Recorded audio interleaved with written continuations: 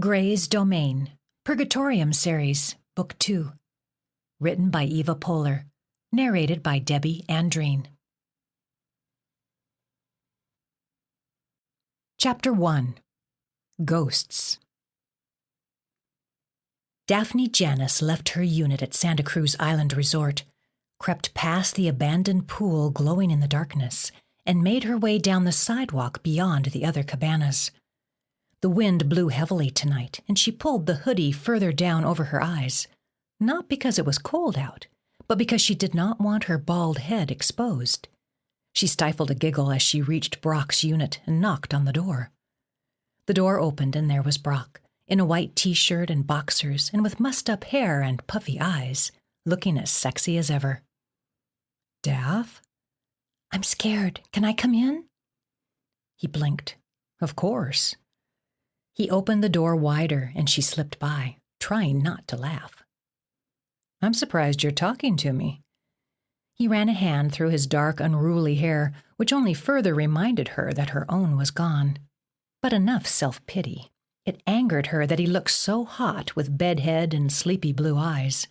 She fought the urge to kiss him. "I heard strange noises outside my room," she lied. "Can I sleep here tonight?" He placed his hand over his heart, like he was about to recite the Pledge of Allegiance. "Does this mean you forgive me?" Absolutely not, she thought. "I think so." He stepped closer and touched his lips to hers. His lips were soft and thick and felt good, but the memory of what he'd done to her over the past couple of days, making her believe he was on her side, brought the clarity she needed to resist. She bit down hard on his bottom lip. "Ow!" He flinched back, hands rushing to his mouth. "I guess I deserved that." And so much more, she thought. But don't worry, payback is coming. "I'm sorry." She sat on the edge of the bed and stared at her lap. "I have mixed feelings about everything. I know you were only trying to help, but—" He sat beside her, not quite touching her, and licked the blood from his lip. "I know." Without looking at her, he said, "The whole time I was doing it, I wasn't sure. Dr. Gray made it seem right." She rubbed her thighs, suddenly chilled beneath her sweats. Brock had meant her no harm. He had wanted to help her. She was wrong to deceive him back. But wasn't she helping him now? It was revenge, but it was also therapy. "I just wish I could know for sure how much of it was real." He lifted her chin and gazed into her eyes. "Everything about how I feel, all of that was real.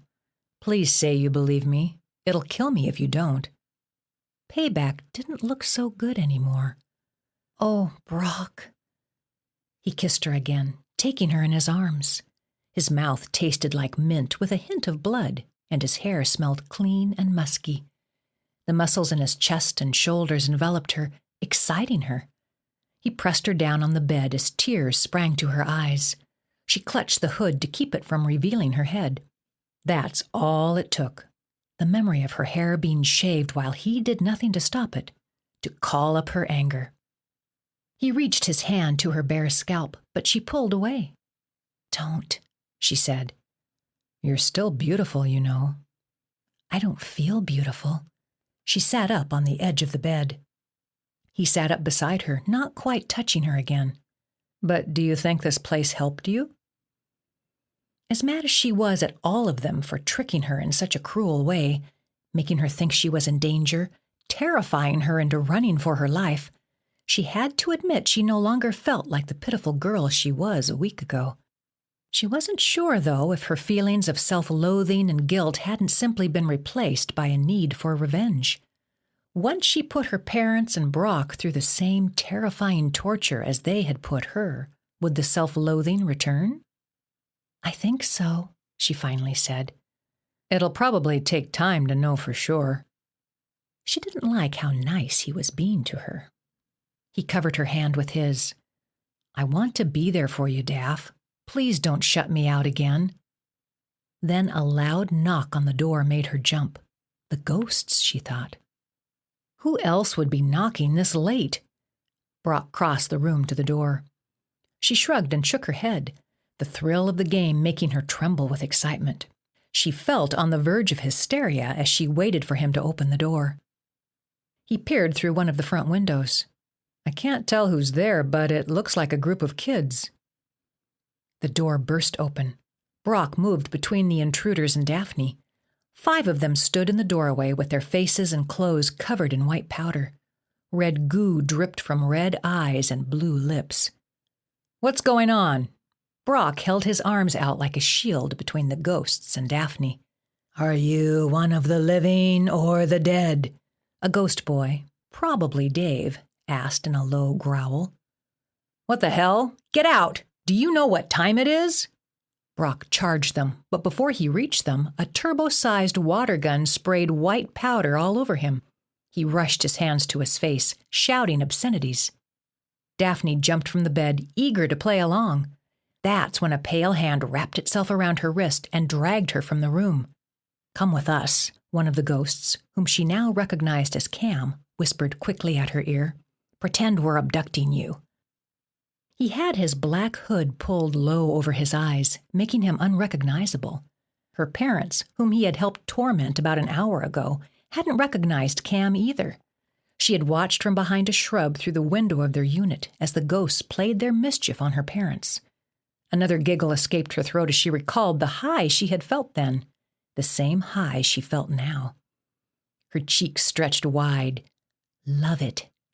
"Let's make a run for it," he whispered. "The others will hold him back." She and Cam sprinted past the pool toward the boardwalk.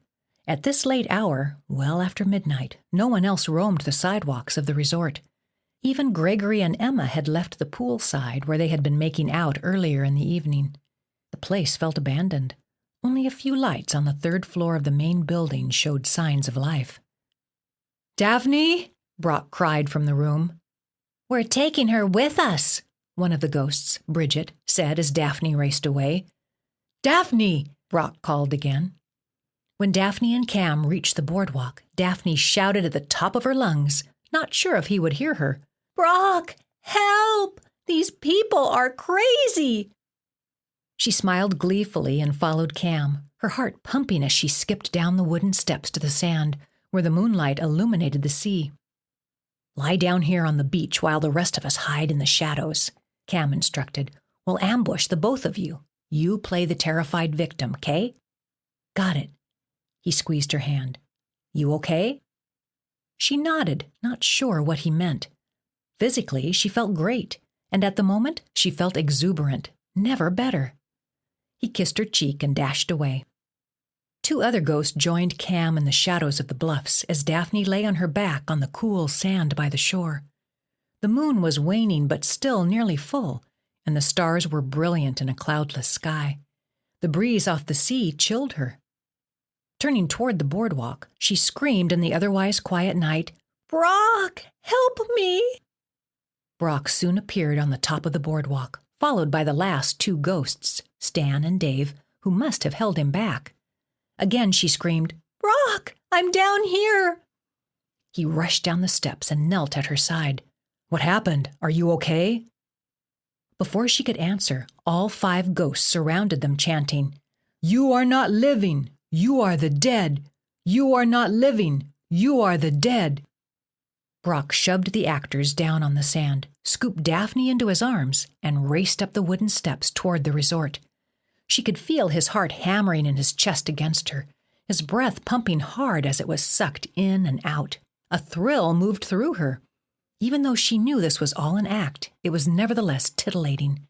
At the top of the steps, Brock looked back at the ghosts, who were no longer following them but had disappeared in the shadows. "This is bullshit," he said, along with a few other choice words. "Are you okay? Can you walk?" "I think so." He set her on her feet and then pressed his hands to his knees, trying to catch his breath. "Thanks for coming to my rescue." She tried to sound spooked. "What the hell just happened?" he asked her as he led her back to his room, holding tightly to her hand. "Did they hurt you?" "No, they just scared me, that's all." She dusted sand from her bottom. "You don't think they were real ghosts, do you?" "Of course not, but I thought the games were over. I've had enough." She wanted to say, "So it's not so fun being on the other side." But she held her tongue because, for one thing, she couldn't let him know how she really felt, and, for another, because she knew from experience that despite his anger, a part of him had found the experience as thrilling as she. The door to his room was ajar, so he went in first, turned on more lights, and checked around before motioning Daphne inside.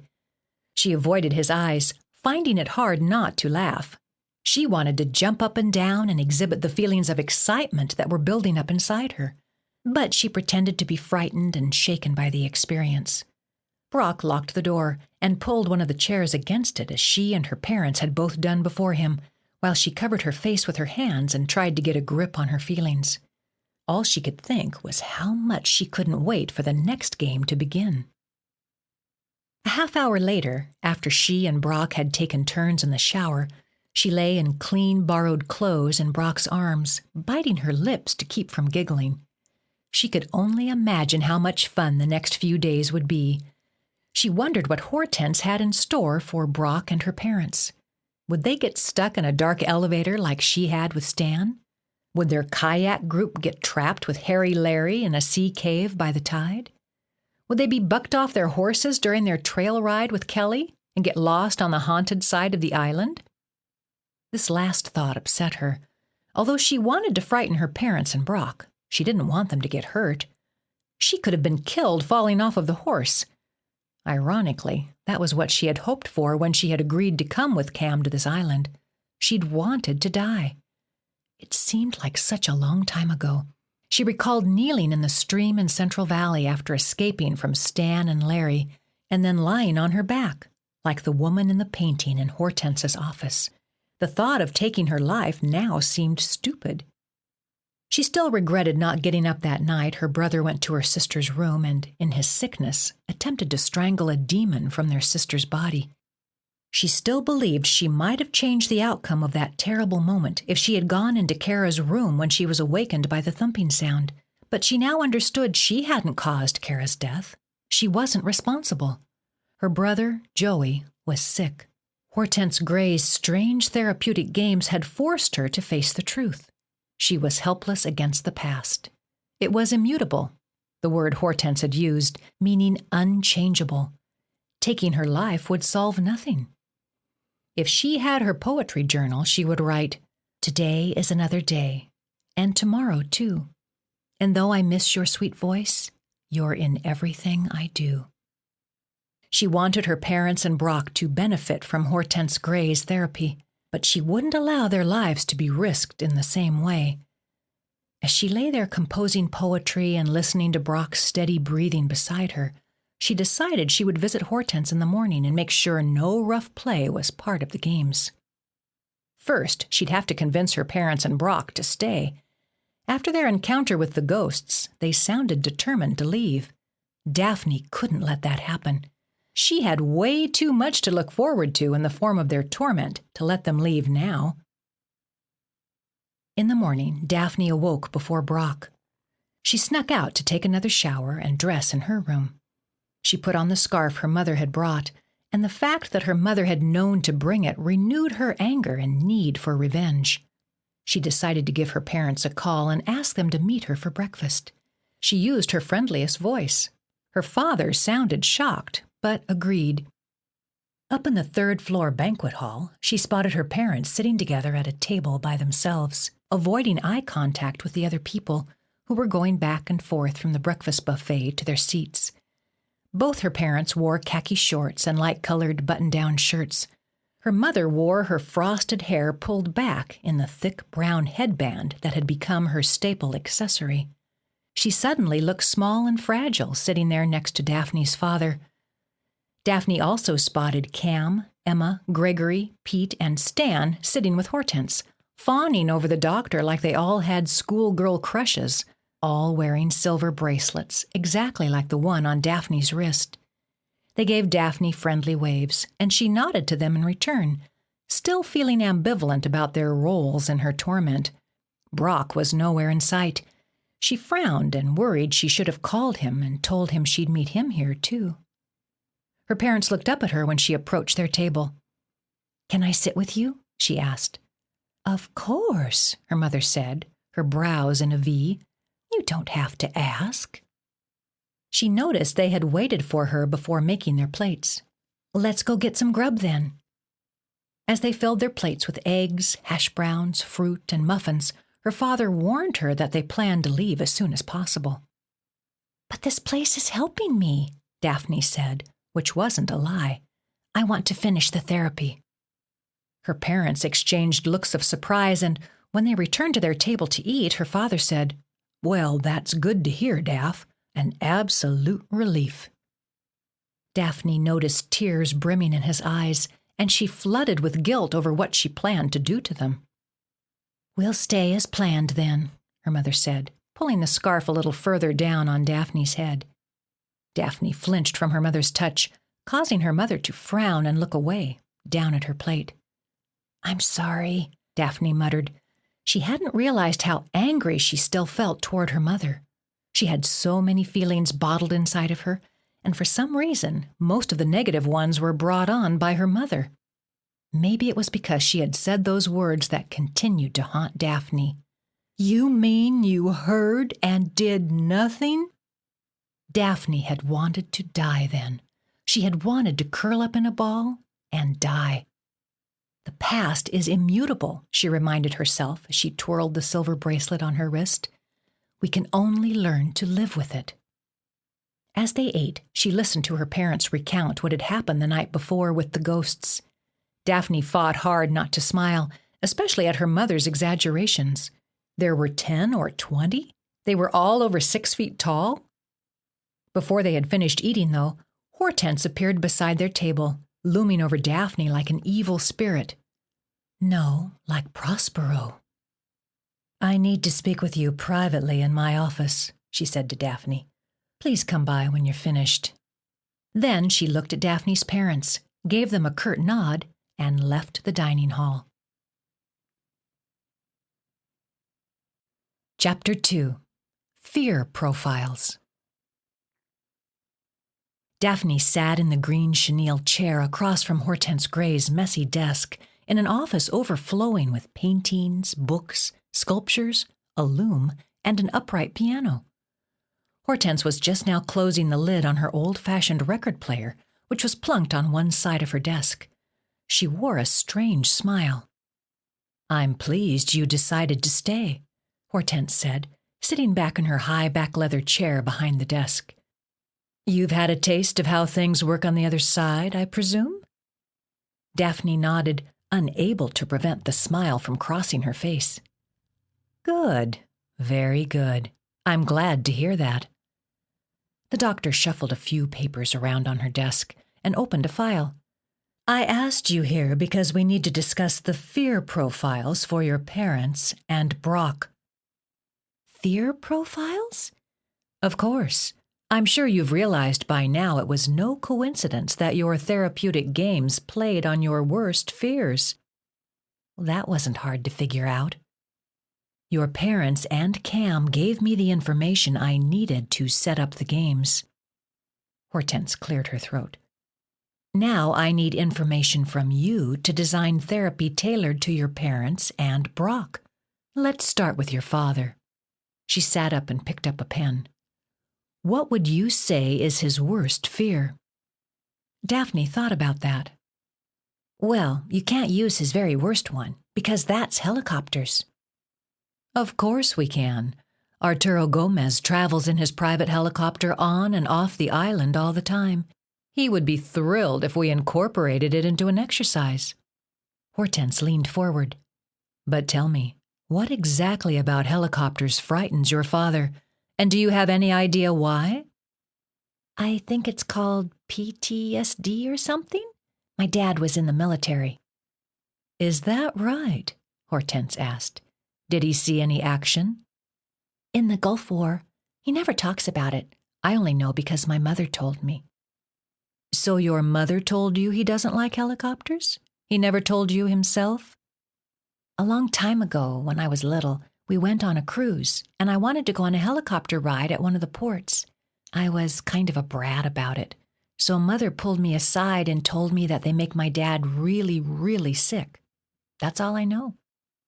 Hortense wrote something down in her file, nodding. "That's helpful information." "You don't think that would be too much for him, do you?" Daphne asked. "It will be good for him. Trust me." Hortense made another note. "What other fears does your father possess? Heights? Blood? Spiders?" Daphne shook her head. "He's not afraid of any of those things. I really can't think of anything else except—" Daphne stopped, unsure if she should reveal what had popped into her head. The doctor looked across her desk at her. "Except what?" Daphne sucked in her lips and shrugged. The doctor smiled. "Except losing you. Isn't that what you were about to say?" Daphne nodded, feeling the blood rush to her face. Was she so transparent? "That goes without saying," Hortense said. "It doesn't take a psychologist to see that both of your parents, and even Brock, fear your death more than anything else, even the loss of their own lives." Daphne's mouth dropped open. "I wouldn't say that. I don't think—" "It's obvious you don't think your mother and Brock love you with the same intensity as your father." "That's not true," Daphne replied automatically. It couldn't be true, could it? Now she began to wonder if maybe it was. Maybe she could admit it now. She always felt that her dad loved her more than anyone else. Hortense gave her a patronizing smile and said, "Let's move on to your mother." "My mother is easier. She doesn't like the outdoors and is afraid of just about anything small that crawls. Spiders, bugs, lizards." "Oh?" "They don't even have to be dangerous or poisonous. Even roaches have her running and screaming across the room." "That does sound easy." "Once there was a lizard on the wall in her bathroom, and she wouldn't take a shower until my dad caught it and proved it was out of the room." Hortense chuckled. "Sounds fun already." She made a note in her file. "Anything else?" Daphne thought for a moment. "Horses. She won't ride them. I don't know why. When we went to Colorado a long time ago, she wouldn't go with the rest of us on a trail ride." Hortense made another note and said, "Very good. What about Brock?" "I don't think he's afraid of anything." "There's got to be something. Everyone's afraid of something. Think, Daphne."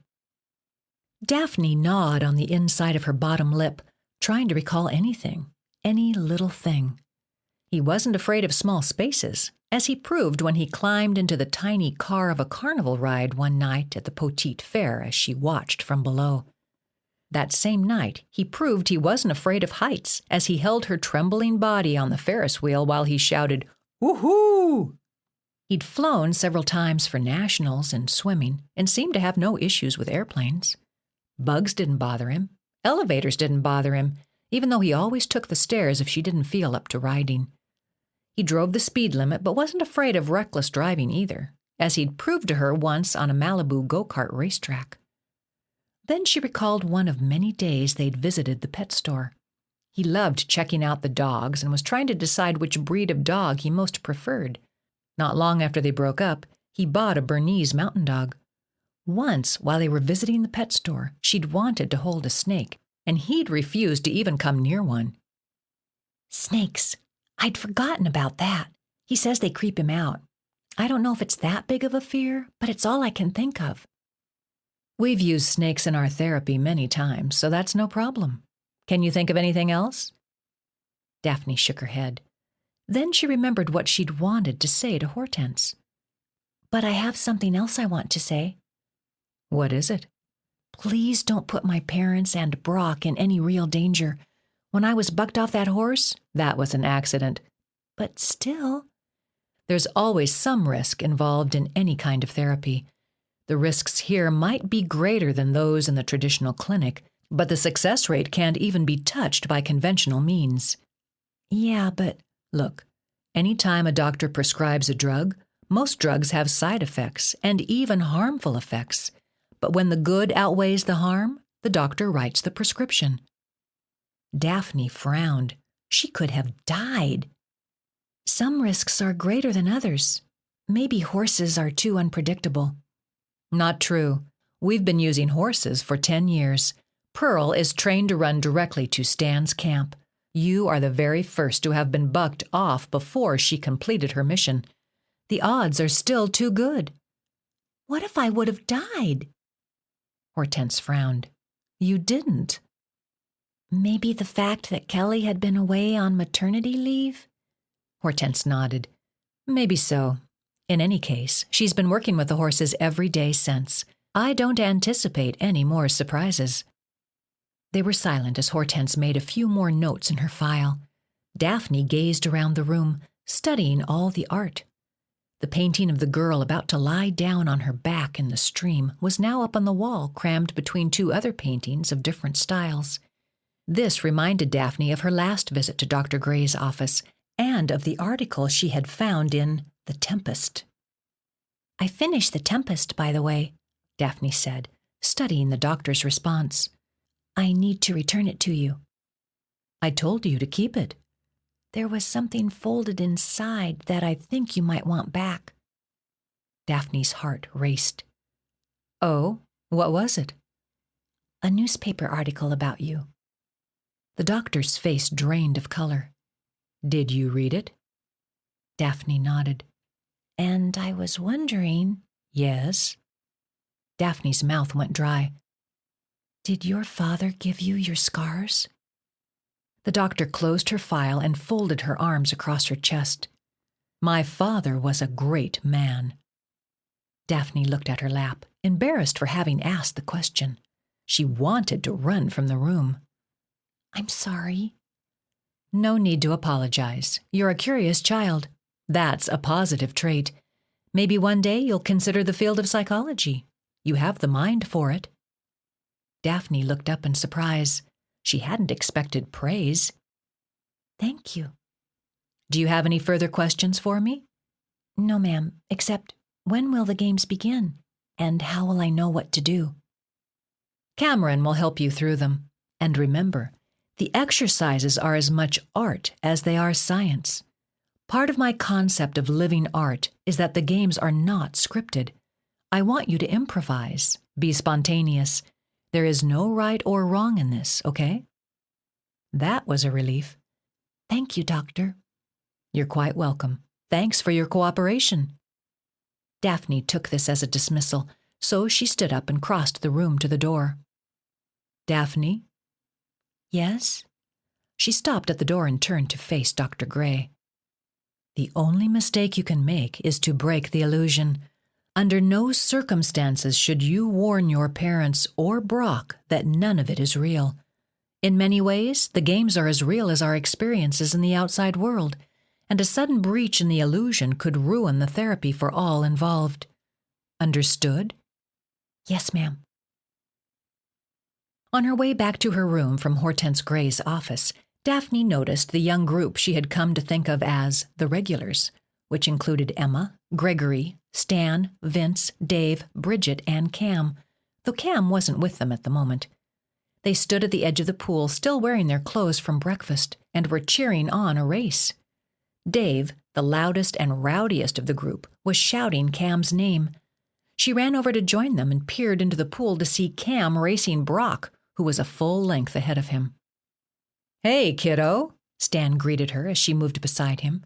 He patted her back and said, Cam is getting creamed by your boyfriend. Well, Brock is a competitive swimmer, Daphne said. He's hard to beat. Daphne was surprised when Bridget took her by the elbow and said, So, how did you like last night?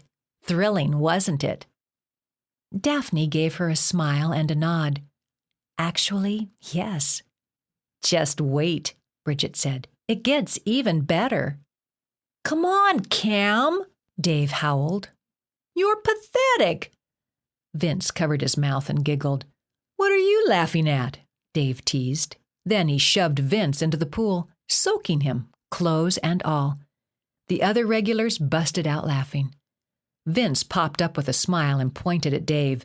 This isn't over. Everyone laughed again. Then Cam pulled himself up on the deck, panting for air. Oh, God, he said between breaths. "Brock's killing me." Dave extended a hand to Vince, who tried to pull him in but failed.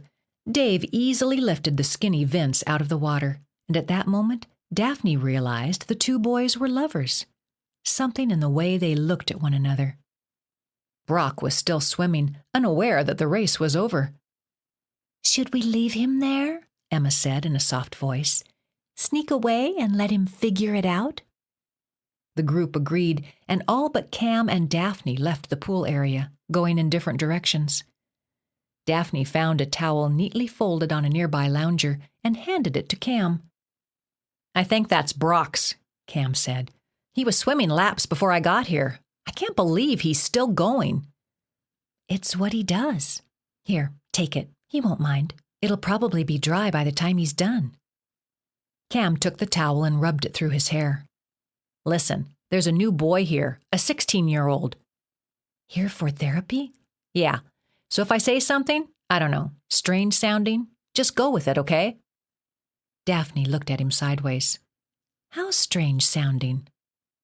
"Just be ready to improvise. He's had a rough time. Dr. Gray says he keeps his emotions suppressed, won't face them, and it's up to us to help bring them to the surface." "What happened to him?" "His mom abandoned him when he was 5. It took the state 2 years to track down his dad, but the dad didn't want him.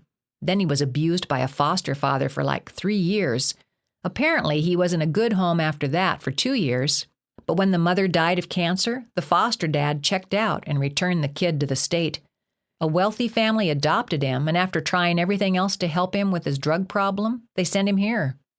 "Poor guy." "Yeah, he's pretty bad off." "What's his name?" "Giovanni." Daphne turned the silver bracelet around and around her left wrist. Then she asked, "Are you sure scaring the crap out of him is best?" "Absolutely." As they each sat on a lounger to wait for Brock, Daphne asked, "Are Vince and Dave a couple?" Cam frowned. "They don't want anyone to know, but everyone does. We just can't let Vince's dad find out." "It shouldn't be hard here on the island." "Oh, but it is. Vince's dad is Dr. Reynolds." "Seriously?" She hadn't seen that coming, though now that she thought about it, they were both tall, thin, and quiet. "He's nice enough, but he doesn't pay much attention to Vince. In my opinion, anyway. And I've seen him lose it, berate Vince in front of everybody. I think Lee is in love with Hortense and doesn't really care about anything else." Daphne was about to ask more when Brock climbed from the pool and snatched his towel from Cam's hands. "You mind?" Brock asked. Cam laughed. "Sorry, man." "No worries." After pondering the new information about the regulars, Daphne was brought back to her senses by the sound of a helicopter above them. All 3 of them turned their faces toward the sky, but only one of them couldn't stop herself from smiling. Chapter 3. Bird Trail. Later that morning, Roger drove Daphne and her parents up the canyon ridge to Prisoner's Harbor, where the bird hiking trail began near the pier. On the way, Daphne sat beside Roger in the front of the Jeep, and twice he turned his eyes to hers and gave her a conspiratorial wink. As excited as Daphne was about the impending game, she was also nervous and a little frightened because she didn't know what was coming. She only knew what she had shared with Hortense about her parents' fears. No script or preparation had been given to her. Her only instructions were to play along and to never break the illusion. She hoped she wouldn't mess up and give the game away. She bit the inside of her lip, psyching herself up to be brave, serious, and strong. As they passed Central Valley, Daphne shuddered in spite of its lush, grassy knolls, sparkling stream, and purple mountain glory, because she was reminded of what, just days ago, she'd almost done. Again, that seemed so long ago, and so very stupid to her now, but the memory of pressing her face into the stream and waiting for her lungs to burn was still fresh and biting. The Jeep wound along the canyon ridge and up to the peak above Prisoner's Harbor, where it came to a stop beneath a scraggly tree and a series of picnic tables. A wooden outhouse and kayak rental were just past the tree toward the pier, and out in the harbor were hundreds of boats. As they climbed from the jeep with the binoculars Roger had given them, they turned in the direction of the squawking pelicans. "Look at them all," Daphne said, pointing down to the harbor. "Aren't they amazing?" Her father fixed his binoculars on them. "Sure are. I'd like to get a picture once we get a little closer." "You brought your camera?" Daphne asked. "Course I did." She hoped he hadn't taken any photos of the Limu ritual. Just the possibility of this renewed her need to get revenge. Roger took off his white straw cowboy hat and waved it toward the pier. "You can see the large population of pelicans in Pelican Bay, and as we move along this ridge toward the trailhead, scan farther east for other coastline species." "Like what?" Daphne's mother, Sharon, asked. Roger ran a hand through his graying hair before returning the hat to his head. "For example, over there, all by its lonesome, see that big white bird?" Roger pointed to a jetty west of the Pelicans. "That there's the great egret." A pair of gulls flew overhead. "And the gulls are all over the place. Sometimes you'll see blue herons, too." They followed Roger down the hill toward the pier. "Don't forget the bald eagle," Daphne added. "That's a rare sight," Roger said, "and usually in Central Valley." "What about those black birds over there?" her dad asked, pointing to a pair at the very edge of the shoreline. "Them there are black oyster catchers. They mostly nest in the gravelly shoreline on this side of the island. I'm glad you got to see 'em, 'cause you won't see 'em where I'm taking you now, in the woods. That's where the rare birds are." Roger led them to the west of the pier down a trail that ran parallel to the shore, but farther inland, through a belt of oaks. Daphne had not yet explored this part of the island, except in a kayak along the shoreline, and was surprised by the shade trees. With the exception of the ancient oak on the other side of the island near Bowen Point and the woodsy area near the naval tower, she'd not seen trees tall and full enough to make decent shade. As Roger led them into the woods, he said in a hushed voice, "This here is the best place to spot the island scrub jay. They fly all over the island, but they like to nest in these trees, and the Channel Islands are the only places in the whole world where you can find them. Keep your voices down so as not to scare 'em away. You're bound to see other rare beauties here, too, like the pigeon guillemot. You can tell it from other birds by its red feet. It's black with a white patch on its wings and pretty rare." As they followed him beneath the oaks, he added, "But the rarest of all are Xanthu's murrelets. There's a cave past these woods where they're known to nest. We'll check it out." He turned to Daphne and gave her another wink.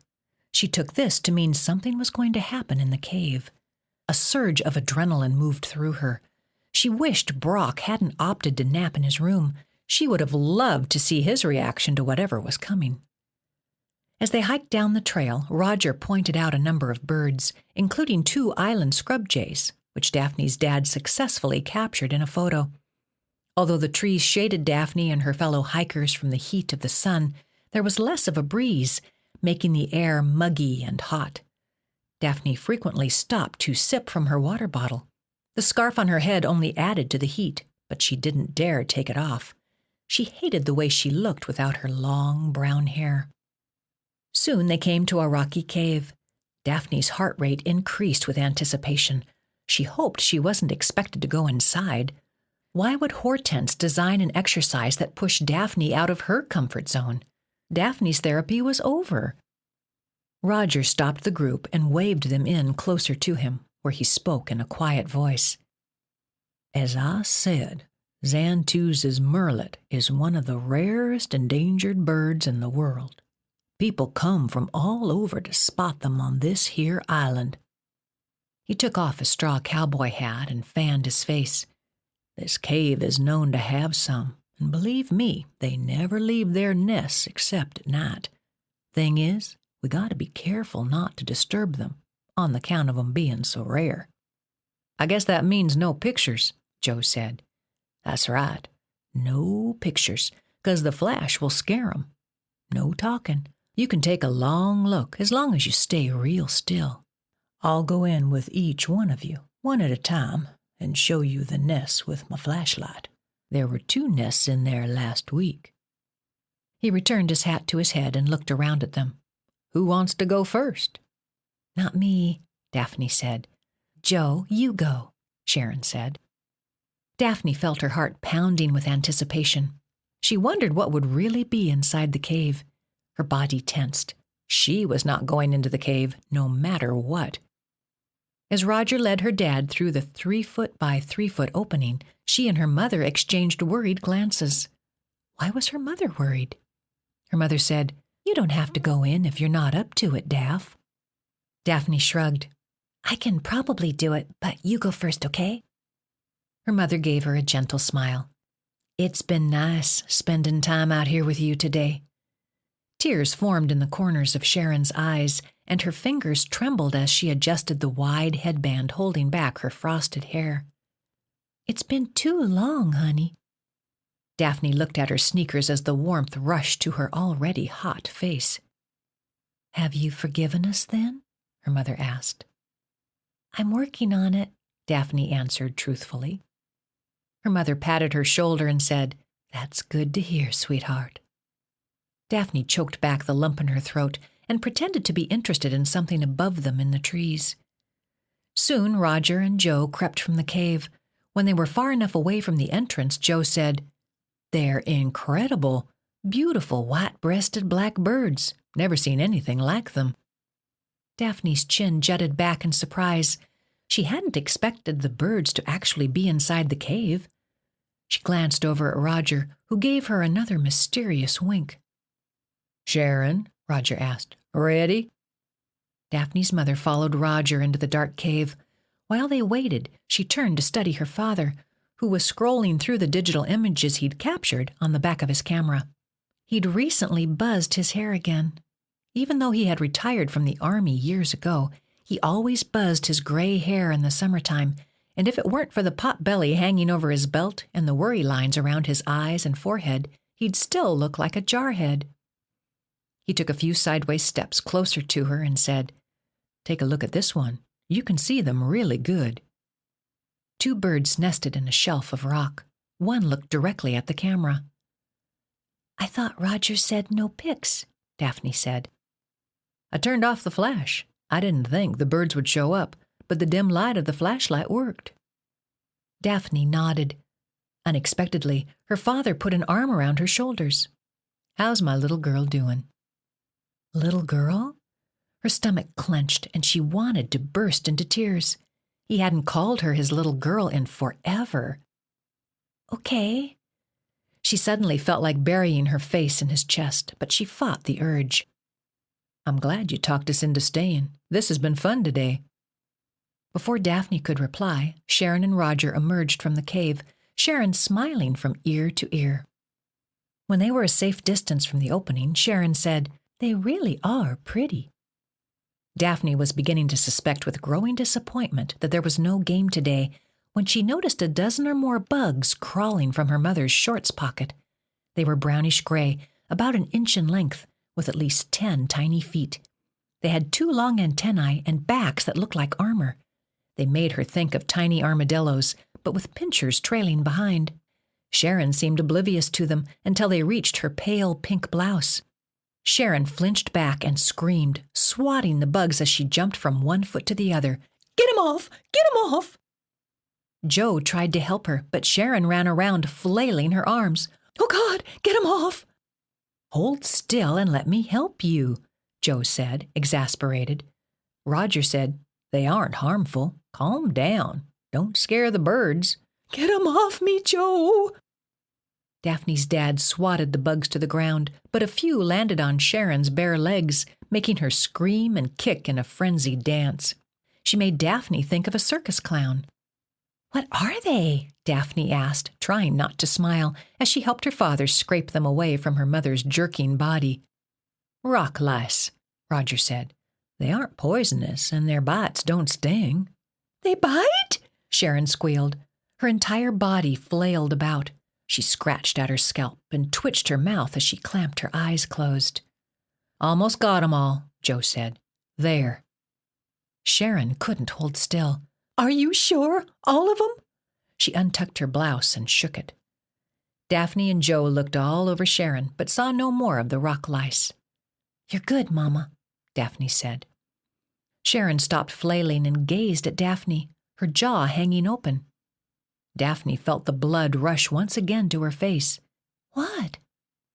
Tears pooled in Sharon's eyes and spilled down her cheeks. At first, Daphne thought her mother was crying with relief to have all the bugs off her body. But then her mother said, "You haven't called me Mama in 2 years. Did you know that?" Daphne did know that. Since Kara's death, since her mother had said those haunting words, "You mean you heard and did nothing?" Daphne hadn't been able to call her mother the name she had called her all her life. The horrible guilt she had felt, the guilt she had seen reflected back at her in her mother's eyes, had made her pull away and erect walls, and from that moment on it had been Mother and sometimes Mom. She hadn't meant to call her Mama just then either, but her guard had come down and the old name had slipped out. Joe hugged Sharon and patted Daphne on the back. "It's been an exciting day," he said. Daphne avoided her parents' eyes, holding back tears. She cleared her throat and asked, "Where do we go from here, Roger?" "Don't you want to take a look?" Roger asked. Everyone turned their eyes on Daphne, waiting for her reply. "Do you think I'll regret it if I don't?" Daphne asked Roger, speaking in a kind of code. "I think so," he said. "Come on, I'll be right there with you." Daphne felt her knees about to buckle as she followed Roger through the narrow opening into the cave. She fought off images of getting trapped, of the cave collapsing on top of them and crushing them. He shined the flashlight on his face, holding one finger to his lips. Then he pointed his finger and moved the light toward a nest. He didn't shine the light directly on the birds. Rather, he pointed the light to the right of them and allowed the outer rim to cast a soft glow across the nesting pair so as not to startle them. Then Roger moved the light to their left. Daphne searched for another nest, but instead was startled to see a black hooded figure. She flinched, but Roger held her hand and stilled her. A black-gloved hand lifted the hood, and the light shone on Cam. Daphne gasped. Cam moved a finger to his lips in the same way Roger had, warning her to stay silent. Then he reached into a pail with a long set of tongs, plucked up a rock louse, and slowly reached over to the nest. Roger followed Cam's arm with the flashlight as Cam released the bugs a few inches from the birds.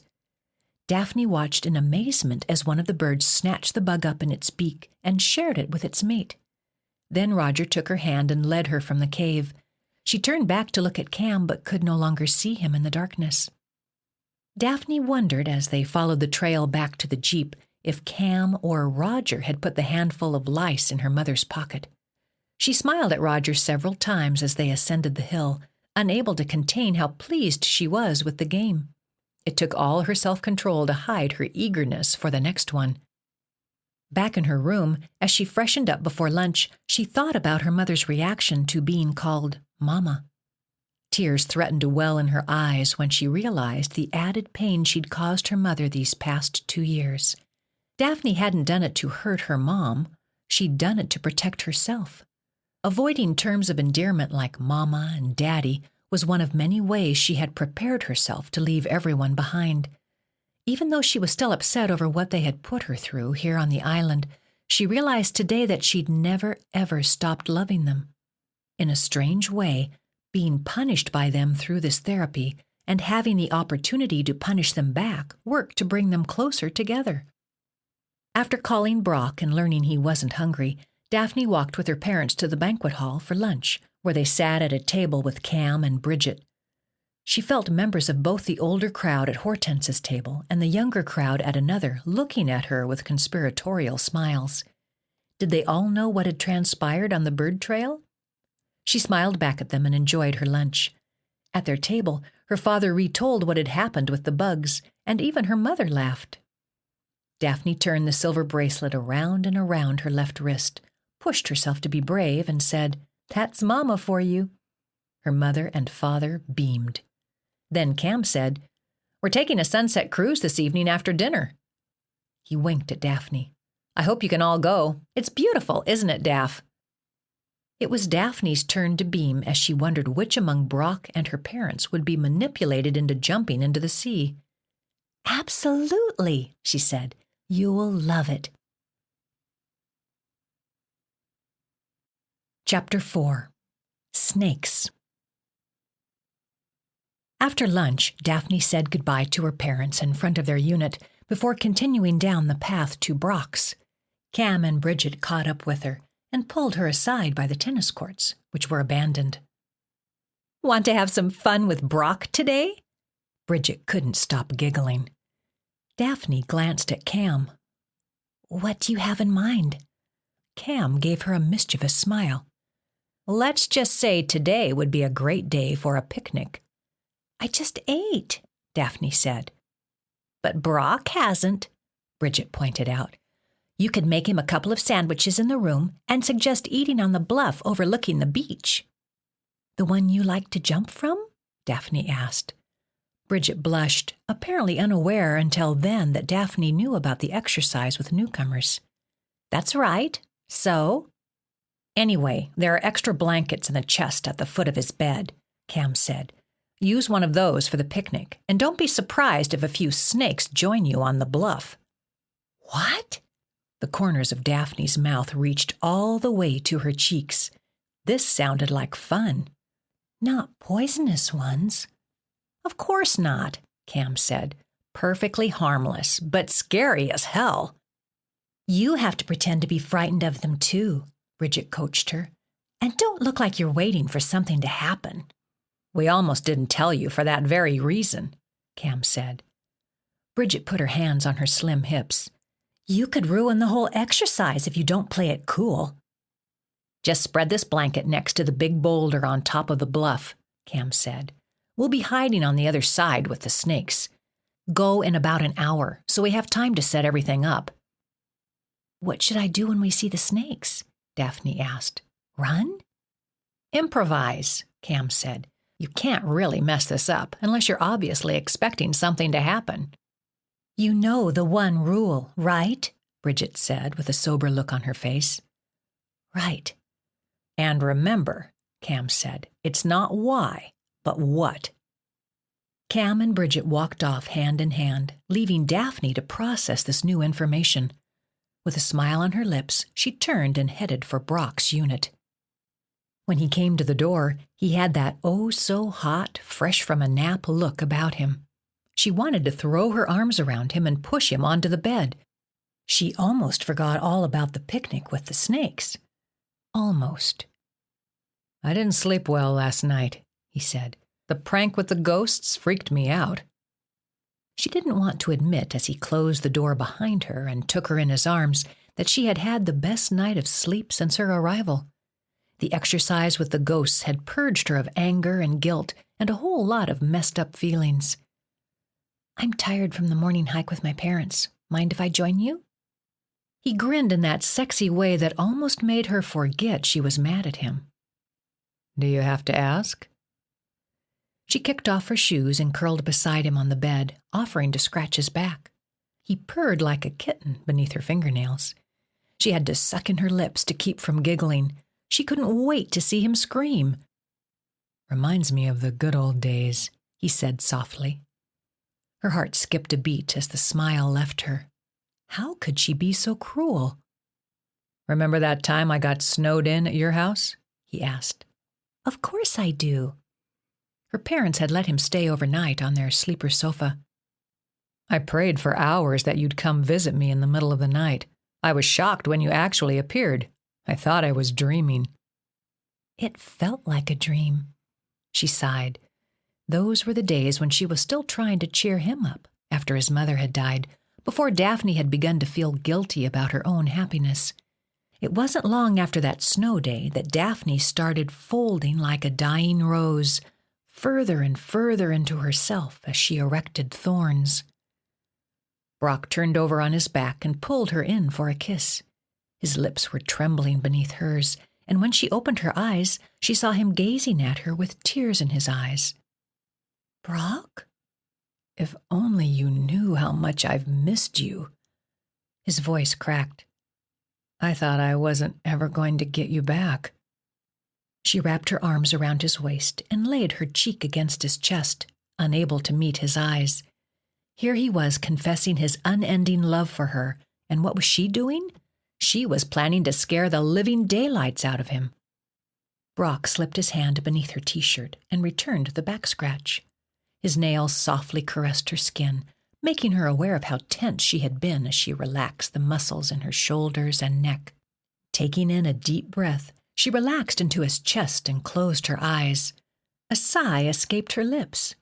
Maybe she wouldn't suggest the picnic after all. This felt so entirely wonderful, and she hadn't realized how tired she was. A nap in Brock's arms as he gently scratched her back sounded heavenly. She purred. "Don't stop." Some time later, her body twitched and woke her up. Had she really fallen asleep? "You okay?" Brock murmured in a sleepy voice. "Yeah." She glanced at the clock on the nightstand. She'd been asleep for 20 minutes. "You hungry?" He lifted his arms above his head and stretched the length of his body.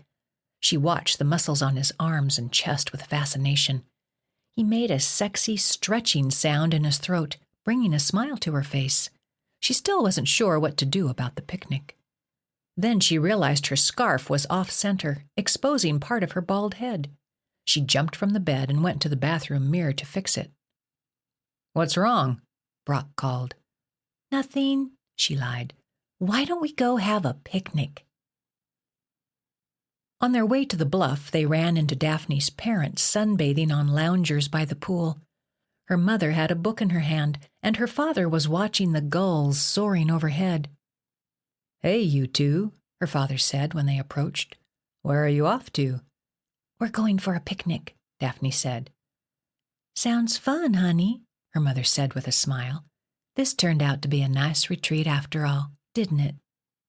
Daphne couldn't prevent the grin from crossing her face. "It sure did." "Have fun, sweetheart," her father said. "We'll catch you later."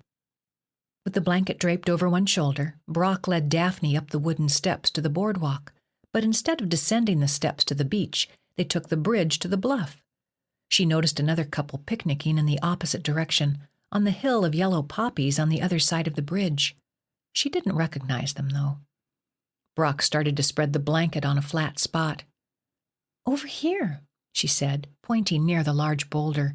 Her heart was racing, and she hoped Brock couldn't see her fingers twitching with excitement. "The view is better from over here," Brock said. "But I want to lean on this rock," she said. "I'm still worn out from all I've been put through on this island." The guilt card was well played, and Brock yielded to her will. She smiled as she unloaded the snacks and sodas in her arms and helped him smooth out the blanket. Then they made themselves comfortable. She leaned her back against the boulder, trying to hide her nervous excitement. He lay with his head in her lap and started on his sandwiches. Her Diet Coke can fizzled to life when she popped the tab. The sound made her jump. "What?" he asked, looking up at her. She leaned over and pecked his lips with her own. "I'm just excited to be here with you." They talked of trivial things for a while as they gazed out to sea, Daphne wondering the whole time when the snakes would appear. Brock finished both sandwiches. Her soda can was nearly empty. "There's a sunset cruise this evening," she said. "My parents and I are going. Come with?" "I wouldn't miss it," he said. She searched her mind for more small talk, wishing Cam would just get on with it. "Did you know that Stan and Bridget and even Cam jump into the sea from up here?" she asked, hoping to hint to her friends to hurry up and do something. "You've done it too. That was my grisly introduction to this place. The love of my life diving from the highest rock into the crashing waves below. My heart nearly stopped beating." The love of his life. Tears brimmed in her eyes. I only did it because I was scared out of my mind. I know that now, he said. But at the time, Dr. Gray hadn't yet explained everything to me. What did she say to you anyway? Now she was curious. She told me that sometimes it takes something really dramatic and painful to help you let go of your mistakes and move on with your life. Cam had once told her the same thing. What else did she say? She said it's not why, but what. What do you think that means anyway? She said we shouldn't get hung up on why this or that happens or why we do this or that. We should instead focus on what we choose to do with our lives. Do you agree with her? Daphne uncrossed and recrossed her legs. I think so. I mean, I'm not sure that there's really a single meaning or purpose that's our destiny. I think we have to make our own meaning. So what else did she say? Brock stiffened. She could feel him against her legs. Had Dr. Gray said something upsetting to him? What's wrong? She asked. Don't move, he whispered. Adrenaline surged through her as she realized the moment had come. Without moving her head, she glanced as far as her eyes could reach, and that's when she saw them. 2 thick black snakes coiled around Brock's foot. Oh, crap, she said. What do we do? Don't move. Just hold still. He spoke quickly, like he was on the edge of panic as the 2 snakes slithered up his leg. Do you know if they're poisonous? No. Oh, God. The snakes had reached his thigh. We've got to do something, Brock. What if they bite? Grab them behind the head. Are you kidding me? Grab them behind the head and fling them away. Do you think you can do that? What if they bite me? I'm scared, Brock. She was enjoying his fear a bit too much, she thought. She felt like a participant in one of those set-up reality shows, like Fear Factor and the Jamie Kennedy Experiment. He sat up, and in one quick move, he reached with both hands and grabbed the snakes as he jumped to his feet. Then he flung the poor creatures out to sea. Daphne climbed to her feet, her heart going wild in her chest. What a rush! God, Brock, you were amazing! I can't believe you just threw them off of you like that. Especially when, unlike she, he didn't know they weren't deadly. He took her in his arms. Are you okay? She nodded as he caressed her cheek and consoled her. Consoled her? She felt a little bad about that, but not that bad. It had been thrilling. Are you? He nodded. Let's get out of here. She glanced at the boulder as they packed up their things, but saw no sign of her fellow conspirators. As they gathered up the blanket and strolled across the wooden bridge toward the resort, Daphne gazed out at the far-reaching sea, soaked in its brilliance, and smiled. She felt lighter, happier, and more excited than she had ever felt in the 2 years since Kara's death. Chapter 5. Shark Attack.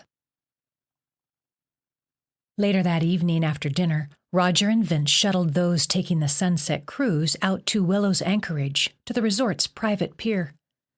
Daphne and her parents rode with Roger, who then returned for Brock, Cam, and Bridget.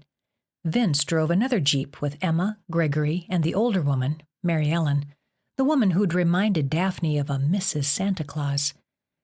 Vince parked the Jeep at Willow's Anchorage and joined the cruise, but Roger returned to the resort. The captain welcomed everyone aboard, and introductions were made. After life vests were distributed to those who wanted one, namely Mary Ellen and Vince, the boat departed from the pier as the passengers lined up along the railing and gazed out to sea. The sun was a large, dark orange globe nestled in thinly stretched pink clouds. The sea, relatively calm, reflected stripes in a color somewhere in between. Gulls flew low overhead, as though expecting to be fed. Other boats sailed farther out in the distance, but not close enough for Daphne and her group to see their passengers. Although the wind blew more swiftly here on the water, it wasn't the all-out accost Daphne had experienced on the ride from the mainland. Daphne was giddy. The bit of guilt she had felt over the earlier exercise with the snakes had vanished, and in its place was the thrill of anticipation. She never did learn who had pretended to be the sharks during the supposed attack on her a week ago, but after what Pete had told her of his faked death using Stan's deep-sea diving gear, she suspected Stan and Pete were two of the three. The fact that Dave was almost always with Vince, and wasn't today, led her to believe he would be playing a third shark. As the boat rounded the harbor, Cam leaned close to Daphne's ear and whispered, "The headlamp on the captain's cap is really a live stream camera. Take a look." Captain Jim wore a baseball cap with what looked like a headlamp attached to the bill. He'd worn the same thing the day Daphne had taken her cruise. She gaped as she realized her shark attack had been broadcasted. Why, and to whom? Was Prospero watching from inside her office? Her memory of what Larry had once said about the watchers made her crinkle her forehead in wonder. Were there others watching the exercises? Dr. Reynolds, maybe? Arturo Gomez? Brock, who stood on the other side of her, leaned in and murmured, "What was that about?" She planted a quick kiss on his lips. "Nothing. He just said something funny about the captain." "What?" Daphne's mind reeled as she nervously turned the silver bracelet on her wrist. That he looks like he has a wooden leg." Daphne inwardly groaned and scolded herself for not thinking fast on her feet. She'd have to do better if she was going to be any help with the therapeutic games. Brock glanced over at Jim. "Come on, what did Cam really say?" Daphne squared herself to Brock. "Shh, you have to swear not to tell." He nodded. "I swear." "Cam likes Bridget, but don't let on you know." Daphne felt a little good and a little bad about the lie. Hadn't Brock lied to her? Besides, she had a feeling Cam did like Bridget.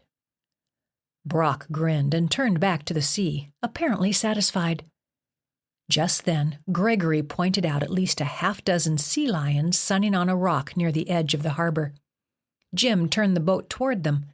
Daphne's dad took photos as they stopped and idled 20 yards from the sea lions, until Bridget lifted her sundress over her head and dived into the sea. Like last time, Cam slapped his thighs and said, "I can't believe she's actually doing it." "Are you sure that's safe?" Mary Ellen asked. "Absolutely," Jim said. Cam turned to Daphne and, with his eyes, motioned toward the water. "What?" She lifted her brows at him. He held a finger discreetly near his chest and pointed toward the water. His lips mouthed, "Jump in." Cam said, "It's pretty safe, Mary Ellen. Just ask Daphne. She went swimming with Bridget the last time we took the cruise and had a close encounter with the sea lions. Isn't that right, Daph?" He wanted her to go in again? Why should she go in? Shouldn't Brock be encouraged to swim after Bridget? That seemed the most logical thing to her. Daphne narrowed her eyes with uncertainty. What if her scarf came off? Daphne looked from one face to another, all eyes on her. "Right, it was awesome." Was she really meant to jump in again? Mary Ellen said, "Oh, I'd love to see that, dear. If I were younger, I'd go too." "If you're sure it's safe, I'd like to get a picture," Joe added. Both Cam and Mary Ellen were silently urging Daphne to jump. As she glanced over at Emma, Gregory, and Vince, she could feel all of them willing her to dive into the sea. She wasn't about to remove her shorts and t-shirt and strip to her underwear in front of her parents, so she jumped in, clothes and all, careful to keep her head above water so her scarf stayed secure, and swam out past Bridget toward the sea lions, all the while wondering why it was she who was being forced to play the victim again. The water was cold and exhilarating, but added to her trembling. Even though she knew the sharks that were coming for her weren't real, she was nevertheless nervous about how the game would go down. Then Daphne had her aha moment. Hortense wanted Daphne in the water with the sharks because losing Daphne was her parents' and Brock's greatest fear. She used to fantasize about how her parents might react if she were dying. That night she had taken the bottles of Prozac and Tylenol, she had fantasized about what her parents would say over her dead body, how they would hold her and kiss her and say lovely things to her. They would feel terrible for anything bad they had ever said to her. They would finally love her as much as they had loved Kara. She blinked a few tears from her eyes and glanced back at the boat just as Bridget was being helped back onto the deck by Cam and Gregory. Daphne eased out toward the sea lions, taking the opportunity to get another good look at them.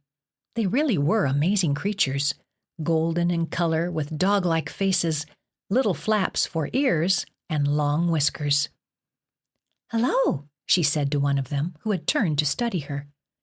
Then the screams began. Daphne pretended not to see the 3 dorsal fins approaching from her left.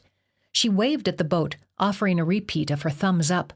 She saw her mother leaning over the rail with one hand at her mouth and another pointing. Before Daphne could catch her breath, she was suddenly dragged beneath the surface. She reached for her scarf as the water swept it from her head, and she kicked and pulled, but a hand caught her wrist. It was Stan behind a diver's mask. He fit the mouthpiece from his oxygen to her mouth. She gagged at first, needing to force water out. She scrambled to the surface, coughing and gagging. The screams from the boat startled her. She took a breath and went under, anxious to conceal her bald head. Then, after emptying the air in her lungs, she returned the mouthpiece to her lips and sucked in, relaxing her limbs in the water.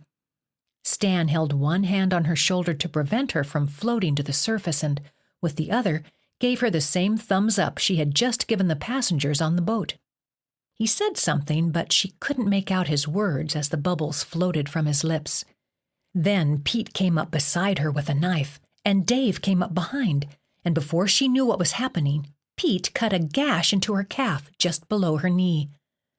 It stung, and the salt water burned. She kicked and pushed away from them, angry and shocked that they would physically harm her for the sake of the exercise. But she found no resistance as the men quickly swam, with flippers on their feet and oxygen on their backs, beneath plastic dorsal fins, down deep and out of sight. When Daphne emerged, coughing and choking, and without her scarf, which she'd lost in the chaos, she saw what had scattered the sharks. Brock and her father had jumped in. Both men swam toward her, her father floundering and getting nowhere, Brock reaching her in a matter of minutes. The life buoy landed a few feet away.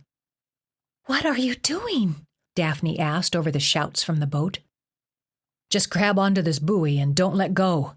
"What about my dad?" Blood pooled around them, and now she was afraid she'd attract real sharks. The boat dragged her and Brock away from where the dorsal fins had reappeared near the sea lions. Daphne craned her neck to look at her father barely holding his head above water. "Something's wrong," she said. She let go of the buoy, which was towing them in the opposite direction of her father, to swim to his aid. Brock grabbed her before she'd gotten very far. "Take the buoy. I'll get your father." Brock kept his eyes on the sharks, which were moving in from 10 yards away. "But, damn it, Daphne, I'm faster than you are." His brows were bent, his eyes fixed on her father. She scrambled for the buoy and watched Brock swim freestyle toward her dad as the boat towed her to safety. Once she was on deck, the boat headed for Brock, who swam side-stroke with an arm around her father's chest. Gregory dropped the buoy over, and they all helped Joe aboard. It wasn't until both Brock and her father were on the deck and a towel had been pressed against the bleeding gash in her leg that Daphne noticed her mother. She was retching over the opposite side of the boat. As Daphne went to her, Sharon wiped her mouth with the back of an arm and fell to her knees in a heap, clinging to the rail. She was whiter than a ghost and trembling, teeth chattering, tears streaming down her cheeks. Daphne knelt next to her. "We're okay," Daphne said. "No one's hurt, Mama." Sharon nodded and didn't speak, apparently unable to. She reached a quivering hand out to touch Daphne's cheek. Daphne held her mother's clammy hand to her cheek and gave her a faint smile, feeling horrible about what she'd just put her through. Before she could say another word, her mother leaned over the side of the boat, which slowly headed for the pier, and was sick again. Daphne, flooded with guilt, rubbed her mother's back with one hand as she pressed the towel against her wound with the other. This wasn't right. How had she ever justified tormenting the people she loved most? She glanced around at the others, who were watching her closely, as though they suspected what she was thinking. "How's your leg?" Jim asked. Sharon's eyes widened. "What happened to your leg, honey? Let me see." Daphne lifted the towel. A 2-inch gash, not very deep, was just below her knee on the back side of her calf. Blood and water mixed together and dripped down her skin. She returned the towel and said, "It's nothing. It wasn't even—" "Looks like a pectoral got you," Jim said. "A what?" Daphne asked. "The shark finned you," Jim said. "We're lucky he didn't bite." Sharon Janice fell on her bottom, looking woozy. "Mama, don't listen to him. It was—" "Doesn't look too bad," Cam interrupted. "Let me help you put pressure on it." Cam moved up beside her and held the towel firmly against her leg.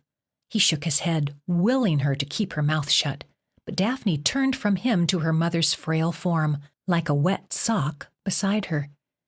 Cam grabbed her arms and added, "And here, take my hat so your head doesn't burn." Her mother put her face in her hands and wept. "Why did we ever send you to this place?" Daphne fitted the cap with a shaky hand. Her pulse was off the charts as she licked her lips and said, "Mama, it's okay. This wasn't real. It was just—" The boat suddenly swerved to the right, causing people to lose their balance and tumble to the deck with shrieks of surprise.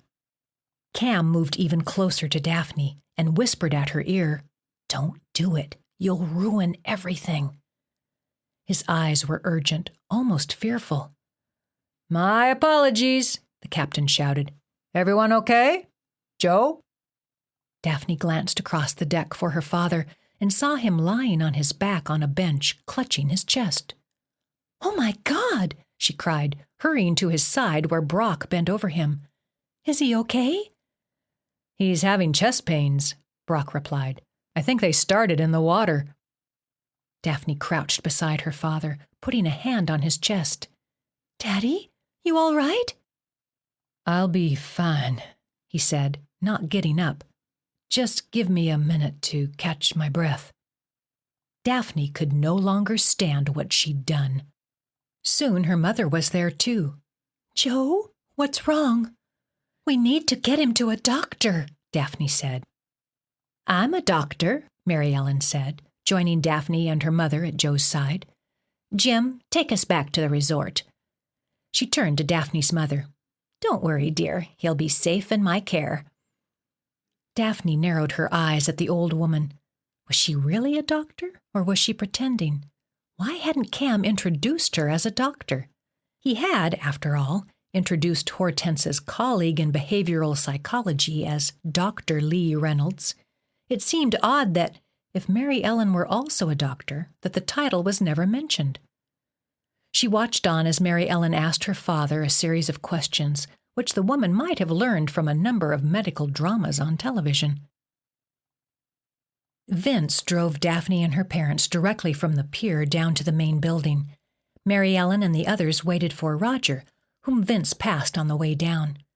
Daphne escorted her parents to the second floor to the supposed infirmary, anxious to find evidence that it really was an infirmary.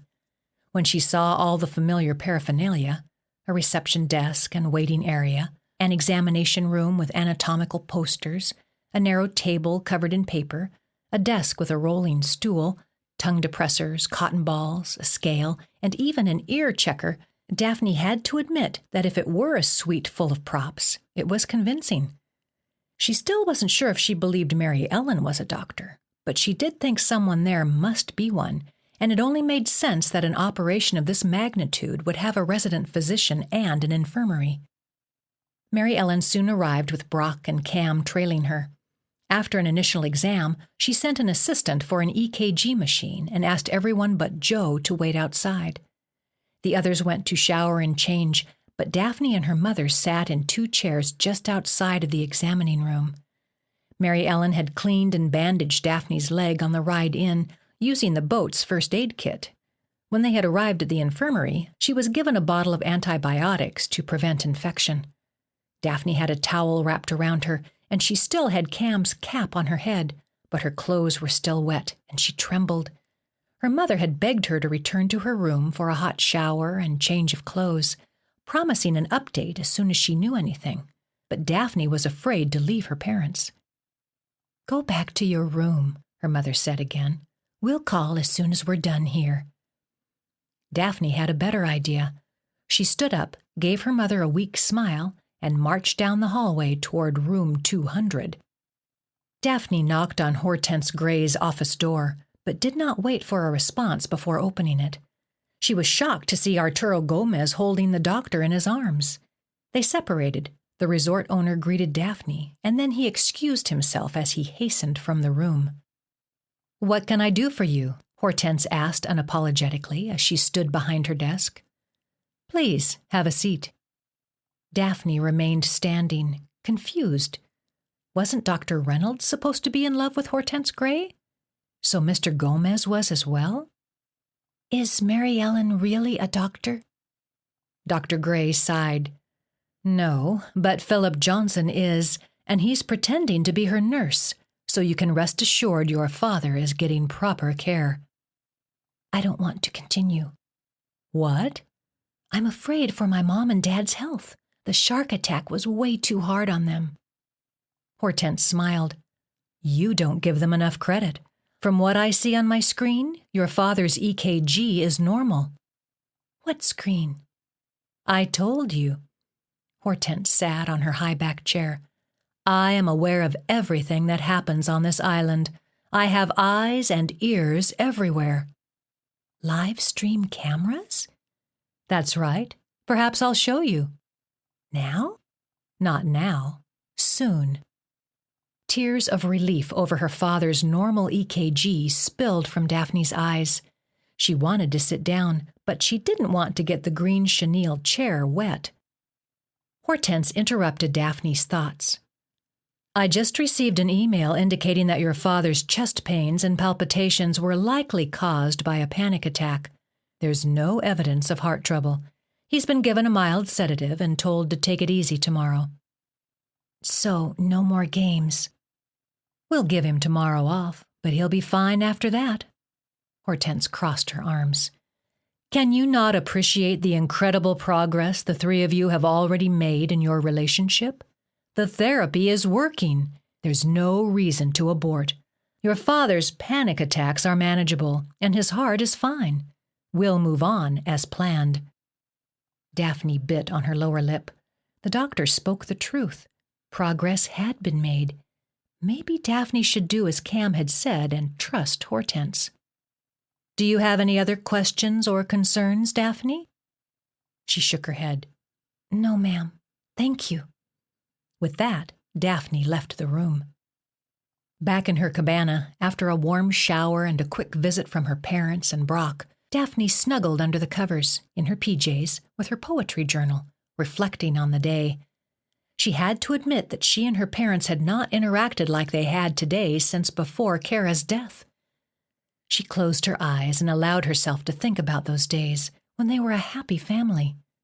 She missed Kara and Joey so much. She had missed her parents too, but for the first time in 2 years, she felt like she was with them again, not just living in the same location, but together, really together in spirit. She wrote, "This time when I reach for you, I know that you are there. I feel you smiling down on me. I feel you everywhere." She was about to drift off when she heard a soft rap at her door. She pulled the hoodie over her head, climbed from the covers, and peered through the window. It was Brock. "Hey," she said, opening the door. "Hey, I couldn't sleep. Can I stay here tonight?" He smelled clean in his t-shirt and basketball shorts, his hair neatly combed. She gave him a radiant smile and said, "I'd like that." Chapter 6. Caught on Tape. The sun slanted through the front windows, creating 2 bright lines across the bed and Brock's back. Daphne lifted her hand and reached toward the stripes of sunshine, making shadows on the comforter. Her legs were warm up against Brock, her toes tucked beneath his shin. He was lightly snoring on his stomach, his arms bent over his pillow above his head, his face turned toward her. She studied the tanned bicep, visible beneath the short-sleeved t-shirt. Then she looked at his dark lashes lying softly against his cheeks, his thin nose and his open, thick lips. God, she loved him. His lids fluttered open and his eyes met hers, which she widened with surprise before she pulled the covers over her head, her bald head. She had removed the hoodie during the night and had slept in a tank top. Why, oh why, hadn't she put it back on as soon as she had awakened? "What are you doing?" he asked, his voice hoarse and low. "Don't look at me." "Don't be ridiculous." "I'm not."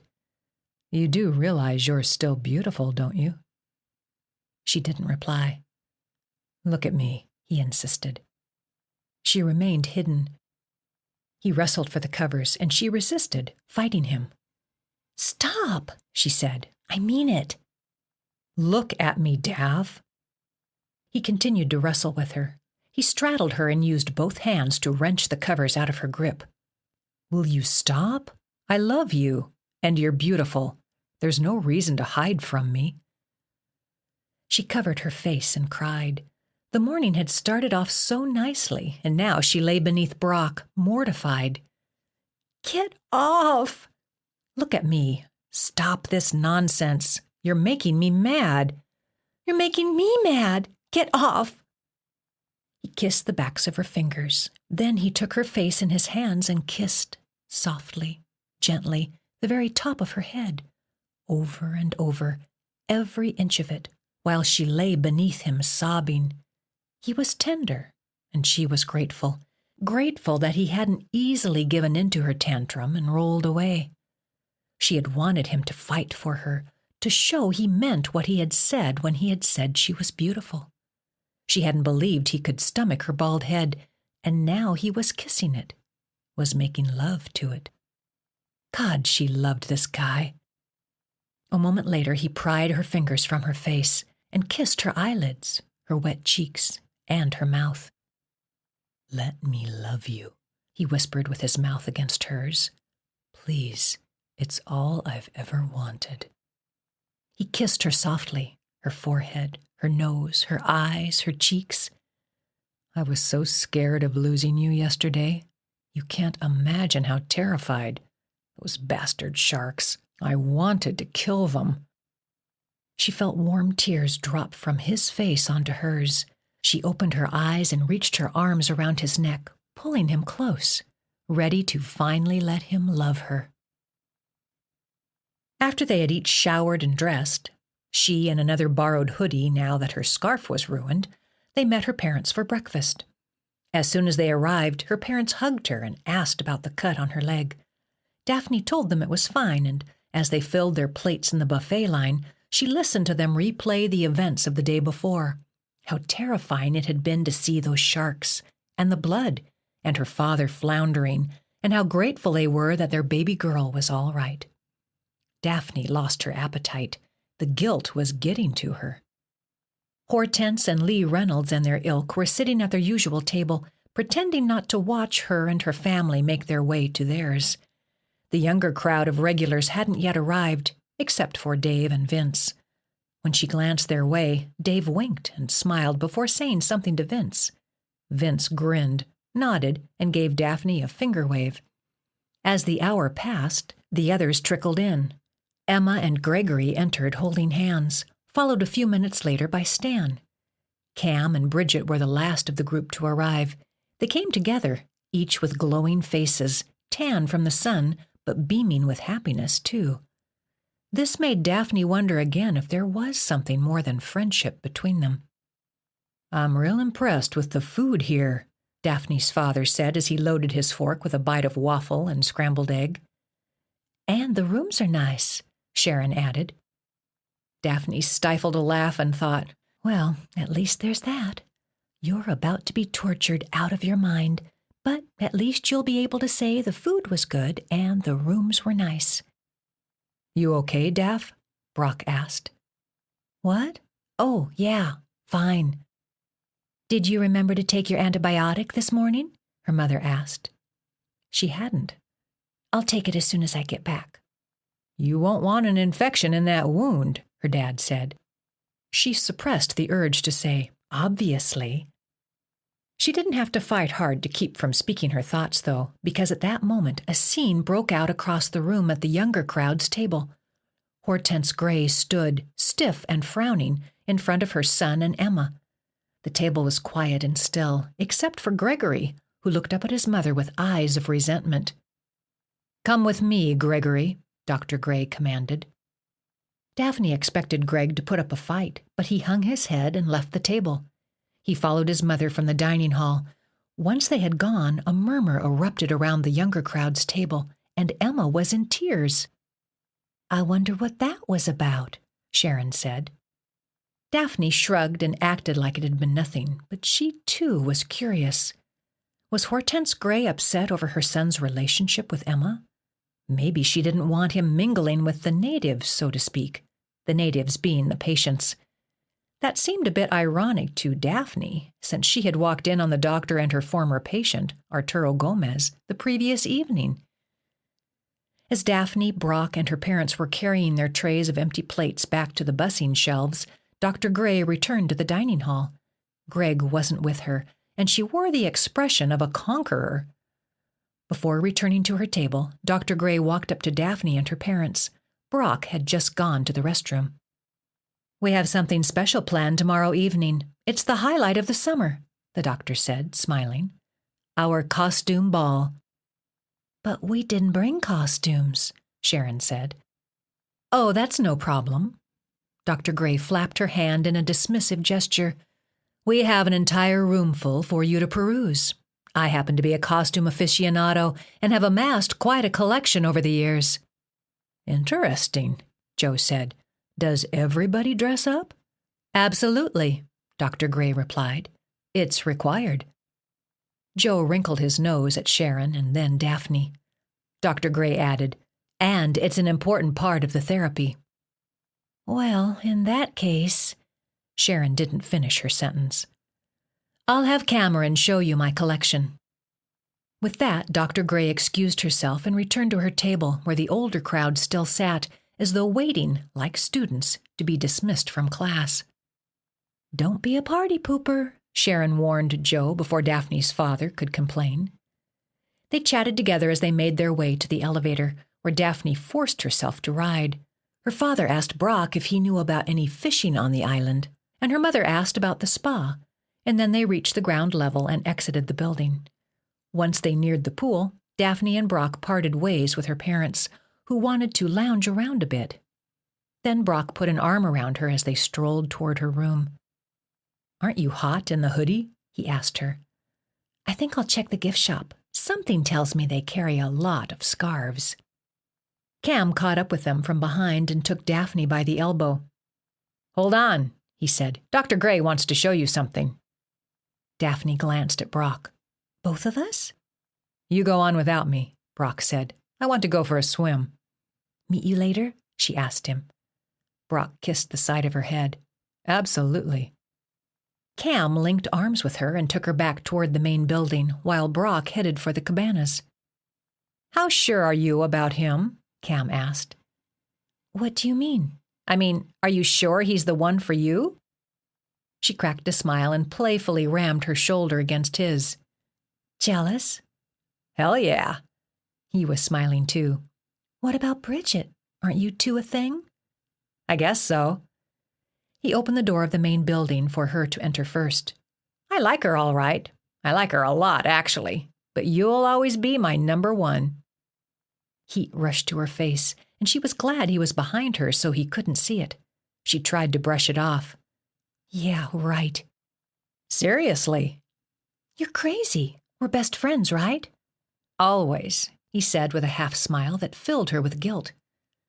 They took the stairs up to Dr. Gray's office and knocked on the door. Enter, the doctor's voice called out in her usual stiff and formal manner. Cam opened the door to the chaotic room, which had a few more art pieces stacked on the floor right by the entryway.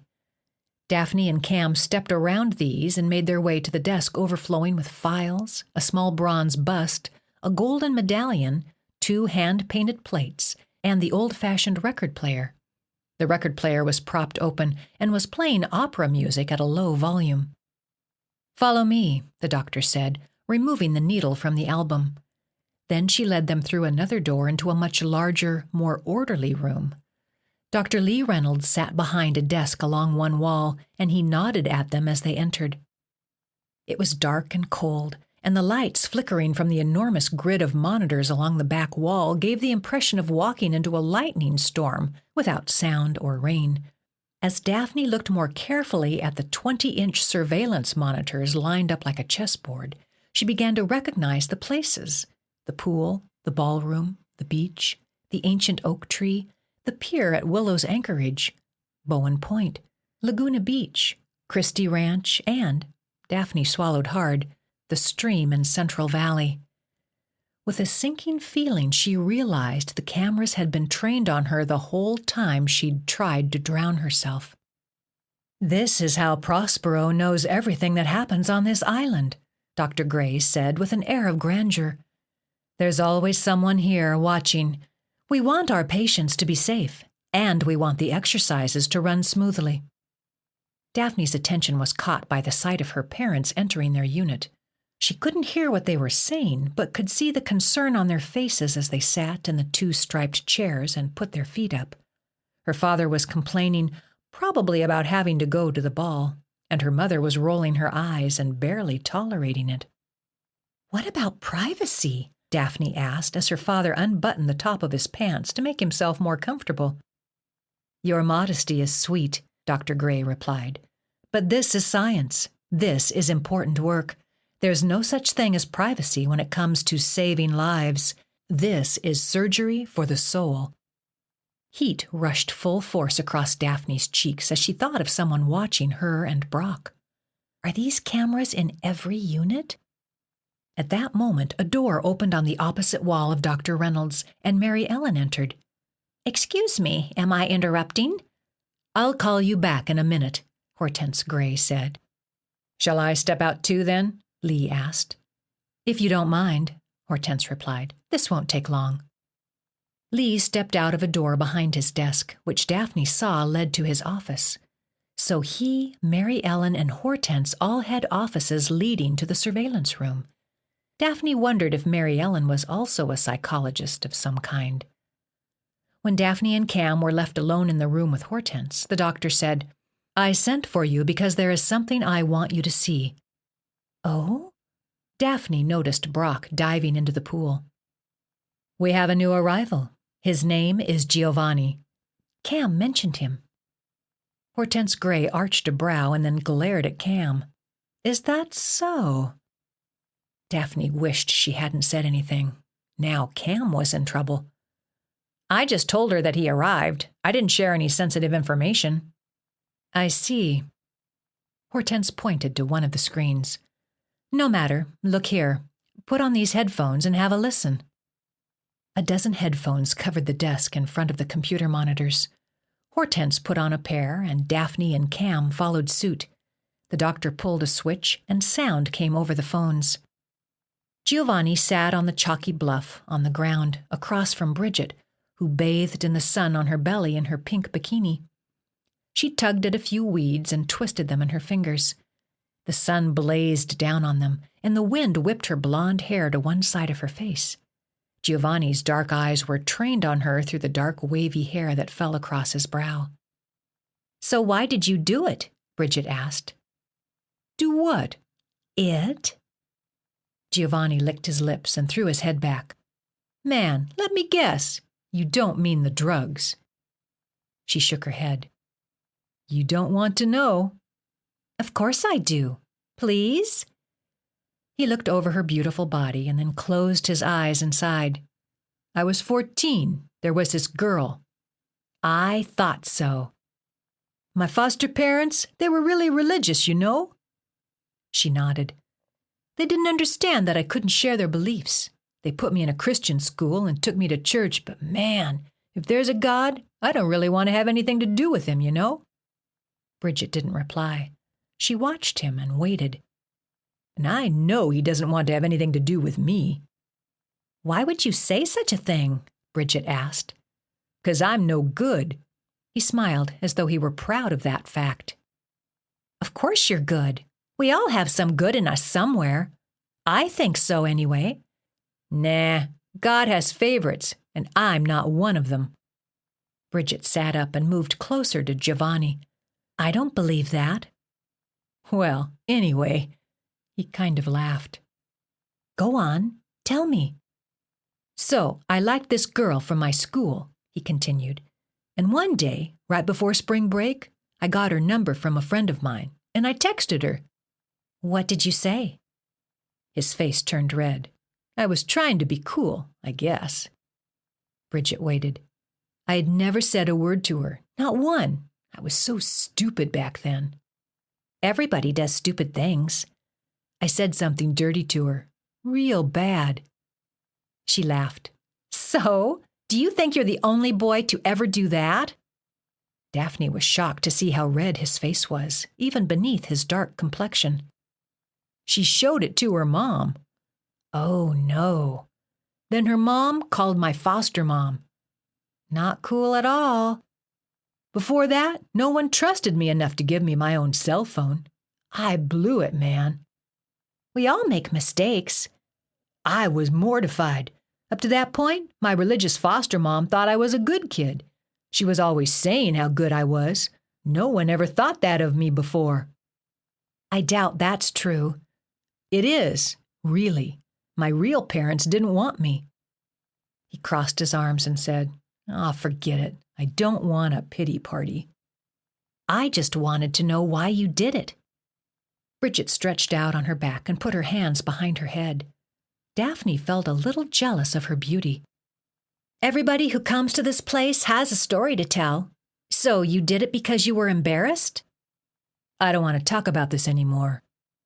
That's kind of a silly reason to want to end everything. Daphne jerked her head back with surprise. Why would Bridget say such a thing? You don't get it, Giovanni said. Then tell me, Bridget said, not looking at him. Her eyes were closed against the bright sun. Giovanni shook his head and punched a hand with a fist. I let down the only person that ever believed in me. Now, can we change the subject? But you and your foster mom got past that eventually, didn't you? Tears formed in Giovanni's eyes. She had cancer. It wasn't long after that. Oh, no. I'm so sorry. Bridget sat up. But you made your peace? Giovanni nodded. I guess, though I sometimes think that... He stopped. What? Never mind. Tell me. He looked up into the bright sky and sighed. Then he shook his head and murmured, maybe she wouldn't have gotten so sick if... How could it have been your fault? I exasperated her. I wore her out. No, Giovanni, Bridget said sternly. Look at me. Daphne's mouth dropped open when Bridget leaned in and kissed Giovanni on the lips. Not on the cheek, and not a quick peck, but a full mouth-on-mouth kiss. Daphne glanced at Cam, whose eyes fell to the floor. Before Daphne could react, she was drawn back to the screen and to Giovanni's tears. Then Bridget jumped up from the ground and grabbed Giovanni's hand, leading him to the edge of the bluff. Let's jump, she dared.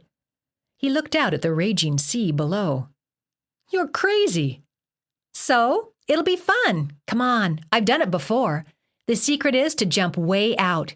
You can't go straight down or you'll be bashed into the rocks. But if you leap way out, it's amazing. No, thanks. He turned away from the edge, wiping his eyes. She twirled around to face him. Oh, come on. It's such a thrill.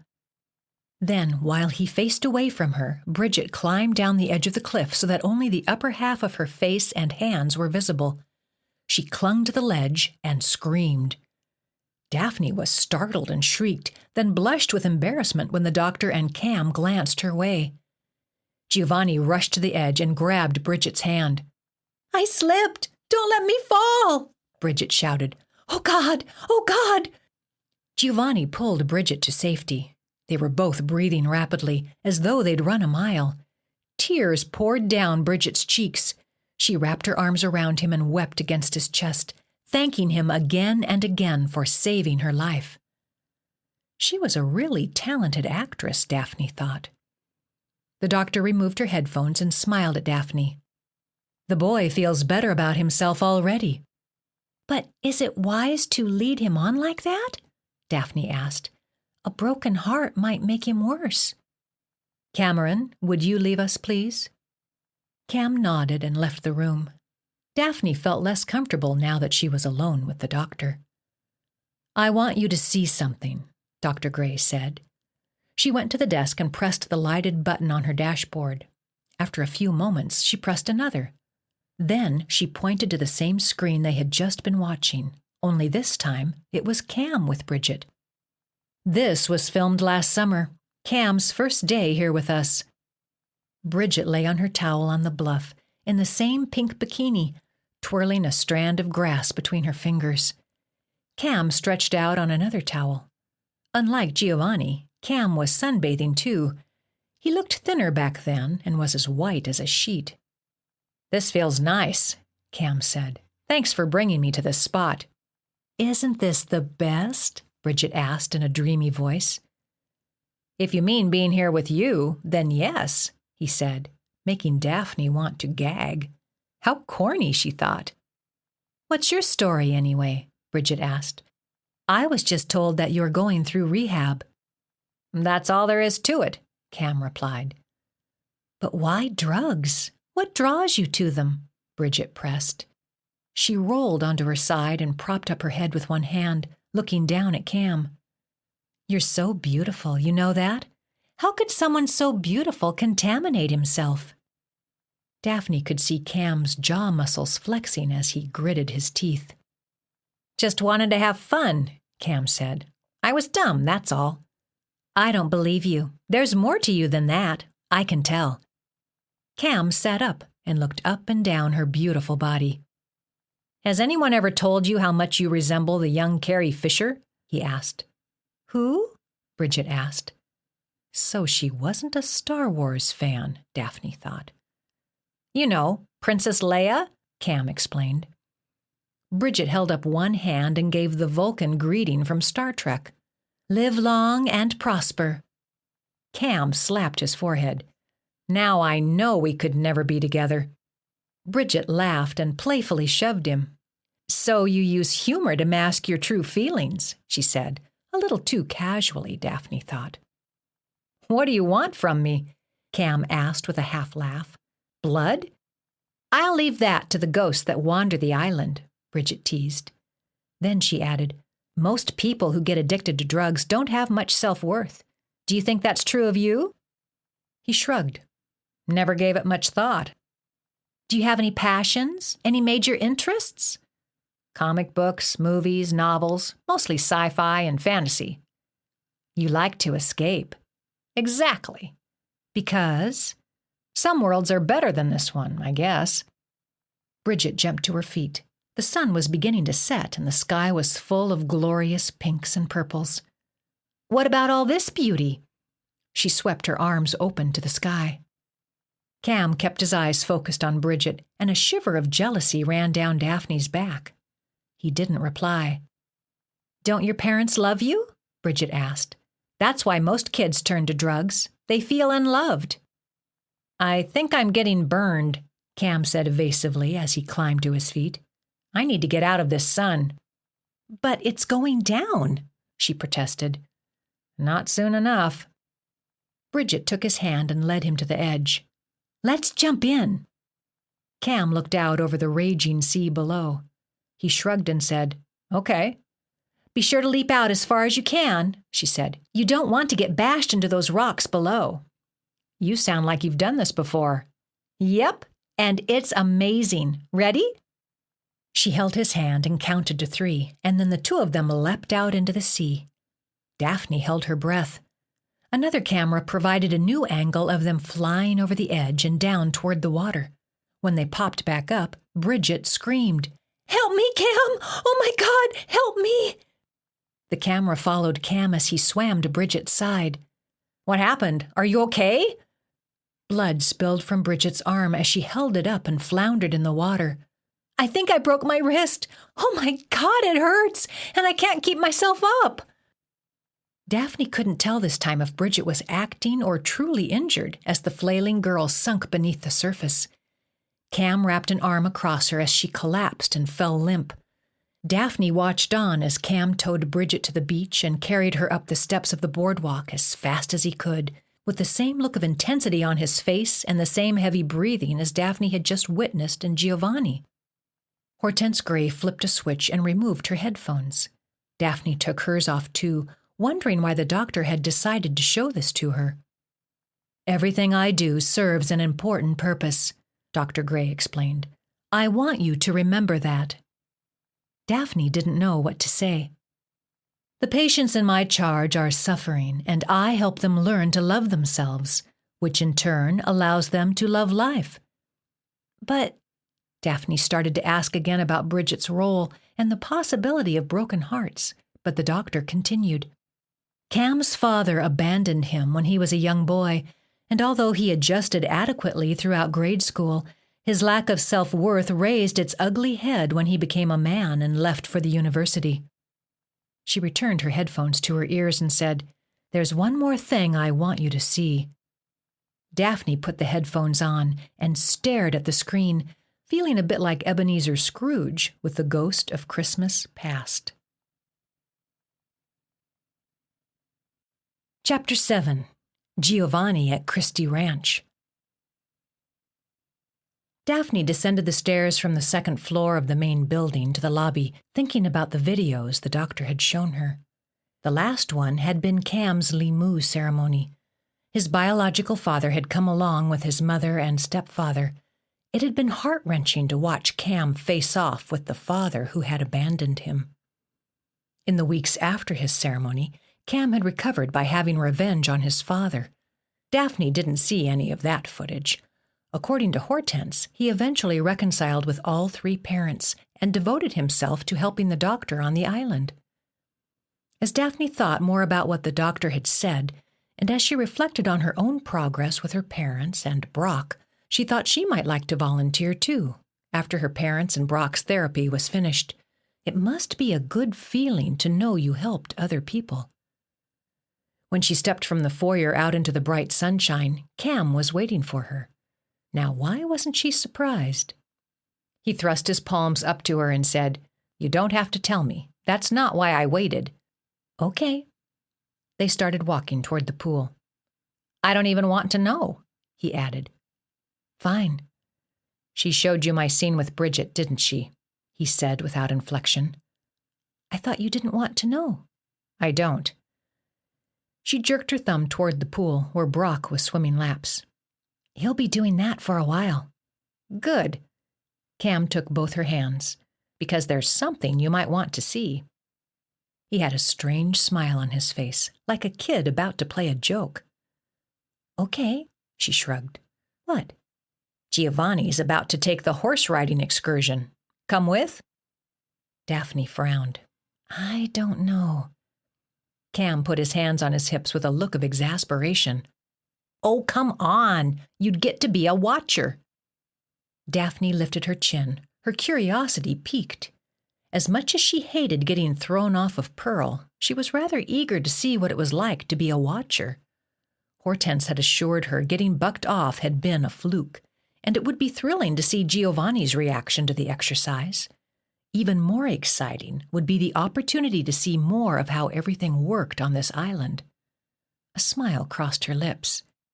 "Well, all right." "Great!" He fist-bumped her. "Get changed into better shoes, good for running, and meet up at the Jeeps in half an hour." Her heart thumped with anticipation as the group of trail riders journeyed in the Jeeps to the stables.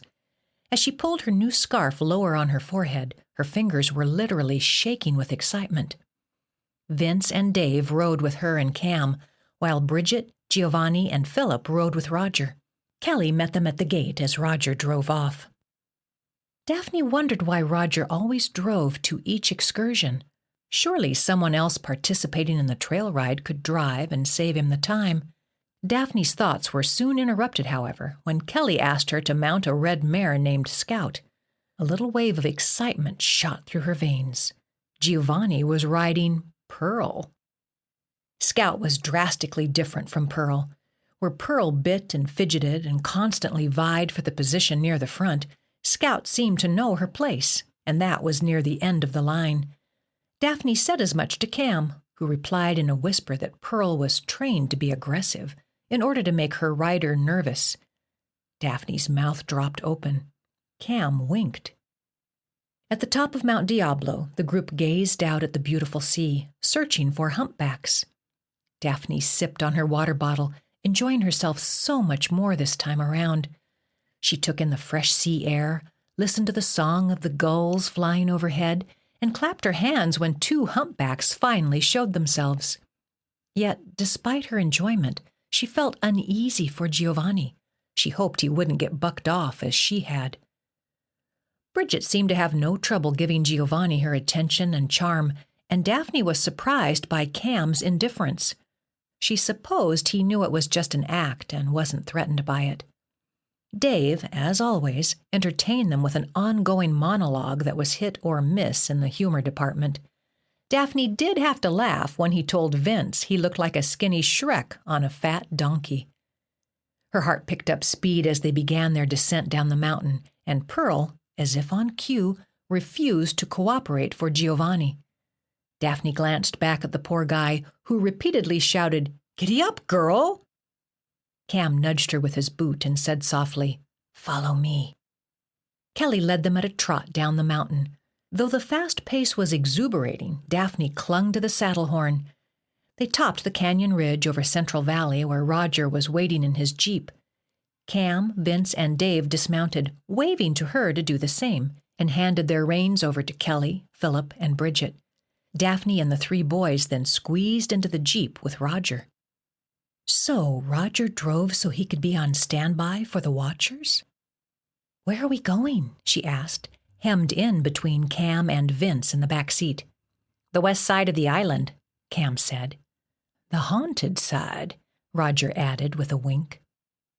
Roger drove them along the canyon ridge past the resort, around Central Valley toward the base of Sierra Blanca, where they came upon a sign on a wooden post that read Chumash Ruins, Christie Ranch, with an arrow pointing right, and Sierra Blanca with an arrow pointing left. Roger passed the sign and parked the Jeep behind a massive grotto. "Now, you've got to be stone quiet," Cam warned. "Just stay behind me and do what I do." Daphne nodded, her heart beating fast. She couldn't wait to discover what would happen next. They hiked down the bluff, where the grass was as high as Daphne's hips. Like leopards in the Serengeti, they crouched and crept stealthily toward what Daphne now realized was Stan's orange and gray dome tent. They stopped about 30 feet away from it. Cam whispered, "This is where we were when you finally decided to go to the tent." Dave chuckled. "You had us nervous." "Why?" she asked. "Looked like you weren't going for it," Dave explained. "One of us almost had to enter the game." "There he is," Roger said, pointing. "Hold still." Pearl galloped like a horse from the gate in a race for the win, as Giovanni hung on for dear life. When the horse reached the tent, it came to a halt and snorted. Stan emerged and grabbed Pearl's reins. "Whoa, girl." "Thank God," the boy said breathlessly. "That's a good girl." Stan slipped a treat into her mouth. "What happened, man?" he asked Giovanni. He fought for his breath. "I got left behind by the group, and then this horse went crazy on me." Giovanni dismounted and took several steps away from Pearl. "Sorry to hear that, kiddo." "Can you help me find my way back?" Giovanni sounded urgent. Sure, no problem." Stan tied Pearl to the nearest tree. "They're probably looking for you. Why don't we give them time to find you, and if they don't in the next hour, I'll pack up my camp and guide you back." "Thanks, man." Giovanni followed Stan into the tent. Cam turned to Daphne. "Now we get to have some fun. Come on." They crept to the tree and untied Pearl. At that moment, an island fox scurried down the rocks across the valley toward the tent. "Hold on," Daphne whispered. "Is that Mini-Me?" "Yep," Roger answered. "Wave as you pass by the little fella. The doc will get a kick out of it." With Pearl in tow, the group ran past the tent, down the grassy hill, each giving the fox a friendly wave. It was fun to be part of this elaborate plan, whatever it was. They heard Giovanni's shouts about the horse getting away as they rounded a boulder. Adrenaline surged through her when Christie Ranch came into view. The bunkhouse, bridge, and ranch house looked exactly as they had a few days ago. Although she was excited and having fun, seeing the place again gave Daphne the willies. They crossed Haunted Bridge, the ravine below deeper than Daphne had imagined. Vince took Pearl around the back as the others entered the farmhouse. Daphne was amazed by what she found inside. People, props, a wardrobe, chairs, and mirrors, all resembling the bustling backstage of a Broadway theater. Bridget, Gregory, and Emma were there, as well as Pete and another man in his 30s whom Daphne had not yet met. Cam introduced him as Marty and explained he was the makeup artist and acting coach. "How would you like to enter the game, young lady?" Marty asked, motioning for her to sit in the dressing room-style chair he was standing beside.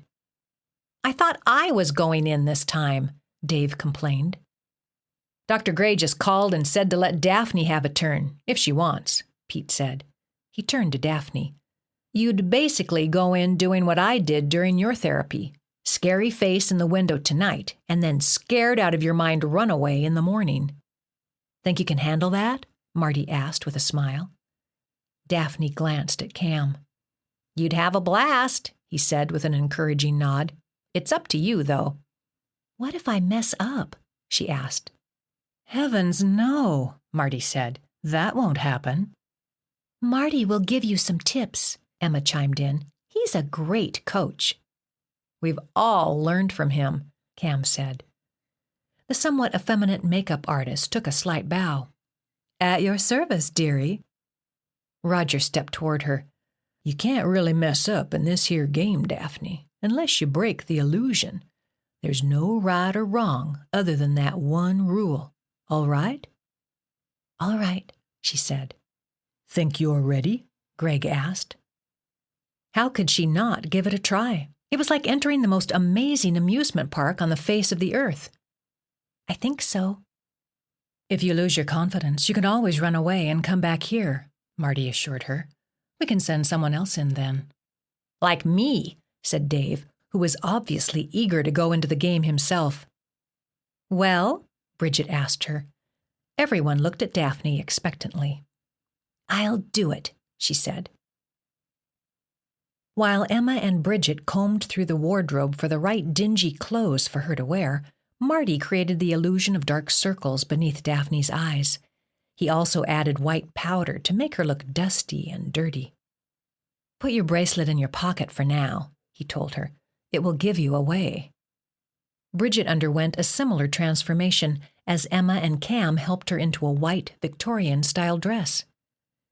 "You were the ghost," Daphne said, as Marty put the finishing touches on her face.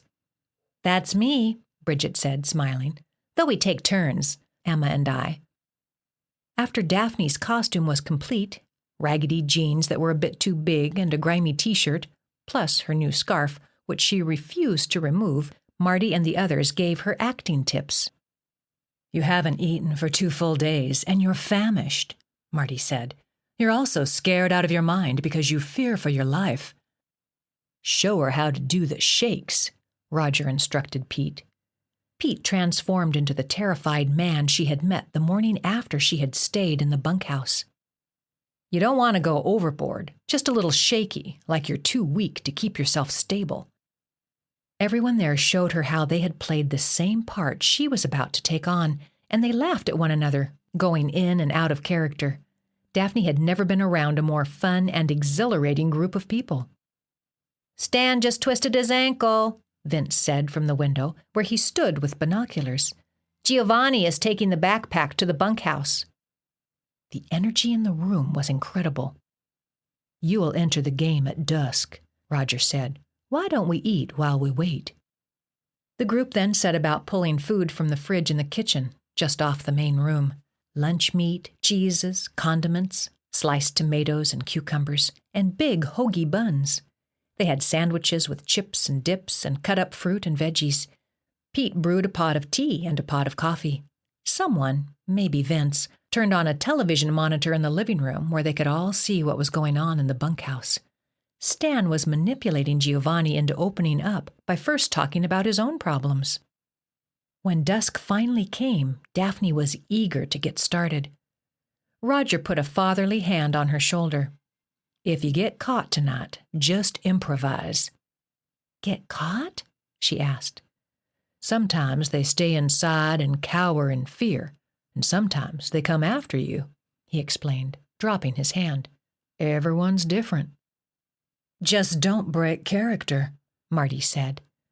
"And no matter what happens," Pete said, "do not admit it's a game. You never want to break the illusion."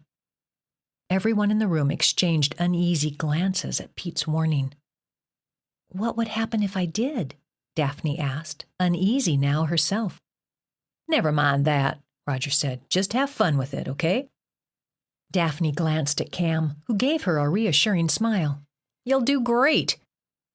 "Your mission is to be seen in the window," Pete instructed. "Make a little noise so he'll look your way. Then duck and come back here." "That's when I'll take over," Bridget said. "There are steps near the bridge," Cam added. "You can hide in the ravine if he comes after you." "There's a tunnel from there that will bring you back here," Pete said. "Maybe we should show it to her first," Cam said. "She's never seen it." "Make it quick," Roger said. "Dusk is falling." "A tunnel?" Daphne didn't like the sound of that. "I'll show her," Dave offered. Daphne followed him to the back of the house. They stepped outside past Pearl to a cellar door, which Dave pulled open before switching on a light. "You don't have to show me," she said. "I don't need to see it." "Come on," he insisted. She followed him down the steps into a cellar and then through another door leading to a dark tunnel. "This goes all the way to the ravine," Dave said. "It's a straight shot." She shivered. "It's pitch dark in there." It also smelled damp and moldy. "You'll have a flashlight with you," he said. "But if you're too scared, just say the word, and I'll take your place." "You enjoy this, don't you?" she said as he closed the tunnel door and she followed him from the cellar. "Oh, yeah." She was glad to be outside in the fresh air and wide open space again. She took a deep breath. They returned to the house to find Bridget in full makeup, powdery white from head to toe. "Ready?" she asked Daphne. "Ready." Gregory gave her a flashlight, and as the two girls left the farmhouse, the others called out, "Break a leg!" Along with dusk, a chill had enveloped the island. Daphne and Bridget ran across the grass to Haunted Bridge and giggled together as they crossed the deep ravine. "I'll wait for you here," Bridget said. Daphne gave her a nervous glance. "Don't be scared," she added. "Just have fun. Oh, and one more thing. The bullets in Stan's gun are real, so don't let yourself get shot." "Yeah, right," Daphne said, laughing. "Seriously?" Daphne's mouth dropped open. Why on earth are there real bullets in his gun? Dr. Gray said blanks would break the illusion, but don't worry, Stan knows what he's doing. It's just occasionally a patient grabs the gun and goes postal on us. Daphne's mouth went dry. "Isn't that a bit risky?" "There are only 2 bullets loaded," she said. "Your chances of getting a lethal hit from one of them are next to nothing. Plus, it adds to the thrill. Now, go on." The excitement that had been coursing through her veins was now replaced by legitimate fear as she jogged down the hill toward the bunkhouse. She could have refused to continue, but she wanted to do it. It was crazy, mad, insane, but she was having the time of her life. As she neared the dusty window, a light from the glow of Stan's lantern inside, Daphne was terrified, but grateful to be alive. A noise behind her made her turn. The little island fox stood 5 yards away beneath a scrawny tree. Daphne winked at the camera on the end of the fox's tail and then turned back to the window. She could hear Giovanni talking. How could she get him to the window? She scoured around the ground until her eyes fell on an overturned metal bucket. She scooped up a handful of pea gravel and threw the pebbles, one at a time, at the bucket. It became quiet inside. They were listening. She threw a few more pebbles, her face close to the window. Someone moved toward her. As soon as she saw Giovanni, Daphne ducked around the side of the house. The door opened and she heard him run out, looking in all directions. "Who's there?" he shouted. "Show yourself." Daphne pressed her back against the side of the house, breathing rapidly. Giovanni was now between her and the bridge, so she needed to wait for him to return to the house before she could take off for the farmhouse. She held her breath and froze, listening. She nearly wet her pants when Giovanni came around the corner and grabbed her. "Who are you, and what are you up to?" he demanded. On the end of his shaky hand, the gun pointed directly at her. Chapter 8. Gunshots. "You have to help me," she said, recalling what Roger and the others had said about improvising. She shook without acting, terrified and excited at the same time. "Who are you?" he said, unconvinced. "Daphne. I came here for therapy, but they got out of hand. It became too weird, so I ran away." She looked to her left and then to her right. "Are you here alone?" "No, another guy's with me." "Do you trust him?" "Don't know yet." "Are you saying I should trust you?" He squeezed her upper arm so hard that she winced. "I'm starving. I don't care if you trust me or not, but I'll do anything you say for just a bite of food." He looked her up and down. "Were you the one screaming on the bridge?" She wasn't sure what to say, but she knew if she hesitated too long, he'd lose any trust in her she might have gained. "No, I don't know what that was, but I don't believe in ghosts." The front door creaked open and Stan limped around the corner. "What's going on out here?" Before either Giovanni or Daphne could reply, the shrill scream blasted through the darkening sky once again from Haunted Bridge. Giovanni took off running for it. "Stop him," Stan muttered. "Why can't you?" He pointed to his ankle. "I can't." "Wait!" Daphne called out, running after Giovanni. She could barely see in the blanket of darkness that had descended on the island, but the moon was bright enough for her to make out Giovanni's figure stopped about 50 yards from the ravine, the gun pointed at the ghostly figure of Bridget. Before Daphne could reach him, he fired twice. "No!" she screamed. When she caught up to him, he was searching the bottom of the ravine from the bridge. Daphne looked down, unable to see clearly because of the shadows. Her stomach was in knots, her throat pinched closed. She could barely breathe. Where had Bridget gone? "Why would you fire at something when you didn't know what it was?" Daphne screamed. "It was a ghost," Giovanni said. "I saw her, the wife of that slave trader. Haven't you heard the legend?" "If she's a ghost, then why shoot her?" Daphne asked. "She's already dead." "It got her to leave, didn't it?" he said angrily.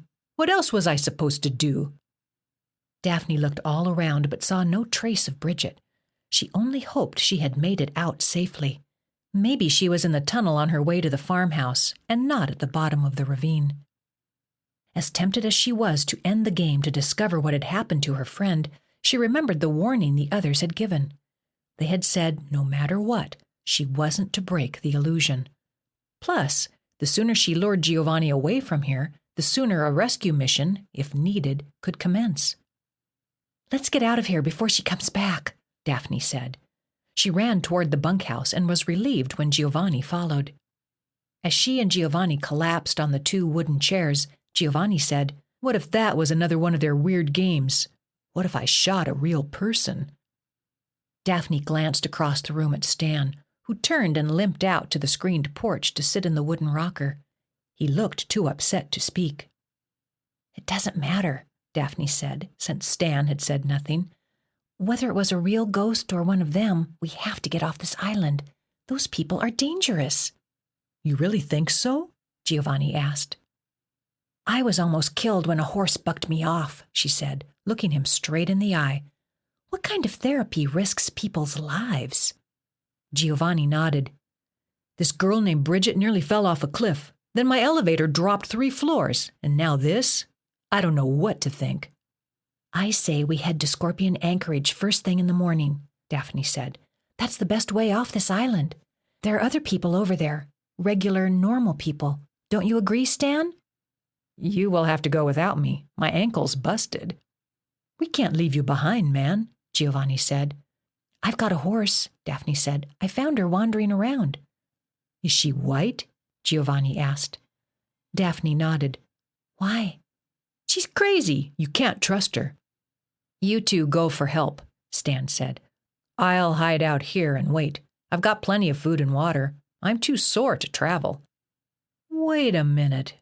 Giovanni scrutinized Daphne's face. "How did you know his name was Stan?" "You told me." "No, I didn't." Daphne's face turned red. "I don't know. I guess I met him before or something."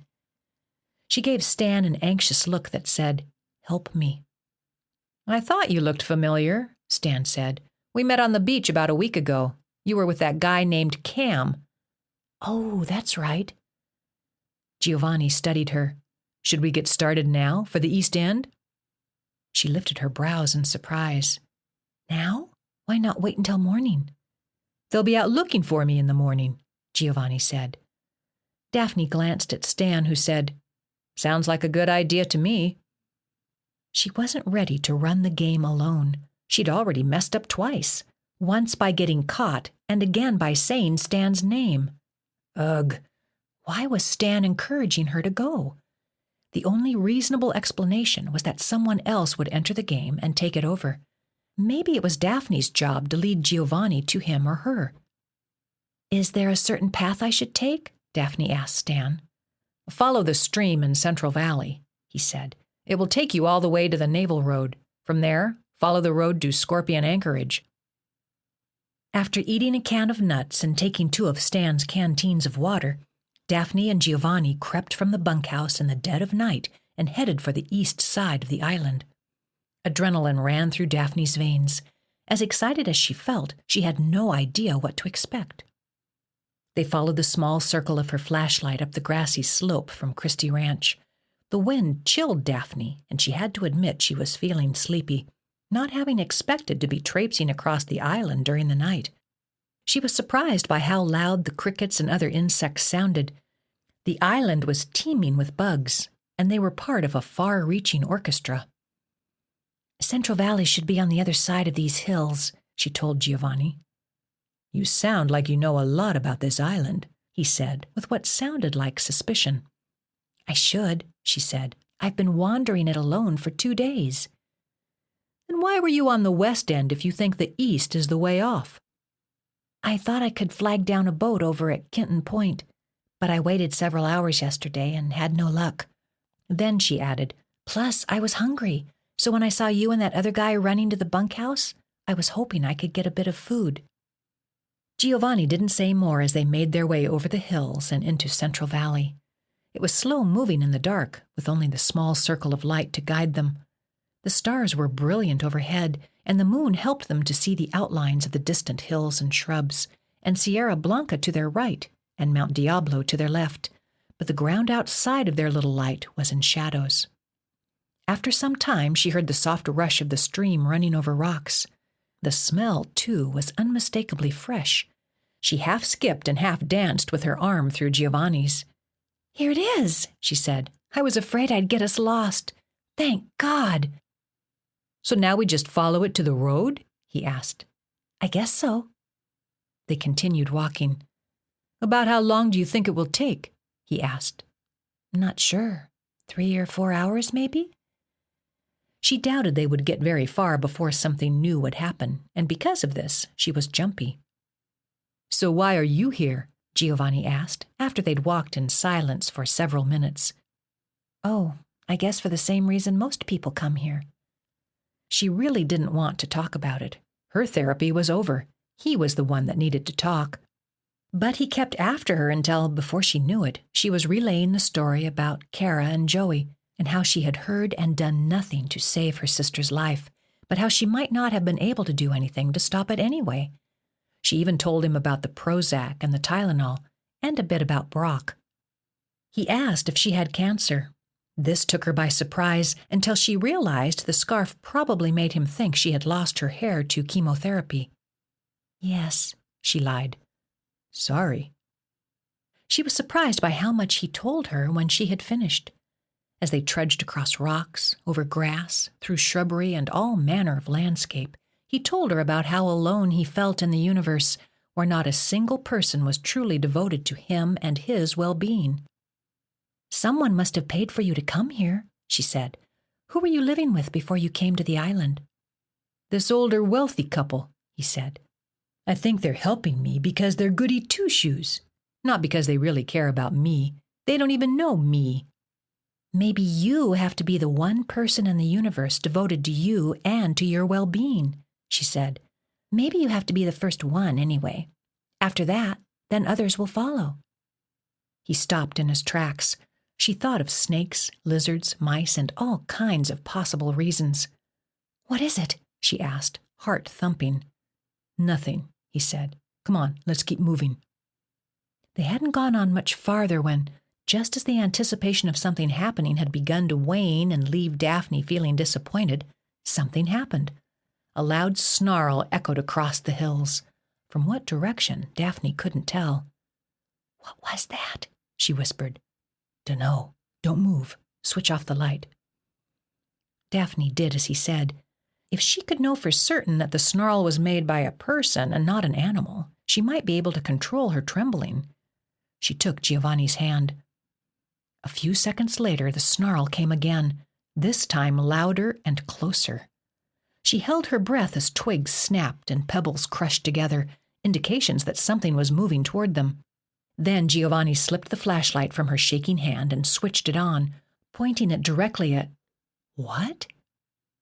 The flashlight dropped at her feet, and Giovanni took off running, leaving her alone with the thing. She followed Giovanni, screaming at the top of her lungs. The only thing she could think of to describe what she saw was Bigfoot. As she stumbled along the stream after Giovanni, she assured herself that it was a person in a costume. A real creature of that magnitude couldn't exist on this small of an island. Nevertheless, she ran, just in case. Then the thing grabbed her arm, and she let out a rueful cry. "God! God!" "Daphne, it's me," came a familiar voice. She stopped, breathless, and turned toward the creature. "Philip," he said. "Come with me." "Oh, thank goodness." Daphne struggled to catch her breath. "Do you know if Bridget's all right?" "She's fine, not a scratch." He walked her to a jeep parked behind some shrubs. "What now?" she asked him, full of relief. He climbed behind the wheel. "Did you have fun?" "Oh, yeah, it was a blast." And that was no lie. "Hortense wants him to wander around alone for a while, so he can find himself." She wondered how that would pan out for Giovanni. "So where are we headed?" "Back to the resort. You need your sleep. We have another big day ahead of us tomorrow. You especially." She jerked back her head. "Why me especially?" "It's a surprise." The lights of the resort came into view. Philip dropped her off at her cabana. Inside, she found Brock waiting for her. "What in the world happened to you?" he asked.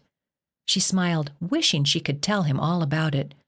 I was just trying out different costumes for tomorrow's ball. Do you likey?" "Not at all." She wasn't a very good actress.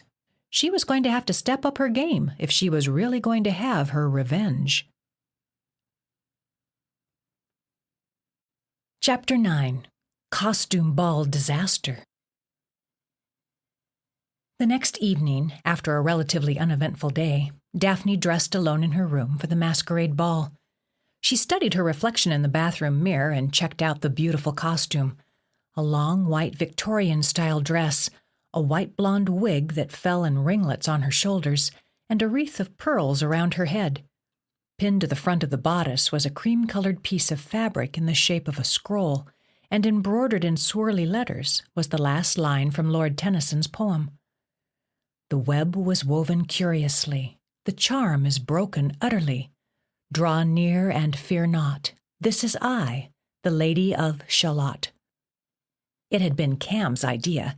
Daphne had never even heard of the Lady of Shalott until, after lunch, when they went to see the doctor's collection, Cam had pulled the gown and accessories from the closet, reciting the entire ballad by memory. Her parents had been off in another dressing room, but Brock had been there with her to hear it. At the end of it, Brock, who had been tinkering with a Batman costume, clapped. Daphne remembered why she used to call her friend Cam the Ham. Cam took a bow and then noticed the costume Brock had in his hands. "Please don't tell me you're wearing that bat suit." Brock held it up and studied it. "Why not?" "Everybody knows that the real DC Batsuit utility belt had pockets," Cam said. Daphne giggled. That was her Cam, the nerd who knew everything about every fantasy universe ever created. She turned to Brock. "Shouldn't you go as my Sir Lancelot anyway?" "The poem didn't sound like much of a romance," Brock scoffed. "The knight barely notices the lady, and she languishes in the bottom of a boat." "But you gotta admit it's a cool costume," Cam said with his charming smile.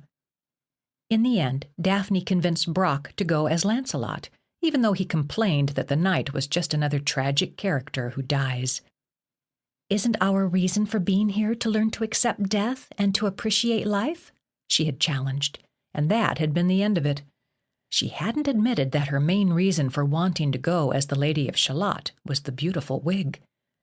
Now she slipped on a pair of boots. The floor-length full skirt covered them anyway, and headed for Brock's room. On the way, she ran into Stan, whom she had to admit made a mighty fine Zorro, but she was still a little irked for his part in the cutting of her calf during the staged shark attack. He might be willing to cut himself for the sake of the therapy, but that didn't mean he could do it to her, too. She hadn't been able to ask him anything about it at Christie Ranch, but now she wanted him to know she hadn't appreciated it. "Any word on Giovanni?" she whispered. "Not now." He took her hand and, in character, kissed it, before continuing in the opposite direction toward the main building, once more giving her no chance to complain about her injury. Daphne also ran into Cam and Bridget, whom Daphne hugged, saying, "So glad you're okay." They were dressed as Anakin and Padme, not the happiest of endings for those two either. Behind them were Tweedledee and Tweedledum, Vince and Dave. They looked hilarious in their matching striped caps, large white collars, blue bow ties, and red pants. "We'll see you there," Vince said with a wave. "Contrariwise," Dave shouted. "She'll see us there." Daphne shook her head as they moved on. She hadn't even knocked when Brock opened the door. "Wow," he said, giving her a once-over. "Wow yourself." He looked hotter than hot, her knight in shining armor. Hand in hand, they made their way to the ballroom. Daphne couldn't believe the crowd awaiting them at the ball. Where had all these people come from? At least 60, maybe 70, most of whom she could not recognize.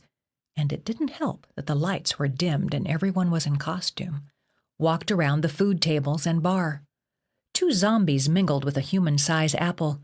Pikachu shared drinks with Wonder Woman. An alien made nice with 3 steampunk characters, and Mario flirted with Katniss Everdeen. None of the members of the younger crowd were there, which was strange, since Daphne had passed them on her way to Brock's.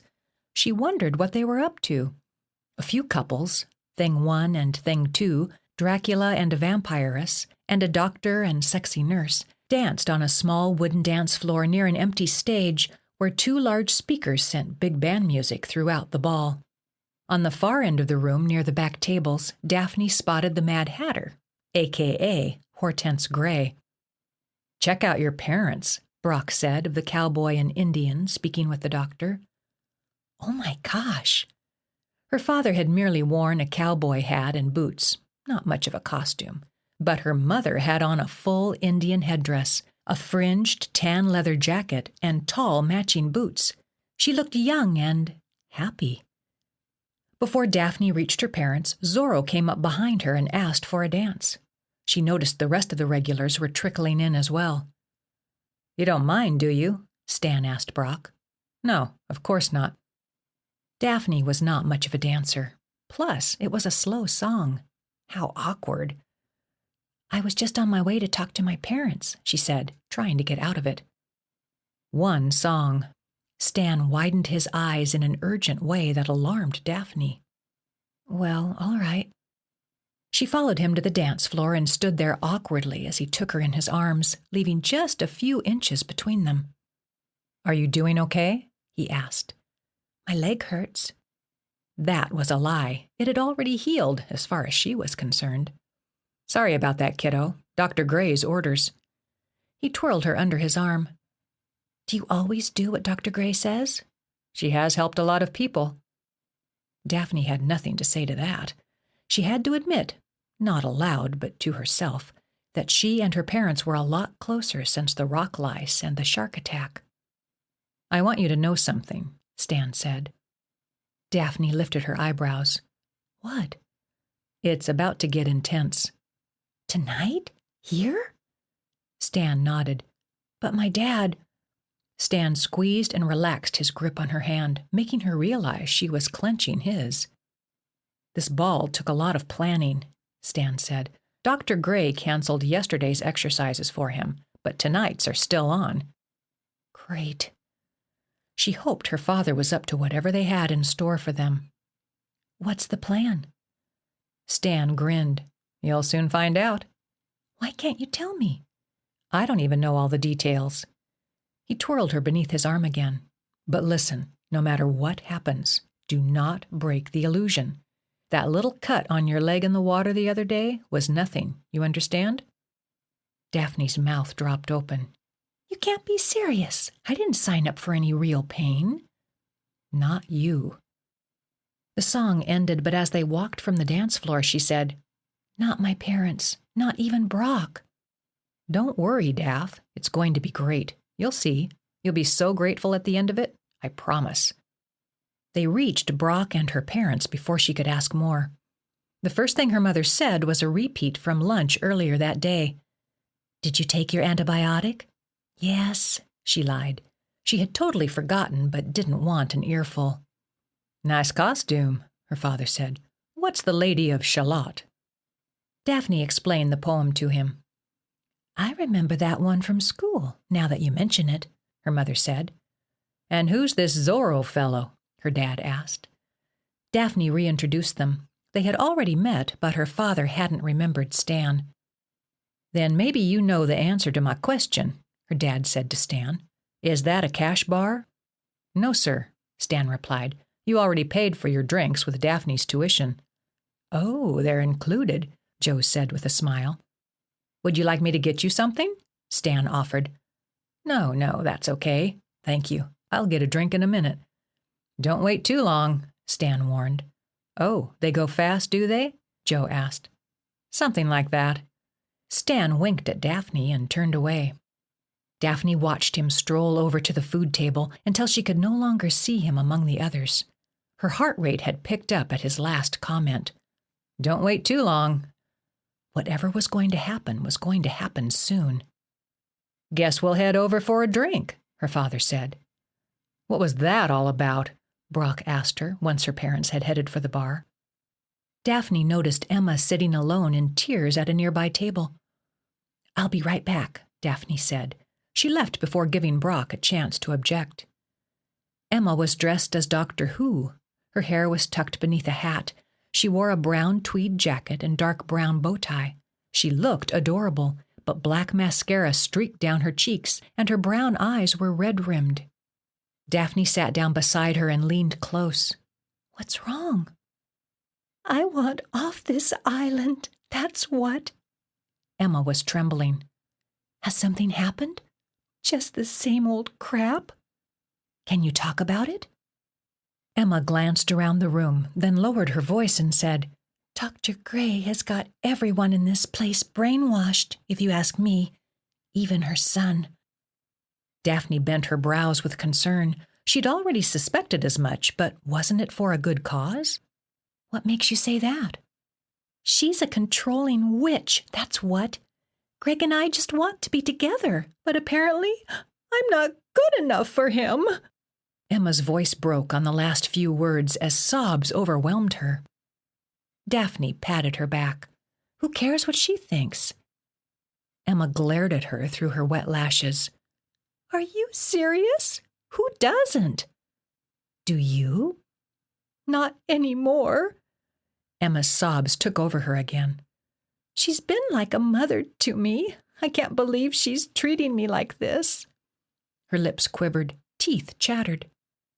"If she thinks of you as a daughter, maybe it's weird for her to see you with her son." Emma shook her head. "I wish that was it. If that were it, I could take it. But she's been nothing but cold and rude to me since Greg and I took up with each other last summer. I was serious that day I told you to get off the island while you still can, before she lures you in like the others. I only stayed because of Greg." "Lures me in?" "These people live here," Emma whispered. "Most of them were patients at one time, but all of them stay for the thrill of the games, and they'll do anything she tells them to do. It's like they worship her." Then she added, "Most of them are wealthy, like you and your family, and they give her all their money. Just wait and see. She'll be hitting up your parents for more." Daphne glanced up at Brock, who was still standing where she had left him and was joined by Cam and Bridget. Her parents were just now getting their drinks handed to them by the bartender.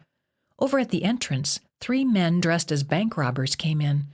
They wore cut nylons over their heads, loose clothing, boots, and machine guns strapped across their shoulders. Their costumes were pretty realistic. "Who are they?" she asked Emma. Before Emma could reply, one of the bank robbers pulled the double doors shut as another fired in the air and shouted, "Everyone down!" Then a ring of real bullets shot past Daphne, bursting glass and flower vases. She dropped to the floor between the tables, nearly losing her wig. Emma lay beside her on the floor, bleeding from the shoulder. "Emma?" "Yeah, right. It was probably fake blood." Daphne touched the wound, causing Emma to wince. The flesh was torn. Real blood poured out. "They friggin' shot me!" Emma cried. "God, Daphne, get me out of here! They're going to kill me!" "This isn't happening," Daphne muttered as shots continued to fire and screams exploded throughout the room. Daphne inspected Emma's wound again, unable to believe it was real. As Daphne reached out to touch the blood pooling on the marble floor, her hand shook uncontrollably. Some of the blood got on the lacy sleeve of Daphne's dress. "Why would they do this? Do you think it was an accident?" More firing. Daphne flattened beside Emma. "They must have heard me talking to you." Emma gasped like a fish out of water. "They're going to kill me. I know it." "They're not going to kill you." They wouldn't. Dr. Gray wouldn't risk losing her precious Purgatorium. But Daphne wondered just how far the Mad Hatter would go. Chapter 10. Helicopter Hostages. Daphne folded her hands across the back of her wig and screamed, "You shot Emma! You shot her for real!" She had to believe Emma was shot by accident. Otherwise, the terror would be too much. The tallest of the 3 shooters stepped toward her. "Of course I shot her for real. You think this is a game?" He grabbed Daphne's wrist and pulled her to the center of the room. "You're coming with me." She staggered, nearly tripping on the hem of her costume. As she adjusted her wig, she wondered if it was possible the shooters weren't part of an exercise. That seemed unlikely, especially since Pete had described a similar scenario. No, the odds of gunmen coming to the island to take over the ball were ridiculously small. Daphne searched the crowd. Everyone was on the ground. Brock, Cam, and Bridget stared up at her in horror. Her parents were perched on the floor, their faces peering at her from behind the bar. Dr. Gray was beside them, her eyes narrowed. Daphne stared back at the doctor with wide eyes. Hortense Gray was mad, and all her minions were mad too. "Take me instead," Brock shouted from where he lay on the floor. "Shut up," the tall gunman ordered. "Shoot him!" another shouted. "No!" Daphne pleaded. "Stop the game!" This was a game, right? They were just playing along. A string of bullets grazed her boot, narrowly missing her toes. Daphne screamed and then clamped her mouth closed. "Where's Arturo Gomez?" The shooter dragged her toward the doors where another stood with his gun pointed. No one said anything. "I'm going to kill this girl if someone doesn't tell me where he is." Arturo, dressed as a jester, stood up. "I'm here." Daphne was horrified to see that Arturo had wet himself. The front of his costume was soaked. No, he must have poured water on his lap, yet she hadn't seen him move since he hit the floor a few yards away from her. Did he do it on purpose? For the sake of the exercise? This was insane. "We want the money from your safe and your helicopter out of here," the shooter demanded. "Who here can fly the bird?" He motioned to the roof with his gun. Arturo looked around the room. Maybe he was looking for his pilot. Daphne was shocked to see her father raise a shaky hand. "I'm a pilot. Take me." Had Dr. Gray arranged this event to get her father to fly a helicopter? Tears of anger stung Daphne's eyes, and she glared at the doctor. Then she was shocked by a subtle smile crossing the doctor's face. The shooter holding Daphne motioned to another to grab her father. "Keys?" the man demanded. Arturo Gomez reached into his pocket, shaking in a way that looked alarmingly real, and handed them over to the shooter standing closest to him. The man grabbed Arturo in a headlock. "We're going for a little trip to your safe first," the man said, tossing the keys to the one holding Daphne, who must have been the leader. The gunman led Arturo out of the room. The other shooters backed out of the ballroom with Daphne and her father. They were dragged into the elevator while Arturo was taken in another direction. The elevator was saturated with the smells of sweat and body odor. Daphne thought she was going to pass out. Her father stood trembling beside her, staring at her with shock and fear. He was breathing rapidly, and though she was too, she was worried about his health. "It's going to be okay," she whispered, though she wasn't so sure that was true. "No talking," the leader said as the elevator doors opened. As they emerged from the elevator and onto the roof, Daphne's father said, "That chopper's not meant to carry 5. "Kill the girl," the leader said, shoving Daphne into the arms of one of the other men. She looked into his eyes, hoping for a flicker of recognition, but she'd never seen the man before. "Wait," Joe cried. "I didn't mean that. I was trying to throw you off. The chopper will hold us." "We don't need her anymore anyway," the leader said nonchalantly. Daphne couldn't breathe. This was ridiculous. No way were these men going to kill her. "Then you'll have to find another pilot," her father threatened. "If you don't do what we say, we'll kill you too," the leader said in a low growl. "Fine by me," her father said. The leader motioned the other to follow him. He opened the helicopter doors, and Daphne and her father were shoved inside the cockpit. As her father took the pilot's seat, she was forced to sit with her knees pressed against her chest in a tight space on the floor at her father's feet. The gown of her costume bunched up around her legs, taking up most of the floorboard. The leader sat in the co-pilot's spot with his gun pointed at her father. The other gunmen climbed onto one of the seats behind them, which were separated from the cockpit area. She stared at the gunman, asking him with her eyes, "Is this a game?" But he ignored her. "Where are we going?" her father asked the leader. "Just start her up. We're waiting on one of my men." Her father's hand shook violently as he pushed buttons and moved gears. She hated that he was being forced to do this. It was hard enough for him to ride in one of these things, but to fly one? She hoped and prayed he wouldn't crack. Before long, the other shooter stepped out from the elevator onto the roof with a burlap bag in his hands. He ran to the back of the helicopter and climbed in. "Lift her up," the leader ordered. "I need coordinates. I can't just fly her blindly," her father protested. The leader crammed the barrel of his machine gun against Daphne's cheek. "You better damn well do as I say, or—" Daphne's heart raced. She wasn't feeling very confident that her father could fly this thing. The helicopter jerked upward a few feet off the ground and wobbled in the air. The gun shifted from her face. "I need a direction," Joe said as he struggled to gain control of the aircraft. "Up," said the gunman. Her father eased them into the air. She could see the rooftop of the main building moving away from them. "Now what?" her father asked.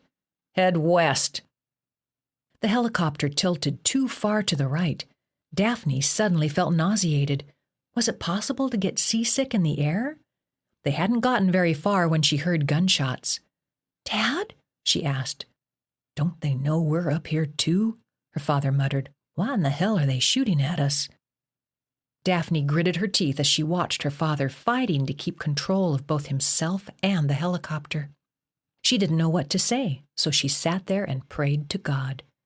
"Get us out of here," the gunman demanded. "What are you waiting for?" "She's not a fast flyer," Joe said, "and we're a heavy load."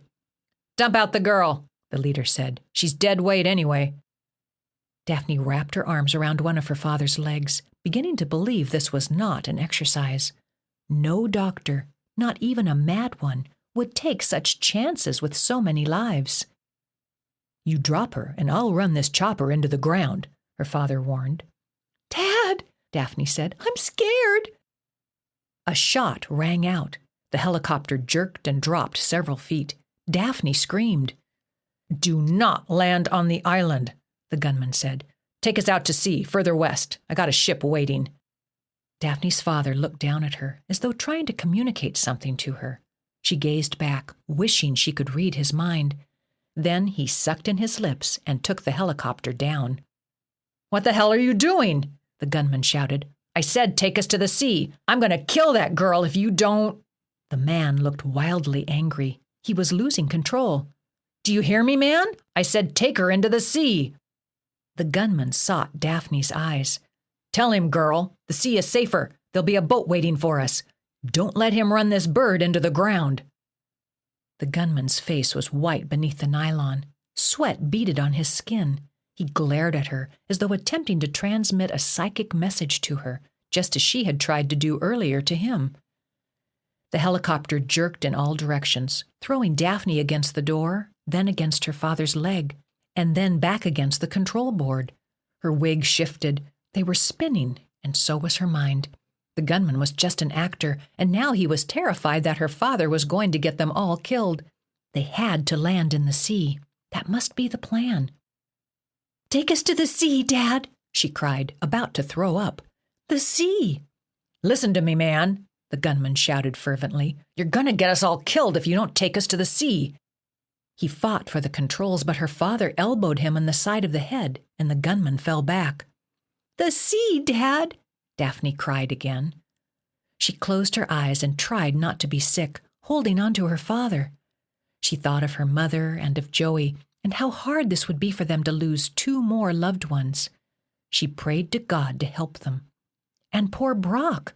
She hoped he would meet someone new. When she could, she kissed her father's knee, but then the helicopter jerked up and back, and she hit her head hard on the door and bit her tongue. She felt herself losing consciousness and fought to open her eyes. Her father reached out and grabbed her, and before she knew what was happening, he'd opened the door and jumped out with her in his arms. Her wig flew off. They fell in the water, her back stinging against the surface. She winced as her father scooped her up and headed toward the beach. Then she heard the crash of the helicopter and the enormous wail of the propellers against the earth and sea. She opened her eyes as her father splashed through the shallow water to see the chopper dancing and floundering like a giant, dying octopus about 50 yards out. Sparks and flames flew up. Daphne couldn't see if the others made it out alive as her father reached the beach and headed toward the woods. Several minutes into the woods, her father stopped to catch his breath. They sat on the ground, gasping for air. "Do you think they made it out okay?" she asked him. She cringed at the thought of what might have been actors killed in an exercise gone wrong. "Hope not. Just glad you're alive." "Why didn't you land farther out to sea like he said?" she asked. Her father shook his head. "They would have killed us, honey." Daphne doubted that's how it would have played out. She imagined somehow Dr. Gray's staff would have rescued them, and they'd be back at the complex by nightfall. What do we do now? She looked around. She knew these woods. They were east of the resort, not far from the naval tower. Hide. You think they'll come after us? I don't want to take any chances. Do you? Her father's heavy breathing hadn't let up. She had recovered, but he continued to gasp. I don't think they'd want anything to do with us now, she said.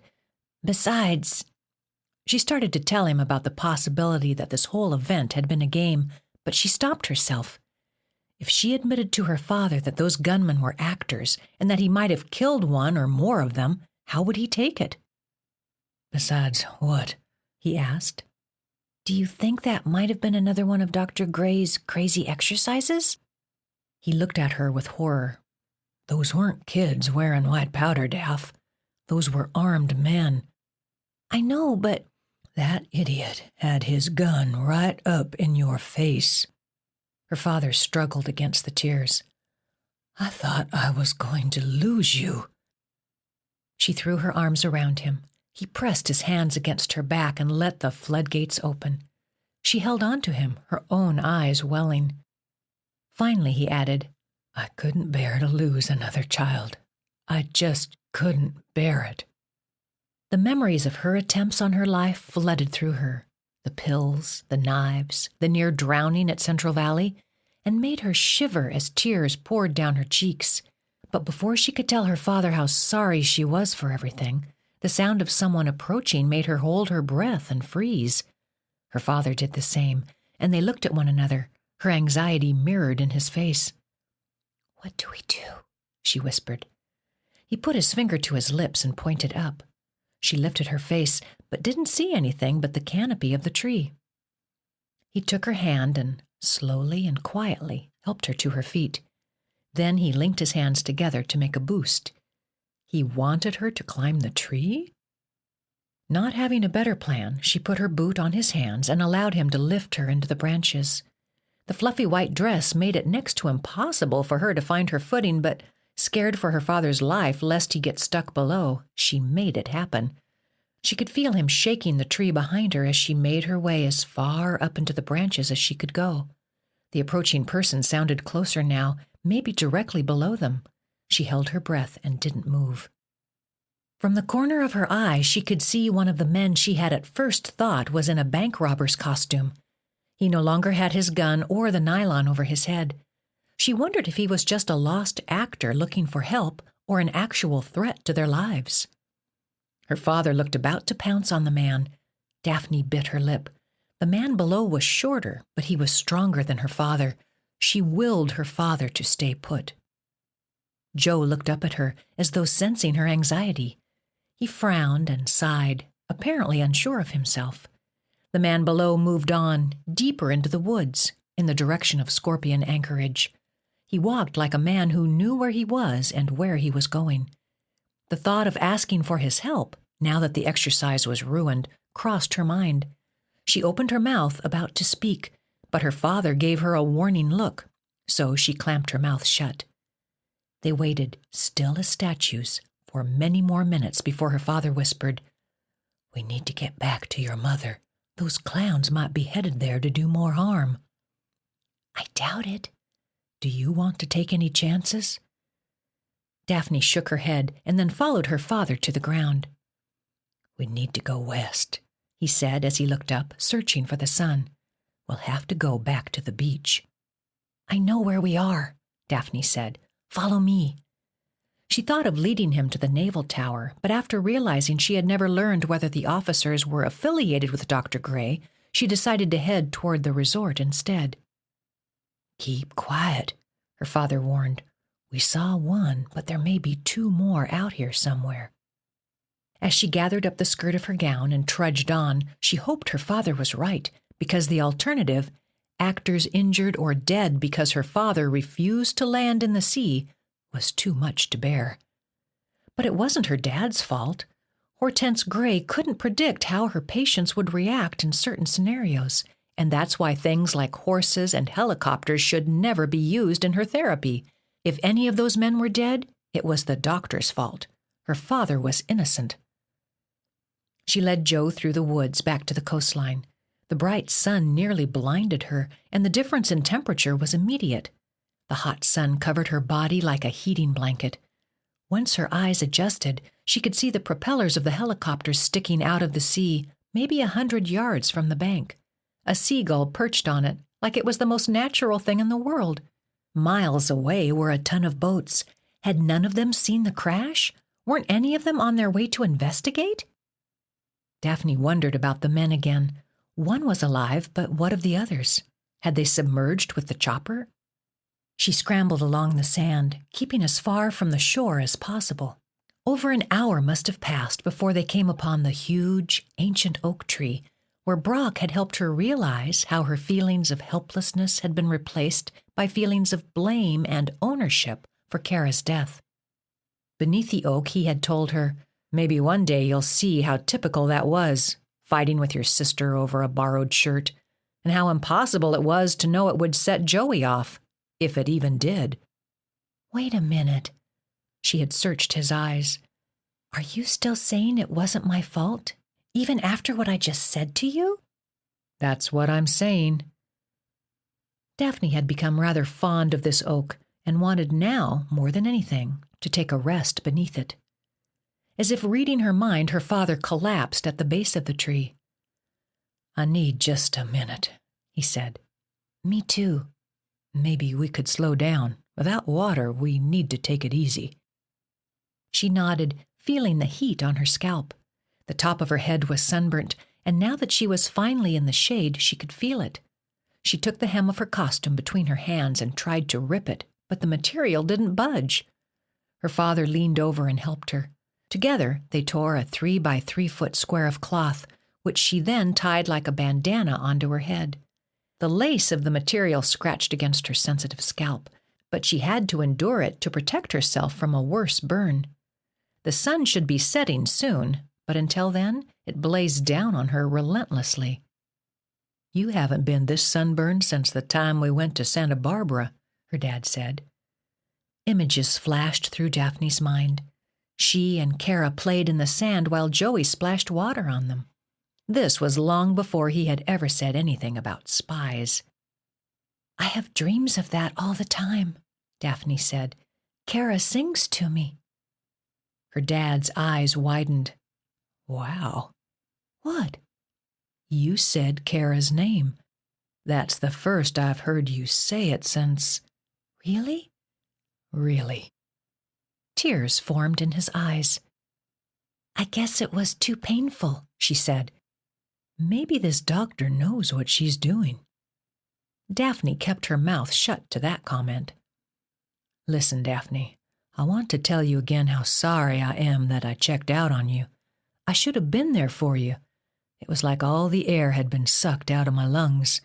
My family was falling apart, and I couldn't do anything to stop it. Like a chopper without fuel. That's how it felt.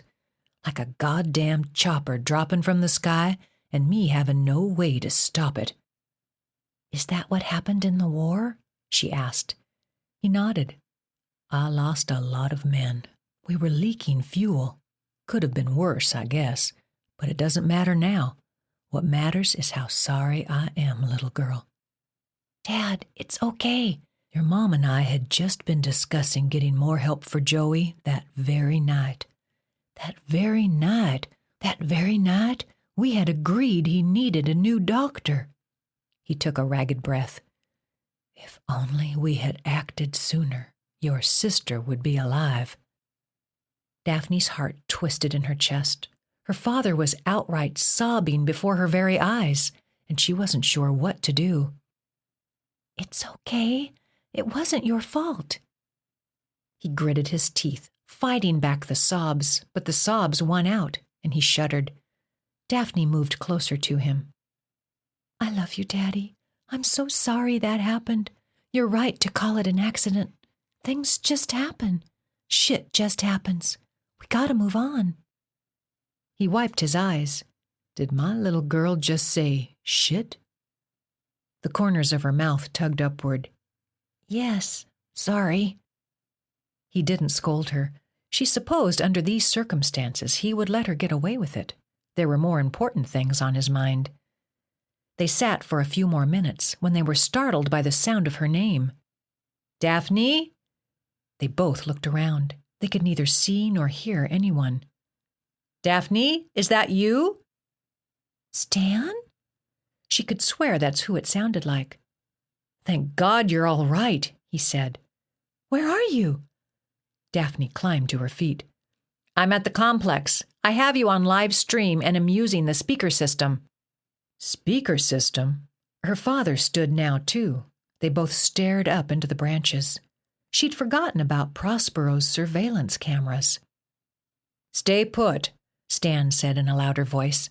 "Help is on the way." "What about the gunman?" Joe asked. "The police have been notified and are on their way to the island." Daphne narrowed her eyes. "Stan, they weren't actually—" "Listen, Daph," Stan said. "I know this is hard to believe, especially after all we've put you through. But these pirates have nothing to do with us. We had something else planned. Something similar, but not this. You have to believe me." "That's impossible," she said, searching the branches for the camera.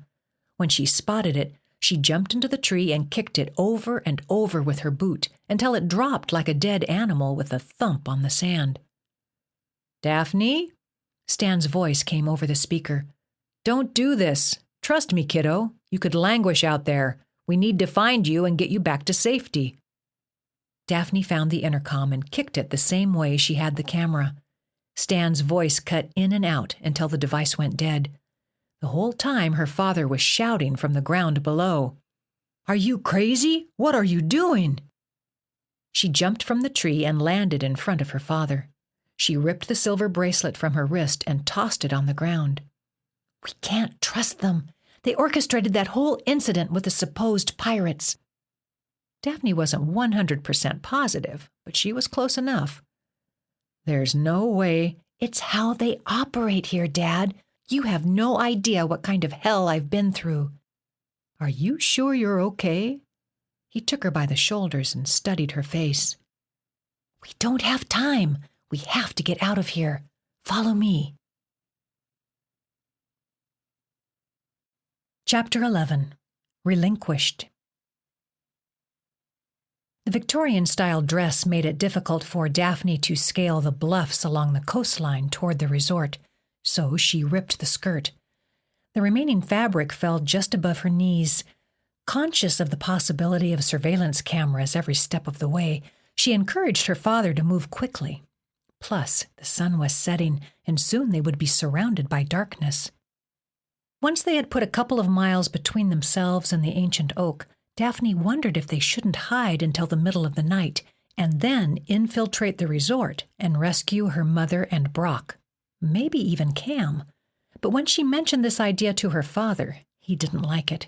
He didn't want to chance getting lost in the dark. Daphne had a feeling he wasn't convinced that the helicopter incident had been an exercise. He didn't believe Dr. Gray would go to such lengths as to put their lives in danger. Even after Daphne described Giovanni's exercise at Christie Ranch and told her dad about the setup on the bird trail and the sunset cruise, he seemed unconvinced that the gunmen were actors. Daphne wanted to sneak in and rescue her mother and Brock, but her father wanted to confront the doctor. It was dark when they came upon the road that curved along the canyon ridge, and they followed it down into the resort. At least they hadn't been picked up and led to some other crazy exercise. Maybe her dad really could demand to be taken off, and they could be on their way home tomorrow. They hadn't gotten far down the hill when a group of people rushed toward them. As they neared, Daphne recognized members of the younger regulars in the moonlight: Dave, Vince, Stan, Bridget, and Cam. Bridget threw her arms around Daphne. "We were worried sick." "Why didn't you let us come and get you?" Stan asked. "Roger and I searched everywhere," Cam said. "We just got back minutes before you." "Do you know how much that equipment you destroyed costs?" Dave asked. "Look, everybody back off," Daphne insisted. "We want to see Dr. Gray. Where's my mom and Brock?" "They're with the doctor in the main building," Bridget replied. "In the lobby," Cam added. Daphne and her father walked briskly toward the main building. "They're all beside themselves with worry." Bridget took Daphne's hand. "So it was a legitimate threat?" Daphne's father confirmed. "Not some cockamamie exercise?" "Absolutely, sir," Stan said. "The police have already been here and will likely want to have a word with the two of you tomorrow." "Did they catch any of the gunmen?" her father asked. "Their pirate ship was found and 2 men arrested," Stan said. "But the gunmen are still at large on the island." "Enough, Stan!" Daphne shouted. "I'm sick of this." Cam squeezed her upper arm in a painful grip, causing her to shriek out loud. With his face inches from hers, he mouthed, "Please," with a look of desperation that made her words stick in her throat. Why was everyone so worried about breaking the illusion? What would happen? Before she could say more to him, 3 figures emerged from the main building and rushed out to greet them on the sidewalk. Her mother and Brock couldn't get to them fast enough. "Thank God you're all right," her mother cried, embracing Daphne first and then her father. Brock said nothing, but as soon as her mother released her, Brock was all over Daphne. By the look in his eyes, he believed the gunman had been real. She and her father were led to the leather chairs in the lobby. Dr. Gray asked all the regulars to leave so that only Daphne, her parents, and Brock remained. "The police are searching the island," Dr. Gray said. "I can't tell you enough how sorry I am that your lives were in danger." "But—" Daphne started to speak and was cut off by Dr. Gray. "Our physician and her assistant are upstairs now, waiting to examine you," she said to Daphne's father. "Because of your previous heart palpitations, the physician wants to monitor you here overnight." "No," Daphne said. "He doesn't need to be hospitalized. We need to go home." "When can we leave the island, Doctor?" Daphne's mother asked. "The next boat arrives in 3 days," Dr. Gray replied. "Now, Mrs. Janice, why don't you return to your cabana and get a change of clothes for your husband? Brock, why don't you accompany her, since I'm sure she's still pretty shaken up? Daphne, I need you to be examined by the physician as well, though I doubt she'll need you to stay overnight. Perhaps after your mother and Brock return, they can wait for you down here in the lobby, and then help you back to your room." Her mother and Brock each kissed Daphne's cheek and did as the doctor asked, leaving Daphne and her father alone with Dr. Gray. As the trio made their way to the elevator, a war raged inside of Daphne. She wasn't sure what to do. Her father took very little stock in Daphne's opinion that the incident had been a setup, and Cam had downright scared her to death about calling the doctor out. She wrestled with her inner self all the way up to the 2nd floor and down the hall to the clinic. When she was alone with Philip, who examined her cuts and bruises, including the gash Pete had given her on the back of her calf, she asked, "What happens to people who break the illusion?" "Have you been taking your antibiotic?" he asked. "Your leg looks infected." She rolled her eyes. "They get shot, don't they?" "Don't be ridiculous." He examined one ear and then the other. Daphne could smell his breath and could hear his heart beating as he leaned close to look into her nostrils. "That's what happened to Emma, isn't it?" The doctor glared at her and whispered, "Emma volunteered." "What?" Daphne jerked her head back. "You're lying." "Why don't you ask her yourself? She's just down the hall." Daphne jumped from the examination table. "But remember one thing." Philip grabbed her arm, startling her. "Dr. Gray's work here is more important than any one individual." "Isn't she supposed to be helping people?" Daphne stared back into Philip's eyes, refusing to back down. She was angry and eager to get to the bottom of this. "She does help people," he said. "She has an amazing track record, in fact. But some of us are willing to make sacrifices to contribute to the larger body of knowledge she's gathering in this experimental therapy. You'd be wise to remember that." "When can I see Emma?" Daphne asked. "Promise me you'll start taking your antibiotic, and you can see her now." "I promise." And remember one more thing, Daphne, he said. It's not why, but what. Philip led her from the room and through the clinic reception and waiting areas down to a private room. Emma, hooked up to an IV, was sitting up in bed watching television and sipping from a straw when they entered. "Hey," Daphne said with a smile. Emma glanced at Philip before giving what Daphne thought was a forced grin. "Hey." "I'll let you two catch up," Philip said. "I need to go check on your father." Once Philip had left the room, Daphne asked, "My God, are you okay?" Emma nodded. Daphne narrowed her eyes. "What the hell really happened? Were you being punished?" Emma glanced up at a corner of the ceiling at a camera and then laughed and said, "Of course not, silly. That was just another exercise." She avoided Daphne's eyes, which made Daphne suspicious. Emma was lying to her. What else could Emma do, though, when cameras were pointing right at them? She spent a few more minutes with Emma before Dr. Gray entered the room. "Daphne, please follow me to my office," Hortense Gray said. Once inside the chaotic room, Daphne sat on the green chenille chair with art at her feet, while the doctor glared at her from behind her messy desk. "I told you we had only one rule. Do not break the illusion." "My father and I almost died." "But you didn't." "What about the supposed gunmen? Are they okay?" "All safe. And none of your lives would have ever been in danger had your father cooperated with them." "Don't blame this on my dad. You created the scenario. You can't predict how people will react." Dr. Gray did something strange then. She smiled. It wasn't an uneasy or uncomfortable smile either. She smiled with confidence, with pride, and with something like glee. "Oh, but I can. I wish it weren't true, but I certainly can and am rarely wrong." Daphne frowned, tired of being manipulated. "There's no way you knew what my father would do." "I knew he wouldn't give up without a fight. He wanted to save you at any cost. And let me tell you something, young lady. That exercise saved your father's life. You'll see. He has lived a pathetic existence ever since the death of your sister. He's been but a shell of a man. He even blames himself for your brother's condition. He must believe that he saved you from a real threat. If he ever discovered it was only a game—" She shook her head as tears, real tears, filled her eyes. "Suffice it to say that this opportunity to save you has been a major force in his restoration as a complete man." Daphne gasped, suddenly confused. But, she searched for something to say, something to feel. "We could have died."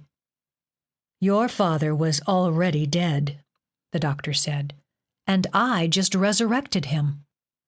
Daphne stared at the ground.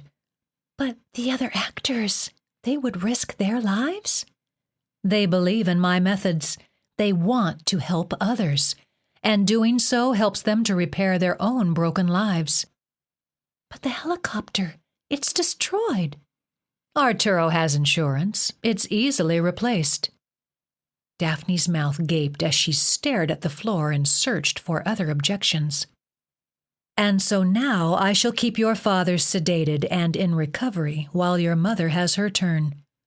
"What?" Daphne's head snapped up.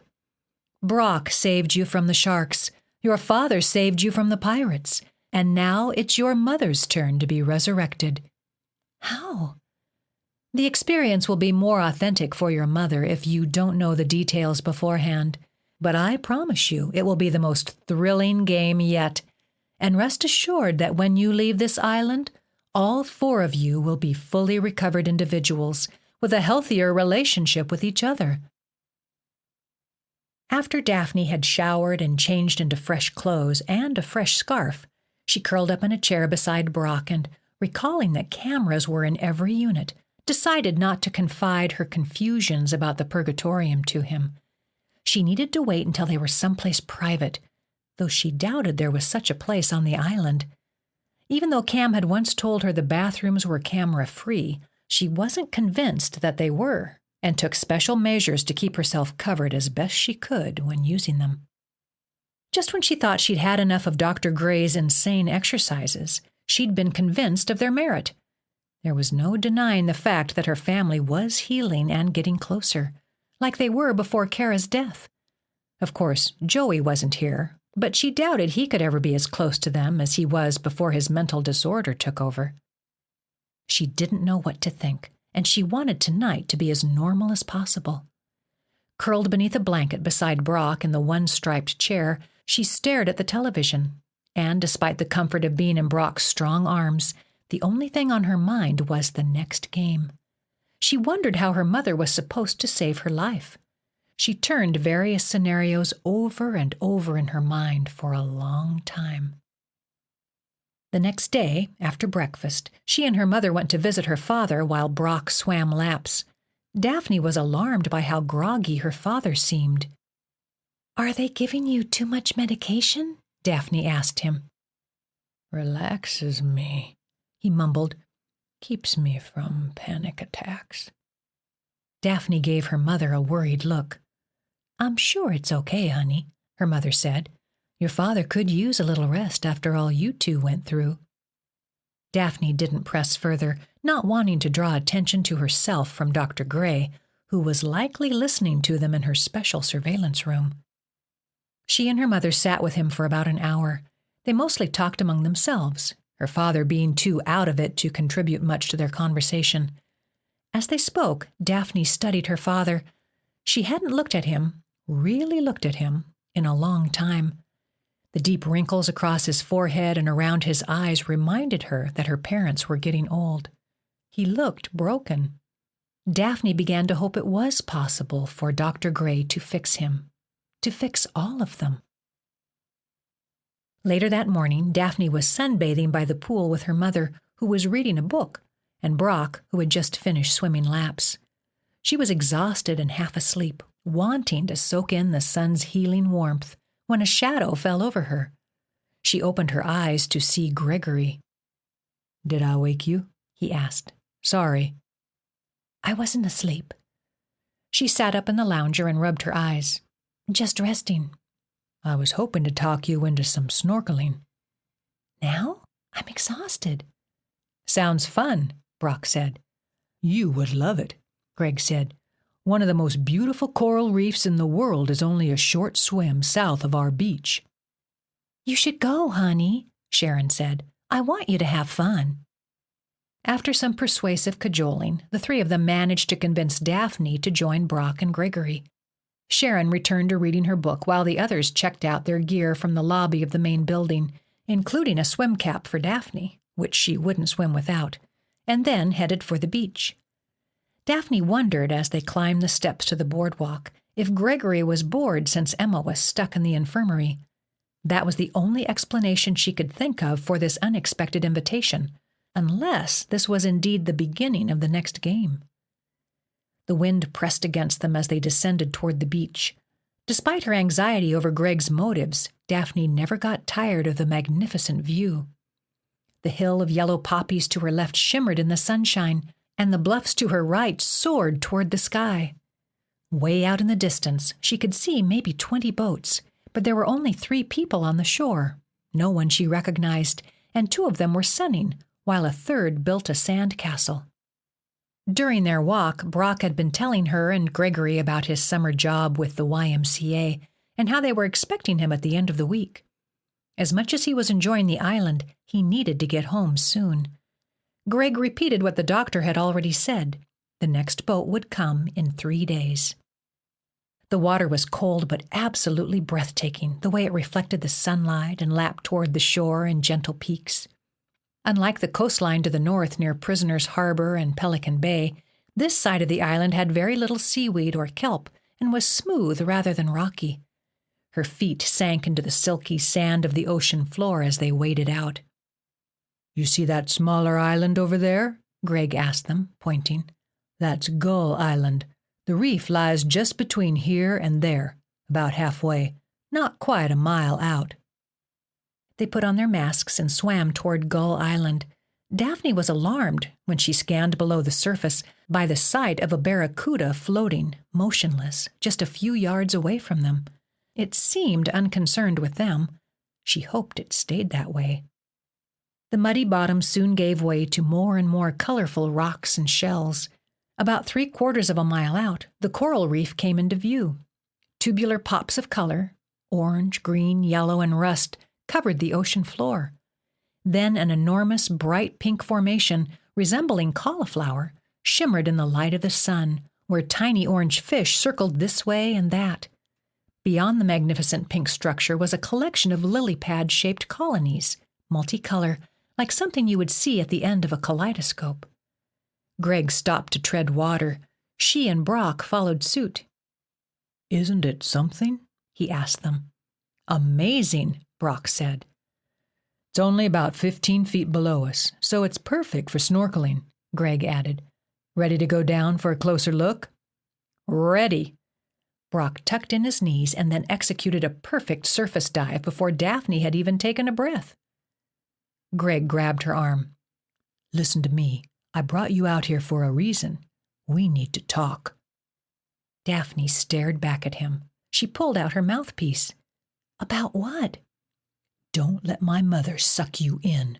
She's got good intentions, but she's a control freak." "You can say that again. Did Emma really volunteer to get shot?" Greg shrugged. "She told Emma we couldn't be together unless she proved that she was committed to this project. So yeah, Emma volunteered, in a way." "Do you love Emma?" "Yes, I want to marry her." "How can you let your mother get away with that?" Daphne asked. "Believe me, I've tried everything to get away from her. I only came back to the island this time to rescue Emma." "Then why have you been going along?" Brock surfaced. "What are you guys waiting for? It's spectacular." "Daphne can't get a proper seal on her mask," Greg said. "Here." He removed his mask and handed it over. "Use mine." Daphne took off her perfectly good mask and exchanged with Greg. "See you down below," Brock said before submerging again. "My mom can't know what I'm up to." Greg moved closer. "There are a few places we can talk privately. Can you meet me out on the beach tonight?" "Why can't you tell me what you have to say now? I'm going to tell Brock anyway." Greg looked toward the shore. "We're being watched. Bring Brock along if you want, but come after dark, when no one can see us." She grabbed his arm. "What's this about?" "I overheard my mom talking about the next exercise. You need to get your family off this island, but we need a plan." He popped in his mouthpiece and submerged. Chapter 12. Escape. That evening, after nightfall, Daphne went alone to her mother's cabana. Since her father hadn't believed Daphne when she had tried to warn him about Hortense Gray's insane tactics, Daphne thought her mother should hear firsthand what Gregory had to say. When she reached the front porch of her parents' unit, she heard voices. Her father was still in the infirmary, so who was talking to her mother? Daphne snuck around the side of the cabana, where she had hidden the night the ghosts had visited her parents, and peered in through the window. Sitting across from her mother in one of the upholstered chairs was Dr. Gray. Daphne couldn't hear what they were saying to one another, but she gasped when her mother leaned over the coffee table to sign a paper. Her mother was nodding and smiling. Daphne was tempted to walk in on them to see what was going on, but she couldn't get up the nerve. She waited in the dark until Hortense Gray left. Then Daphne knocked on her mother's door. "Sweetheart," her mother said as she opened the door. "Is everything okay?" "Can I come inside?" "Of course." Daphne entered the room but didn't sit down. "Why was the doctor here?" "Oh, I'm not supposed to say. It's a surprise." "Mom, please." Her mother made the motion of locking her mouth closed. "Whatever. Brock and I want you to come for a walk with us on the beach tonight." "What?" "No, honey. I'm tired. You two go on without me. I'm sure it will be a lot more romantic without me along. Please, Mama? Daphne used her sweetest voice. Seriously? Her mother smiled. Well, all right. Let me get my flip-flops on. They walked together to Brock's unit, and then all three of them headed for the beach. Daphne hoped Gregory would be waiting for them as planned. Brock held Daphne's hand and took the lead up the steps toward the boardwalk. The moon glimmered on the dancing waves below, but the beach was in shadows. Even so, Daphne was sure she could make out Greg standing alone at the edge of the sea. That wind is chilly, Sharon said as they made their way down the steps. Look how beautiful the sky is, Brock said. You can see so many more stars out here than you can back home. Once they were on the sand and walking toward Greg, Daphne said, Mom, there's something you need to know. It's important. What, honey? Listen to what Greg has to say. Greg walked out to meet them, but when he got closer, he didn't look pleased. You brought your mother, too? I want her to know what's really going on, Daphne said. Didn't you think the three of you coming out at this time of night might look suspicious? I bet we won't be alone for long. So get to the point, Brock said. Tell us why we need to get off the island. Someone tell me what's going on, Sharon said. My mother needs to be stopped, Greg explained. His face twisted into the frown of a frightened child. He stepped from foot to foot, smoothing the back of his hair down repeatedly in a way that made him look neurotic. Daphne wondered if it was excellent acting or if he was about to have some kind of breakdown. I love my mom, Greg continued. She's got good intentions. But a kid died here 2 years ago, and she won't stop. The power has gotten to her head. It's because of her father. You won't believe what he did to her. She did it to me, too. She thinks she's helping. A kid died? Brock asked. Greg nodded. And now I'm scared for Daphne. What did your mother do to you, Gregory? Sharon asked. There's no time for that now, he said. We have to get off this island, Mama, Daphne said. Dad and I were almost killed in that helicopter, but not because of pirates. That was one of Dr. Gray's exercises. You can't be serious. A girl was shot. Sharon shook her head in disbelief. And you and your father could have been hurt or killed. Emma volunteered, Greg said, manipulated into it by my mother. Sharon shook her head again, like a dog throwing water off its fur.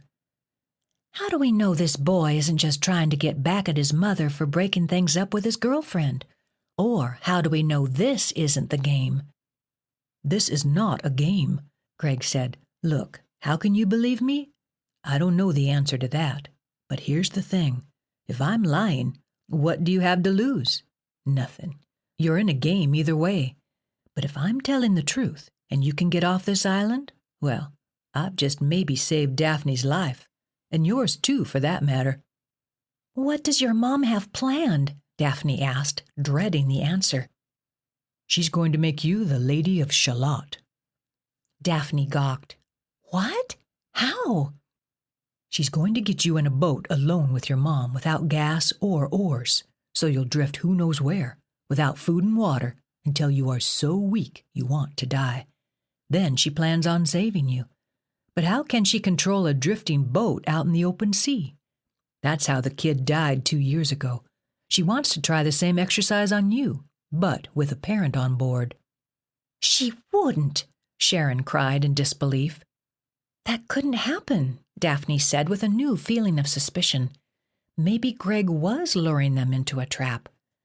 There are too many boats around this island. Any one of them could easily rescue a drifting boat. Between here and the mainland, Greg said. But out to the west, there's no one for miles. Sure, it's possible they'll be spotted, but that's not what happened 2 years ago. What do you want us to do? Brock asked. Take one of the jeeps and get the hell out. We can't leave without my father, Daphne said. I didn't expect you to, Greg said. I'll drive a jeep up to the main building after you head over there. Then I'll distract my mom with an argument. That should be easy to do. While we're fighting, you help your dad to the jeep. I'll leave the keys in the ignition. Then what? Brock asked. Follow the road to Prisoner's Harbor, Greg said. There are boats there all day long. Just flag someone down who can take you off first thing in the morning. But the cameras, Daphne said. They're everywhere. That's why you need to go tonight, Greg said. Just hide near the harbor and wait for the first boats to arrive. Just promise me you'll come back with the police or FBI or someone who can help me and Emma get out of here. Maybe you should come with us, Sharon said. I'm not leaving Emma, and she's in no condition to leave the infirmary. Sharon sighed. I don't know what to think, but I guess we should play it safe and go. They left Greg alone on the beach and headed for the main building. As Daphne was about to follow Brock back up the steps of the boardwalk, she stopped on the sand and turned to her mother. What did Hortense have you sign tonight? What's the surprise? Her mother frowned. She needed my signature for a financial transaction. I authorized payment for a tour on a cruise ship that docks here in 2 days and ends in Galveston. How much? $5,000. I hope we can get that money back. Daphne turned and followed Brock up the steps. When they reached the top, Cam and Bridget were leaning against the railing and gazing out at the sea, probably sent by the doctor to snoop on Daphne. Never in a million years would Daphne have imagined having to lie to her best friend. Oh, hey guys, Cam said. Enjoying the beach tonight? The stars are magnificent, Brock said smoothly. Headed to bed? Bridget asked. Daphne and her mother exchanged glances. Her mother was a terrible actress. You could read the anxiety plain as day on her face. Probably, Daphne said. We haven't decided. Catch you later, man, Brock said as he led Daphne past the other couple. Why don't you hang out with us? Bridget protested. Maybe ping pong? Or billiards, Cam said. No, thanks. Daphne did not turn back. As hard as it was to blow off her best friend, she forced herself to keep walking. She was scared to death to leave him behind, but he was too brainwashed to cooperate with her, and he couldn't be trusted not to tell Dr. Gray. As they took the wooden steps down to the resort, her mother asked, Are we really going to do this? How can you ask that? Daphne said. No, don't answer. Never mind. The last thing she needed was for Dr. Gray to overhear them. Even though she had chastised her mother for doubting their plan, Daphne wasn't sure if they were doing the right thing either. Being on the island had indeed saved her life, and maybe Daphne's father had been resurrected from the shell of the man he'd been ever since Kara's death. The ballroom and helicopter exercises might have been scary, but no one had been killed, and Daphne had to admit they had made her grateful to be alive. She also felt closer to her parents and to Brock. There was the chance that Greg was setting them up for the next exercise, but, as he had said, if he were lying, well, they were going to get pulled into a game no matter what. If he were telling the truth, then they needed to get the heck out. Whatever the outcome, they were right to try to escape. When they entered the main building, they found the lobby deserted. They went to the elevators, even though Daphne was in no mood to ride. The doors opened, and inside was Dr. Gray. It was like she'd been waiting for them. Going up? The doctor asked cheerfully. Daphne nodded as the three of them stepped inside. Her throat tightened. She could barely breathe. And where are you headed, Doctor? Sharon asked as the elevator doors closed, and Daphne focused on her breathing exercises. I forgot something up in my office. They crammed close to one another in the elevator. Daphne squeezed Brock's hand. You all right? He whispered. She nodded, but it was a lie. Are you recovered from yesterday's scare? Hortense asked. Not quite. Daphne immediately regretted the bitterness in her voice, realizing that, like her mother, she wasn't the best actress. But I'm getting there, she added. We're headed up to check on Joe, Sharon said. Do you think he'll be released in the morning? I'm sure, Hortense said. He seems to be doing fine. I was just with him a moment ago. The elevator doors opened and all four stepped out. Sharon turned back to the doctor, who had been the last to exit the elevator. You didn't tell Joe about the surprise, did you? Of course not, Dr. Gray said stiffly. Have you shared the news with anyone? No. The doctor stopped in front of her office door and inserted her keycard. Good night, then. Good night, the others said. A receptionist greeted them in the infirmary as they passed her desk and walked down the hall. When they entered her father's room, Daphne was surprised to find the bed empty. We're in here, a woman's voice came from behind a cracked door. Daphne glanced at her mother and Brock, worried that someone was doing harm to her father.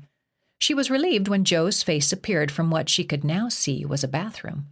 A woman, dressed as a nurse, who knew if she was a real nurse, led her father to his bed. How you doing, Joe?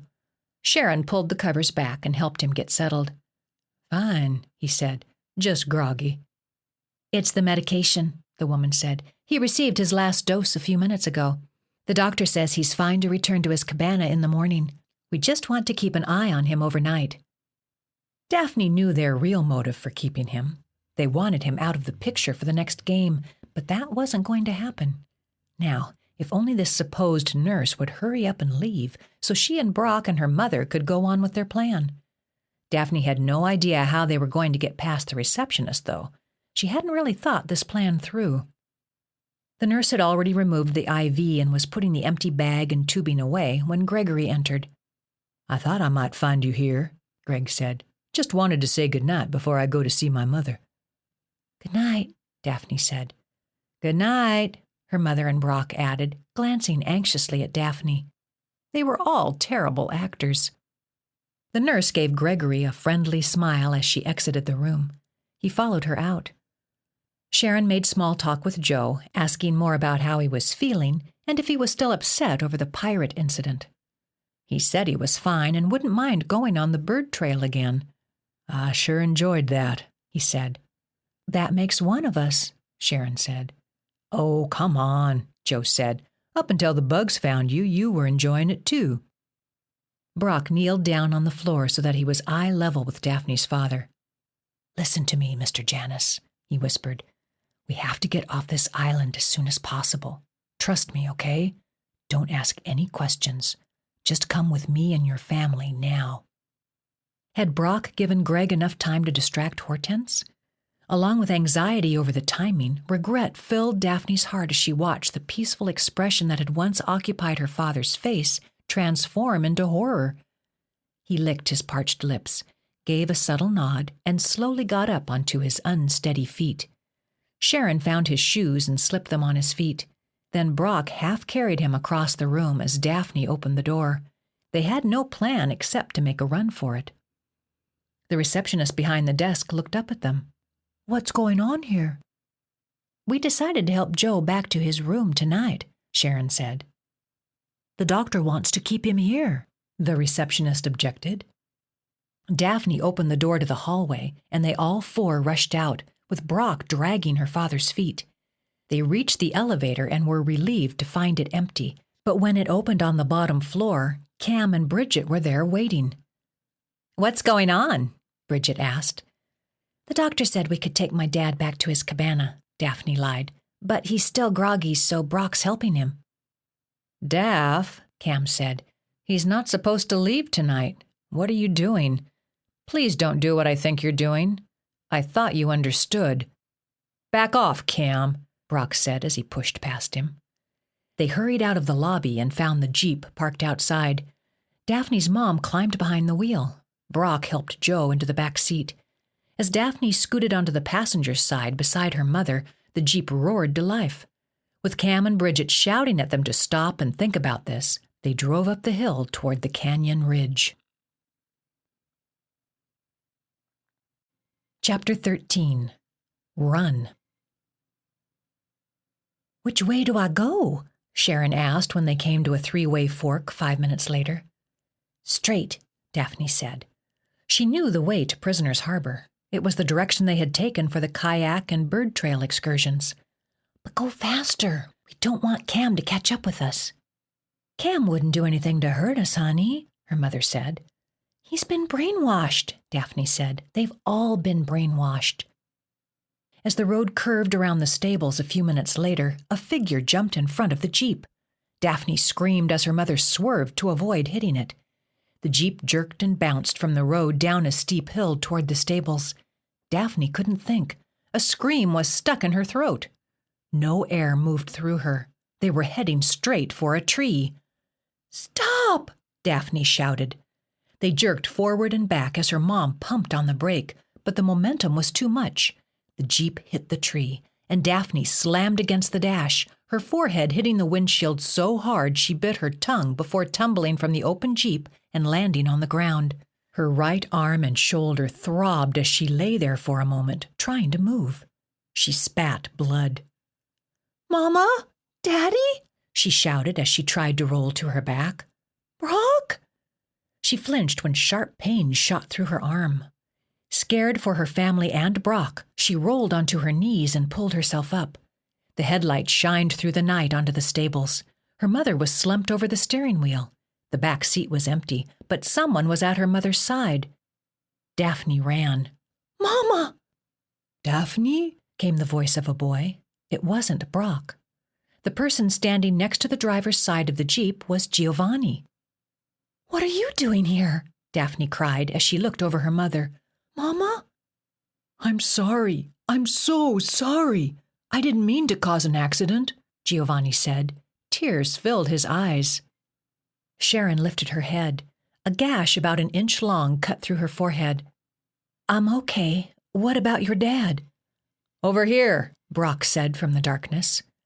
Daphne stumbled toward his voice. Giovanni followed with a flashlight. "I thought you were dead. I thought the bear killed you." His voice broke on his last words. Daphne frowned. "It's going to be okay. We're going to get off this island." "I'm sorry I ran," he said. "I couldn't think clearly. And when I went back for you, all I found was this." He lifted the flashlight. "Shine it over there." Brock appeared in the circle of light, bent over the form of her father. Fear filled her heart. She ran to them. Giovanni followed with the light. "Dad, are you okay?" Her mother came up from behind. Joe, what's wrong?" "My leg," he said. "I think it's broken." Brock helped her father up. "We've got to keep going. I'll help you." Sharon hurried back over to the Jeep, but had no luck getting the engine to turn. "Looks like we'll have to continue on foot." "But Prisoner's Harbor is still a ways," Daphne said, unable to imagine Brock carrying her father's weight for that distance. "What about the horses?" Brock said. "No way," Giovanni said. "I don't trust them." "Pearl was trained to run, Giovanni," Daphne said. "Scout and some of the others are pretty obedient." "I'm not getting on a horse," her mother said. "We better hide then," Brock said, "because I'm sure someone's bound to be coming for us any minute." "Mama, we have no choice. You can do this. Come on, we gotta hurry." "Turn off those headlights," Brock said as they passed the Jeep. Giovanni ran over and switched them off. The stables were flooded with darkness. "Great, now we can't see," Daphne said. "It's better than drawing attention to ourselves." Brock helped her father toward the stables. A dozen horses stared at them from their stalls, and none of them had on saddles. Of course they wouldn't, Daphne thought, and she had no idea how to put them on. Brock sat her father down on a bale of hay and grabbed a saddle. "Do you know what to do with that?" Sharon asked. "I'll figure it out." "Over here. This is Scout." Daphne tried to help, but her right arm was useless, and it hurt like crazy. "I think my arm's broken." "Oh, honey." Her mother examined it closely. "Ow, don't touch it."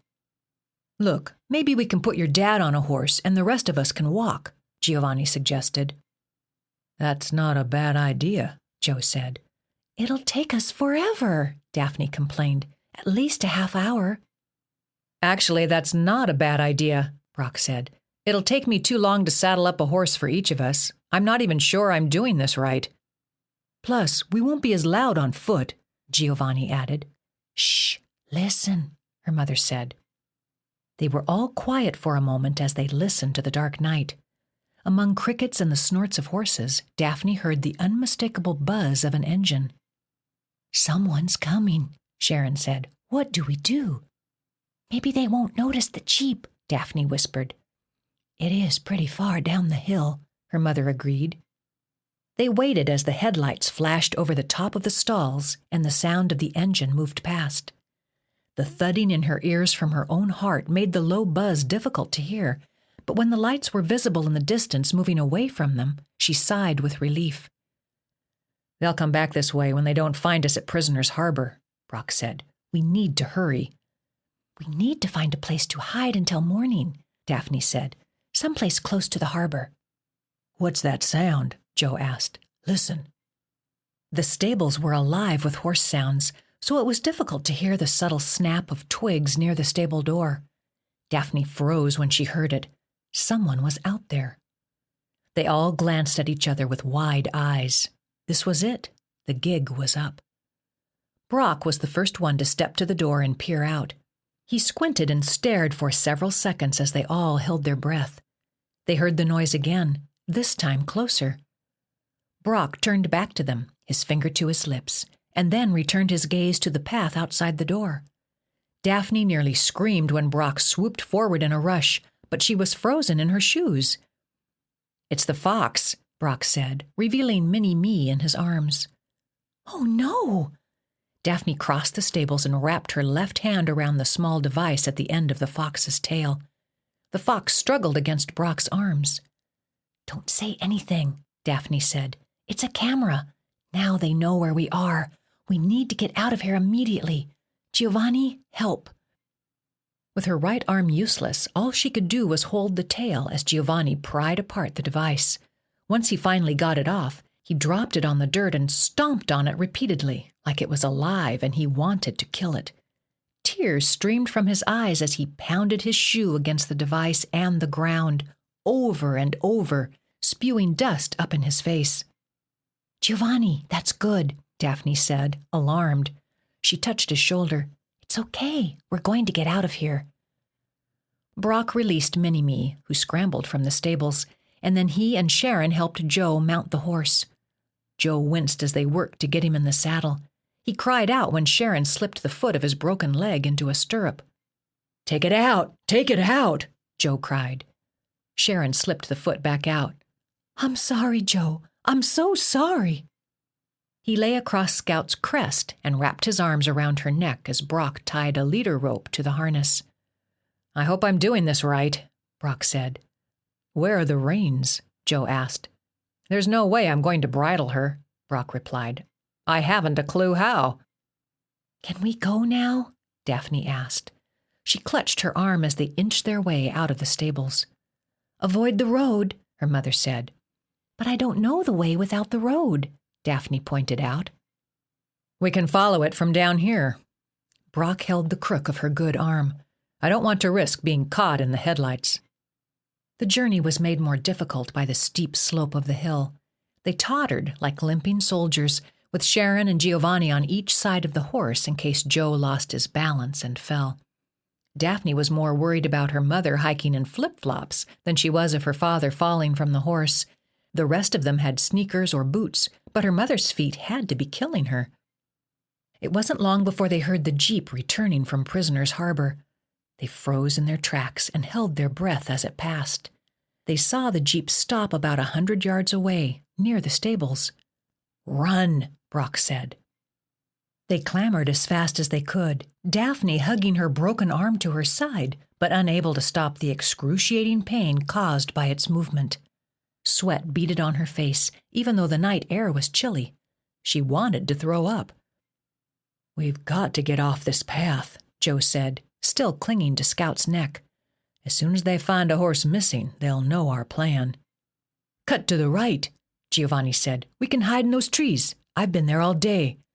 "No," Daphne said breathlessly. "That's the next place they'll look. They'll know you were there because of Mini-Me." "We can't stay near this road much longer," Joe said. "If they expect us to take to the woods, then let's climb the hill and cross the road to the other side," Sharon said. "We better do it now," Brock said. Daphne gulped for air as Brock pulled her up the hill. She dry-heaved but kept climbing with her legs as fast as she could. Giovanni helped her mother, who struggled in her flimsy flip-flops. When they reached the road at the top of the hill, they darted across to the other side and half tumbled back down again toward Central Valley, her father groaning with pain. At the bottom, there was no time to stop to catch a breath. They ran on, parallel with the road, until Daphne recognized the bluff looming before them in the moonlight. "If we climb that, we'll be able to see Prisoner's Harbor," she said. "It's about another half-mile on the other side." "Honey, you can't climb that," her mother said. "Not with a broken arm, and I don't think I can climb it even without a broken arm." "They won't look for us up there," Joe said. "That's for damn sure." "It might not be as hard as it looks," Brock said, leading them toward it. Of course, he wasn't wearing flip-flops. "If it gets too hard for you, Mama, we'll just turn back, okay?" Sharon nodded. As embarrassed as Daphne was about her bald head, she pulled off her scarf and wrapped it around her neck. Her mother ran up behind her to help her tie it into a sling as they walked. Then Daphne eased the broken arm into the scarf. The relief was immediate. "Don't let go," Daphne told her father when Brock led the horse up the base of the 30-foot bluff. "Hang on." She hadn't been worried about him falling before, but this steep slope had her stomach in knots. "You don't have to worry about that," Joe said. Brock zigzagged up the incline in a way that reminded Daphne of a McDonald's playscape she used to climb as a child. She was glad Brock was in the lead and she didn't have to think, because it took all of her concentration to deal with the pain. Her mom climbed behind her, pushing Daphne up. Giovanni followed. Daphne hoped they weren't visible in the moonlight from the stables and surrounding area. If they could just reach the top, they could move out of sight of the search party below. Her left arm strained as she pulled. She gulped air, her heart beating out of control. About halfway to the top, Daphne stopped. She was exhausted and in the most agonizing pain and couldn't go on. Her good arm was now hurting her more than the broken one. She burst into tears. "I shouldn't have thought I could do this," she said through a flurry of shuddering sobs. "God, this sucks." Brock called from above. "I have to keep going with the horse, Daph. I can't turn back. Come on, you can do it." Sharon stayed beneath her, but Giovanni went around them. "Keep going, Daphne. Don't stop," he said as he passed. "It's okay, honey," Sharon said. "I'll stay here with you if you need a break. Just take in a nice deep breath and slow down your breathing. Come on, nice and deep and slow." Daphne bit back her tears and tried to do as her mother had said. She looked down below, which was mostly in shadows. She could see part of the road, and although the stables were shrouded in darkness, she could make out two tiny pricks of light she knew were headlights. The Jeep was coming back this way. She reached up with her good arm and pulled. Her mother pushed from behind, and a few minutes later, Brock returned. He pulled on her good arm while her mother pushed her bottom, and together they helped her up the steep slope. When they reached the top, she collapsed on the ground and gasped for air. The sight of Prisoner's Harbor filled her with unexpected joy. It looked farther away than she remembered, but the moonlit pier was unmistakable. If they could just get to it before the others discovered them. Just then, the buzz of a helicopter roared above from the east. It was coming to the island from the mainland. Arturo hadn't wasted any time in finding a replacement. "Quick," Brock said. "Take cover over here." He led them to a stack of boulders that shielded them from the chopper. They expected searchlights, but the helicopter changed direction and headed south toward the resort. "Thank God," Joe muttered. "Can we rest here for a minute?" Daphne sat on the ground with her back against the boulders. "I don't think they'll see us up here." Joe was still slumped across the horse's crest with his arms wrapped around its neck. The others sat against the boulders, panting. "I'm so sorry we sent you here."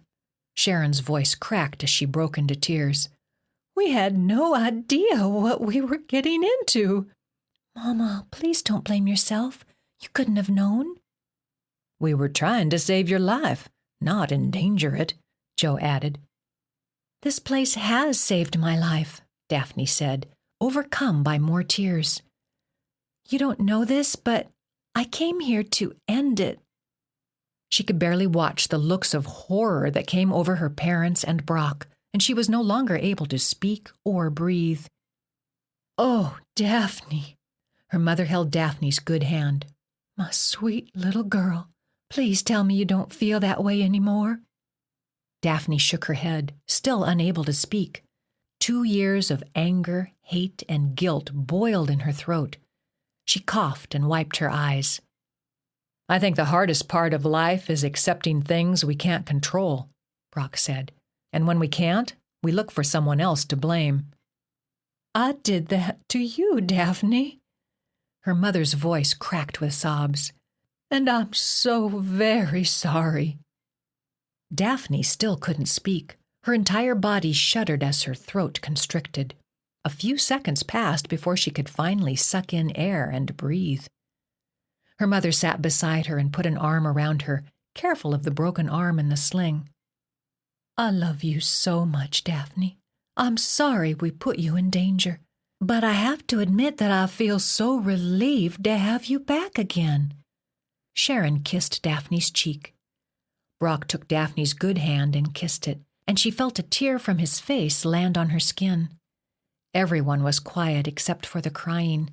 The cold night air clung to them, and Daphne was comforted by the warmth of Brock and her mother on either side of her. "Should we hide here until morning?" Giovanni asked after a while. "No use sitting on the dock all night only to be found by Dr. Gray before morning." Brock squeezed Daphne's hand. "Let's take a break, but I don't think we should wait till morning. It's still a ways to the pier." "Well, if we don't wait up here and we can't wait down there, what should we do?" Giovanni asked. "I have a crazy idea," Daphne said, "and none of you will like it." Chapter 14. Hideout.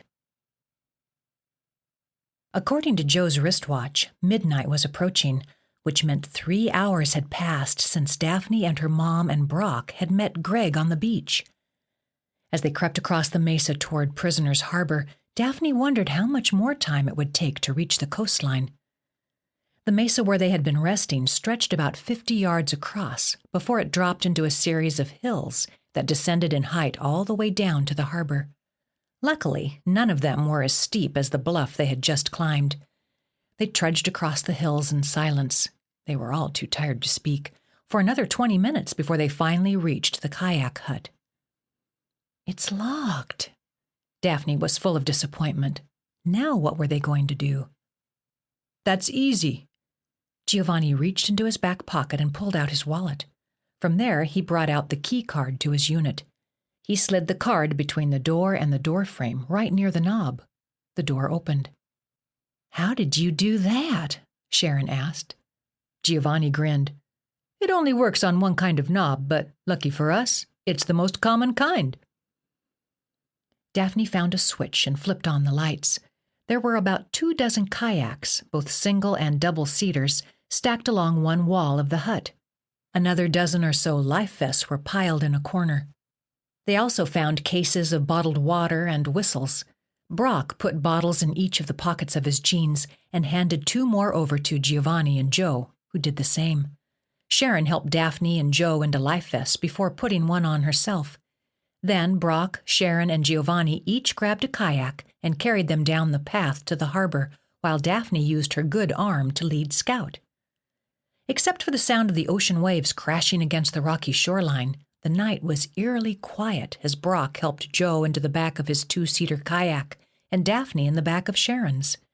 Even the pelicans, which squawked on this part of the island all day long, were quiet.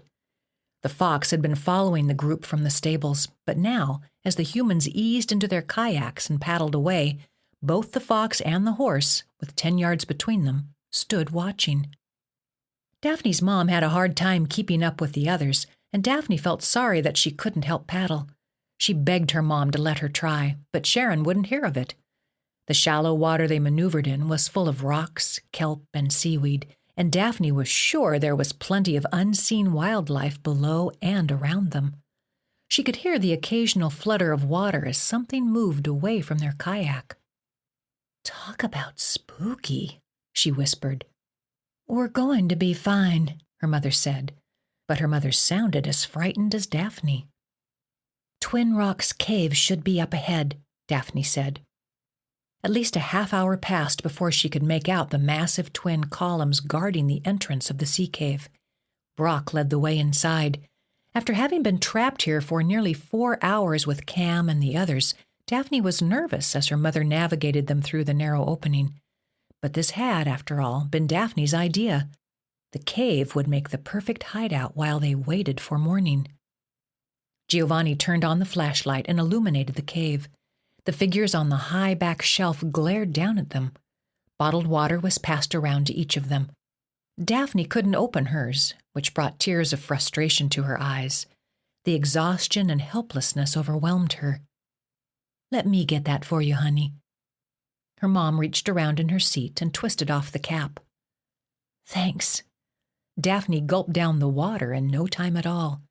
Then she closed her eyes and breathed in a slow, deep breath.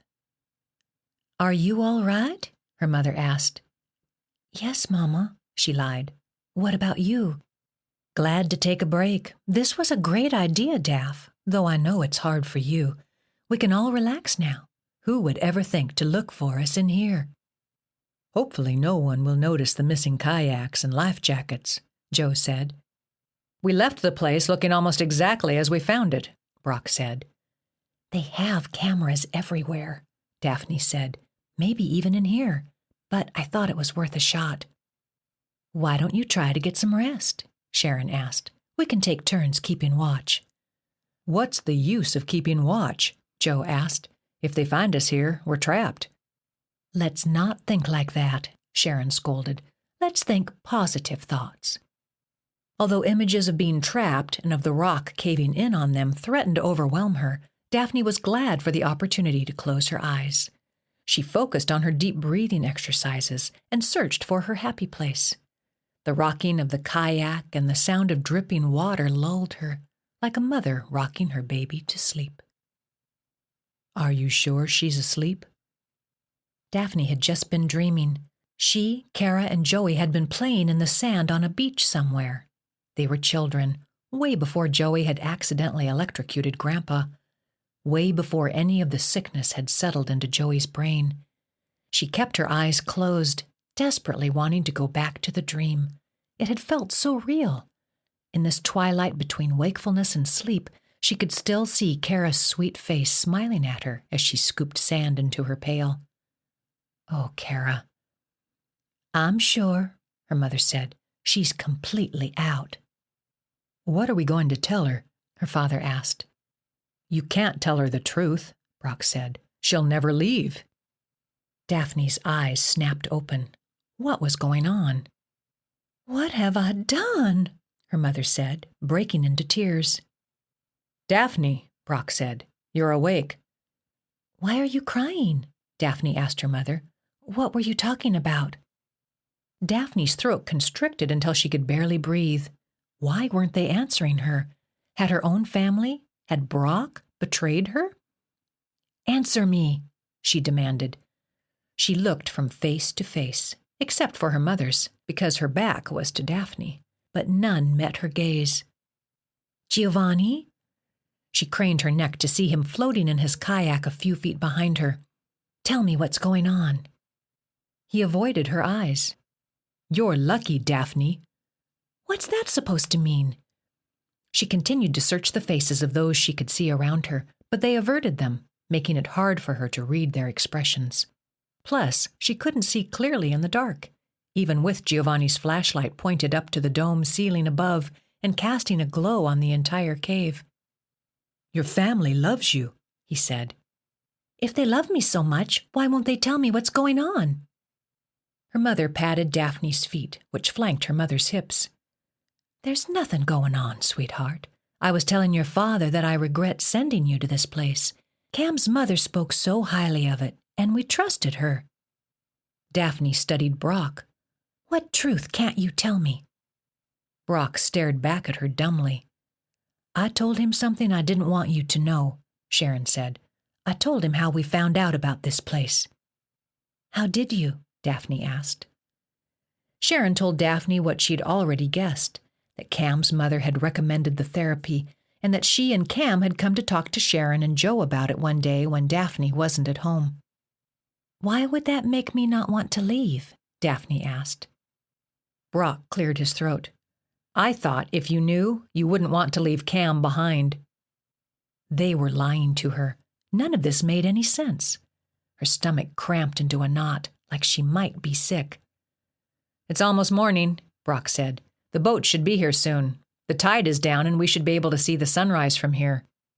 He pointed to the mouth of the cave, where a dim hint of the light to come outlined the opening. "Did you get some rest?" her father asked. "How's your arm?" "It hurts," she said. "What about your leg?"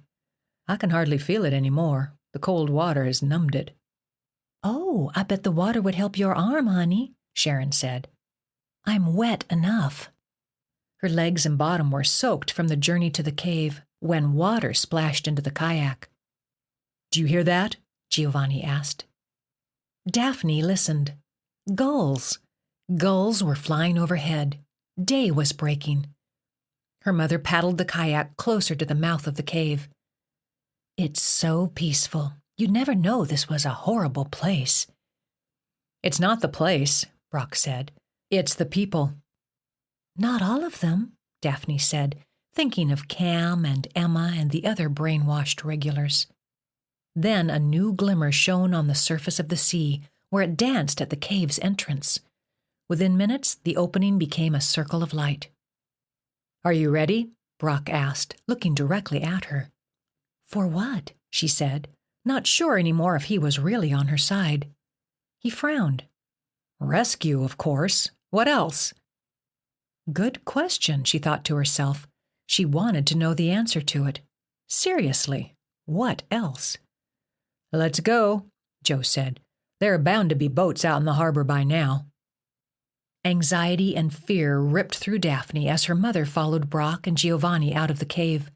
She squinted against the sunshine, which wasn't yet bright in the sky, but was still brighter than the cave had been.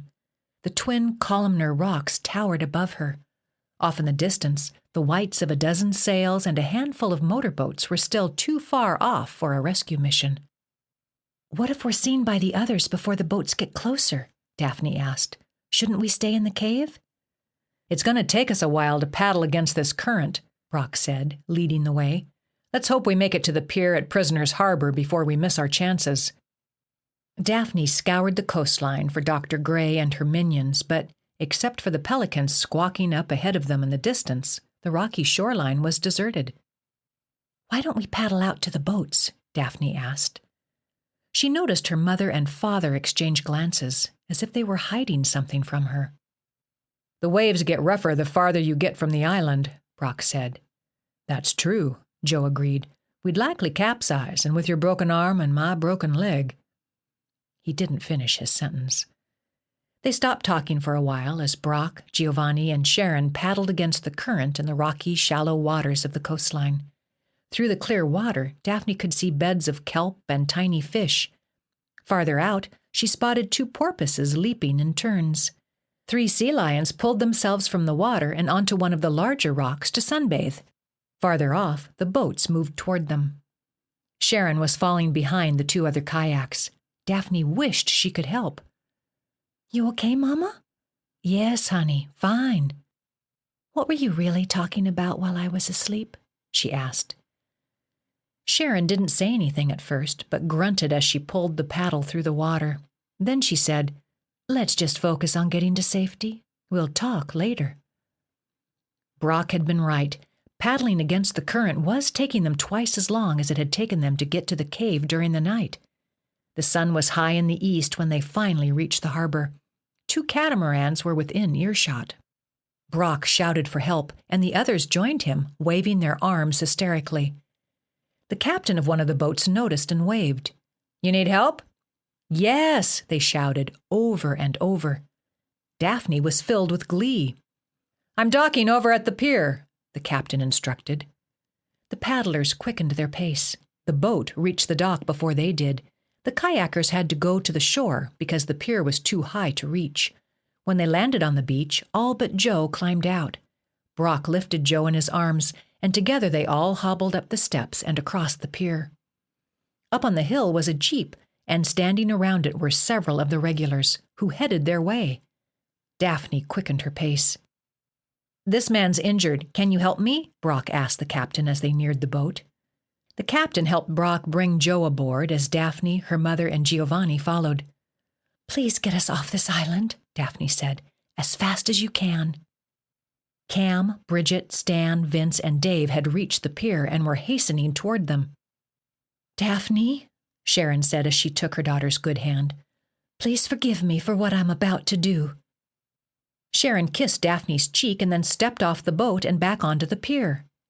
"What?" Daphne cried. "Why aren't you coming with us?" "We'll be right behind you," Sharon said. "We?" Daphne wrinkled her brow, completely befuddled. Brock moved beside her and kissed her softly on her lips. "I'm staying too," he said. "I'll keep your mother safe." Brock jumped from the boat as the captain pulled away from the dock. "But why? Why can't you come with us?" She looked over at the captain and the other people, who were staring at her like she was an alien from another planet. "Are you part of the resort?" Daphne demanded. "Is this another exercise?" "No, Daphne," her father said from the bench where he was sitting, his back propped against the side of the boat.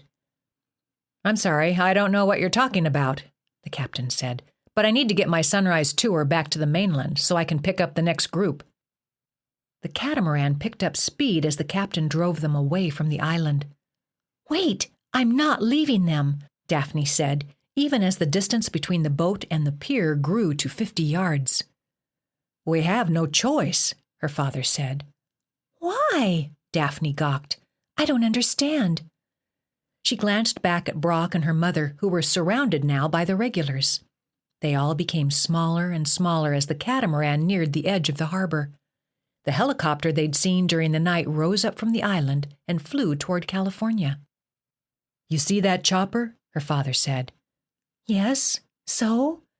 "That's Dr. Gray. She's on her way to get your brother." "What?"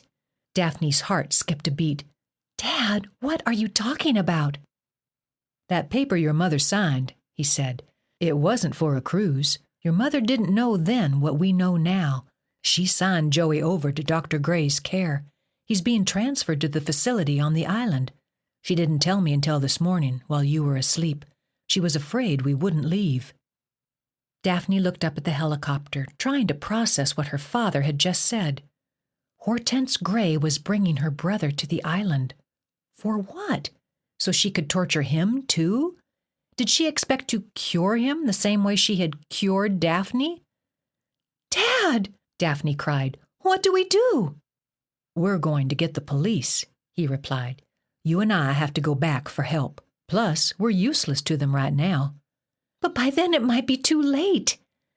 Daphne looked back at the island as the boat reached the edge of the harbor, about to breach the open sea. "Don't say that." Daphne looked down at her poor father, who must be terrified about leaving her mother and brother behind, unable to help because of his broken leg. He would stay if he could. She was only making him feel worse. "I'm sorry." She walked over to him and kissed the top of his head. "Please don't worry. I'll make sure they're safe."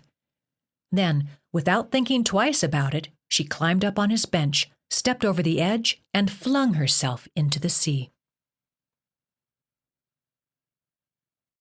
Chapter 15. Lost. Daphne floundered in the cold water, held aloft by the life vest. The waves were more turbulent out here on the edge of the harbor than she had anticipated, and at times, when she was at the bottom of a large swell, the boat was out of sight. Then the swell lifted her high, and the boat came into view long enough for her to see people pointing at her. The swells were such an unexpected threat that Daphne's eyes strained with terror as she floundered with indecision. Should she take the buoy the captain had thrown out to her and go back with her father? In those few moments of indecision, she lost sight of the buoy. The choice had been made for her. She would return to the island. It felt like the right thing to do, anyway. She had to save her brother. Voices called to her, Giovanni's and her father's among them. She ignored them, scrambled out of the vest, grabbed a big gulp of air, and submerged as far underwater as she could. When she ran out of air, she resurfaced, took another breath quickly, and submerged, hoping to avoid being spotted by the people aboard the catamaran. Her mother and Brock didn't know what Daphne knew about Dr. Gray's techniques, about the surveillance room, the real bullets, the one rule that couldn't be broken, and the pretend ghosts on the west side of the island. Daphne had to stay and keep her mother and Brock from being manipulated by Prospero and her Calibans. She had to protect Joey. Even Gregory had been afraid of his mother. Without a mask, she couldn't see how deep the water was, nor could she tell if she was going in the right direction. She popped back up for air and looked around. The waves were high, and she could not see over them long enough to get her bearings. The morning sun was her only compass. She took another breath and went under, swimming away from the sun to the west. The cold water numbed the soreness deep in her broken arm, but in spite of that relief, she was running out of breath. She popped back up to the surface and rolled onto her back, sucking in air as best she could when the waves weren't throwing more water into her mouth and gagging her. She tried to ignore the thoughts of sharks and other sea creatures circling beneath her in water that could be quite deep. A scary deep. She shuddered at the image forming in her mind of her small body floating hundreds of feet above teeming predators. She'd seen humpback whales out this way. One could be near her now. Tears pricked her eyes, and she clambered beneath the surface to take a look. The blare of a horn brought her back to the surface, but she still couldn't see over the swells. A part of her wanted to swim toward what might be the Coast Guard looking for her, but another part of her believed she was the only one who could save her mother, Brock, and Joey. She gulped in air and submerged and searched for signs of the island. Spotting a rock underwater, she swam toward it. Although she was disappointed to find it was just a lone rock, she did get a glimpse of the ocean floor. She estimated the depth to be about 12 to 15 feet, and this was comforting to her. She popped back up to the surface for air. When she reached the crest of a huge swell, she saw the island. Joy burst through her as she recognized Mount Diablo reaching up toward the now blaring sun. But the island was east of her. This meant the current was flowing in the opposite direction out here than it had near the shoreline and had made her overshoot her target. So she changed course, swimming toward the sun, glad to have her bearings. She heard another horn, but this time gave no thought to swimming toward it. From the crest of the waves, she could see the island. Still too far west of it, if she didn't make better progress, she might drift south of it and miss it altogether. She scrambled, in full-blown panic, huffing and puffing along the surface in a one-arm freestyle. "Dear God," she begged, "get me on that island, please." How ironic, she thought. One minute she's praying to get off the island, and the next she's praying to get back on it. As she floundered through the water, she looked below her and was shocked at the sight of a barracuda floating quite still just a few feet below her. She thrashed against the water and backed away from it as fast as she could, keeping her eyes on the silver beast with its ugly underbite full of teeth. Before she had gotten very far, her back hit up against something hard. At first, she thought she'd been hit by a boat.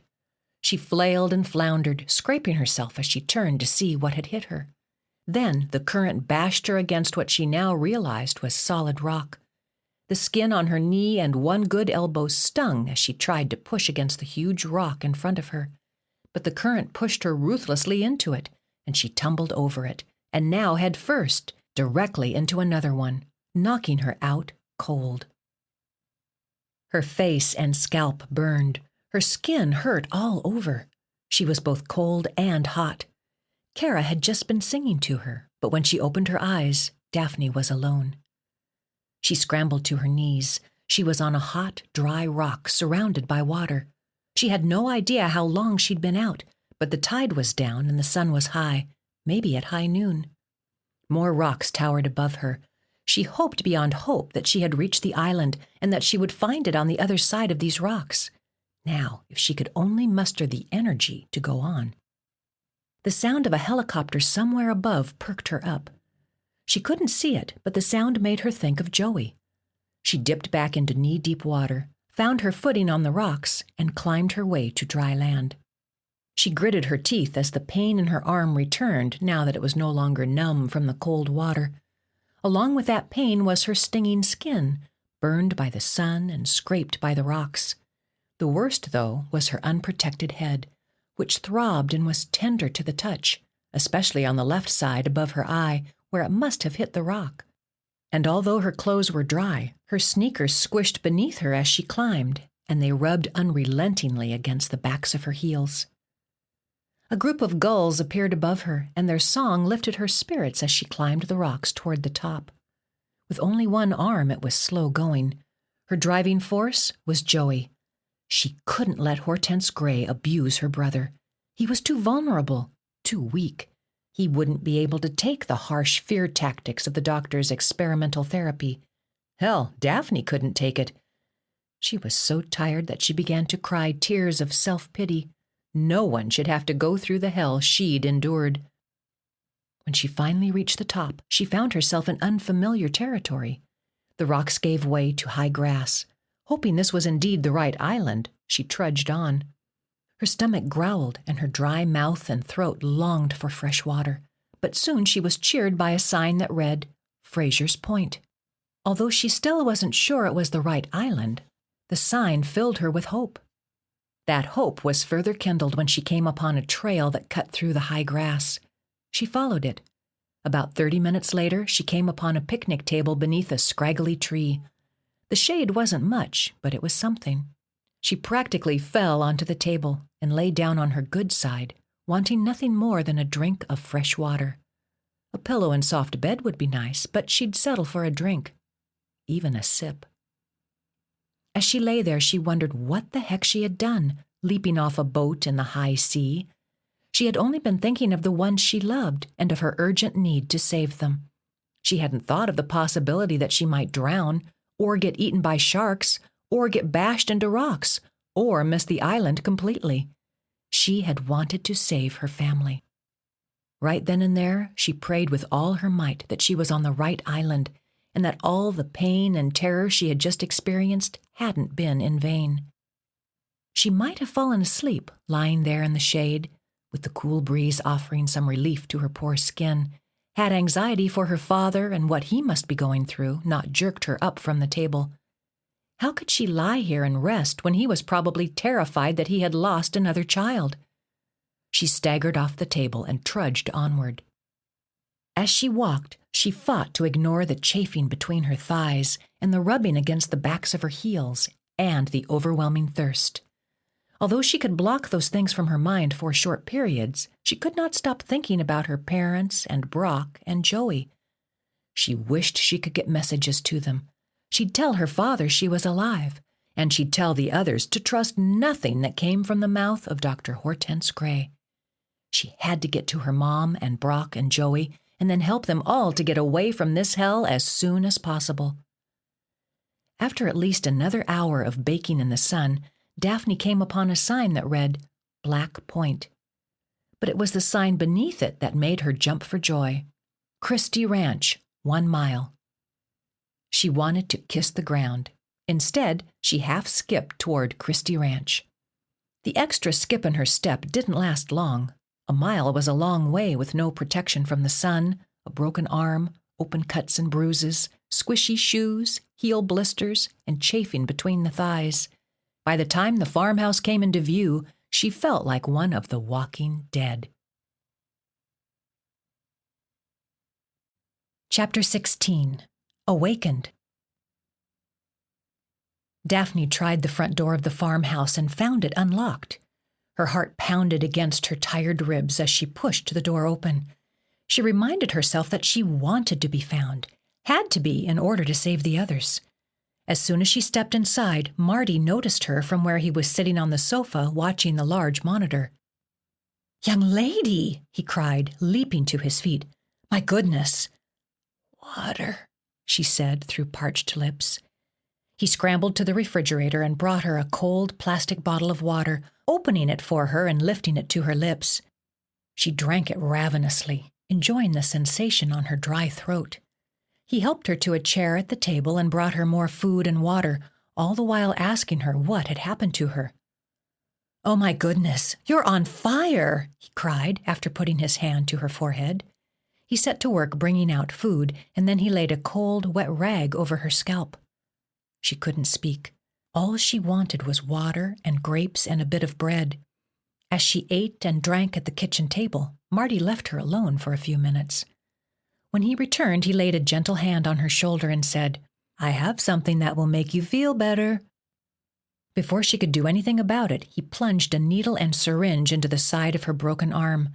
She gawked at him and, within seconds, felt woozy. She closed her eyes and collapsed. Kara had just been singing to her as Daphne blinked her eyes against the bright lights. In a few moments, she recognized the room of the infirmary where her father had been the night they'd made their escape. An IV was attached to her left hand, which was peeling from her sunburn. In fact, her entire left arm was covered in tiny flakes of dead skin, except for places where dark scabs covered her flesh.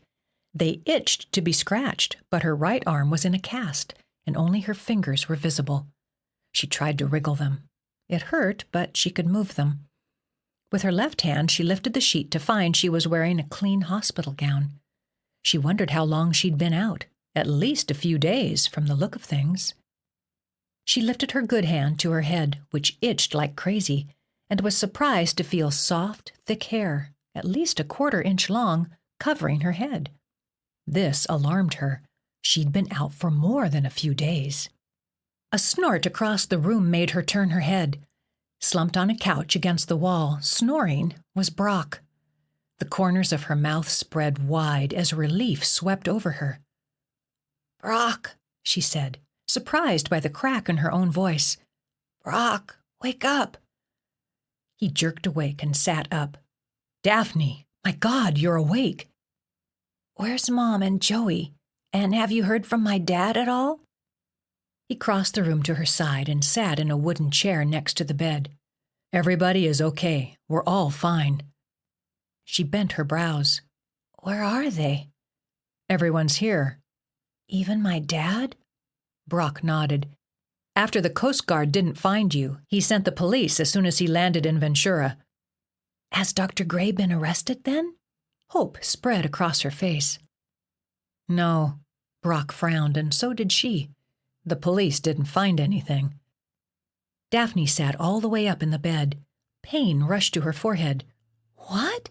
Didn't you and my mom—" "It's complicated." "I'm listening, and I don't care about the cameras. I want to know every detail." "We thought you weren't going to make it."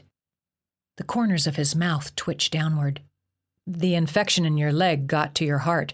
It's a miracle you're alive." He leaned over and gently touched his lips to hers. At that moment, the door to the room opened, and Dr. Hortense Gray entered. "Hello, Daphne. How are you feeling?" "I want to know what's going on. Where's my family?" "Brock, would you leave us, please?" Daphne glared at her. "No, Brock stays." Daphne couldn't believe it when Brock kissed her on the cheek and said, "I'll be waiting right outside that door." Heat flamed through Daphne's body as Brock left the room. "What's going on? Where's my family?" "You were quite ill." The doctor crossed her arms at her chest and looked down at Daphne, not with kindness exactly, but not with malice either. "When Marty brought you in, you were running a fever of 105 degrees. A bacterial infection had developed in your leg and had spread throughout your blood system. You should have taken your medicine. It was prescribed for a reason." "I don't need a lecture from you," Daphne said. "What you're doing here is—" "Saving lives," the doctor said calmly, "including yours." "We nearly died out there," Daphne demanded. "I almost drowned." "I didn't push you off the boat. I didn't make you and your family attempt to leave the island in the middle of the night. You all did that on your own." Daphne studied the doctor's face. "So you're admitting you don't control everything that goes on around here," Daphne said, testing her. "Oh, I control plenty," Hortense replied. "More than you know. However, in order for my therapy to work, I must leave some choices open to my patients. This allows for a degree of unpredictability. It keeps things alive. It keeps people alive." "Not everyone." Daphne lay back on her pillow, exhausted. Hortense Gray's face turned bright pink. So Greg hadn't been lying about the kid who had died. If he had, Dr. Gray wouldn't look like a melting popsicle. I don't know what you've been told, but no doctor is able to save everyone, Hortense said, recovering. She uncrossed her arms and placed her hands on her hips. We've been feeding you antibiotics through your IV for 2 weeks. I kept you asleep because I knew you would run, which would further endanger your life. You've endangered my life the whole time I've been here. Why would you care? That's not true, Daphne. And you've kept me asleep for 2 whole weeks? Are you saying you wouldn't have run? Daphne bit her lip. Of course she would have run. Your infection has been eradicated, which is why you've been allowed to awaken. But you should stay here until you're able to eat solid food and use the restroom on your own, just to be sure your systems are back to normal and there are no further complications from your treatment.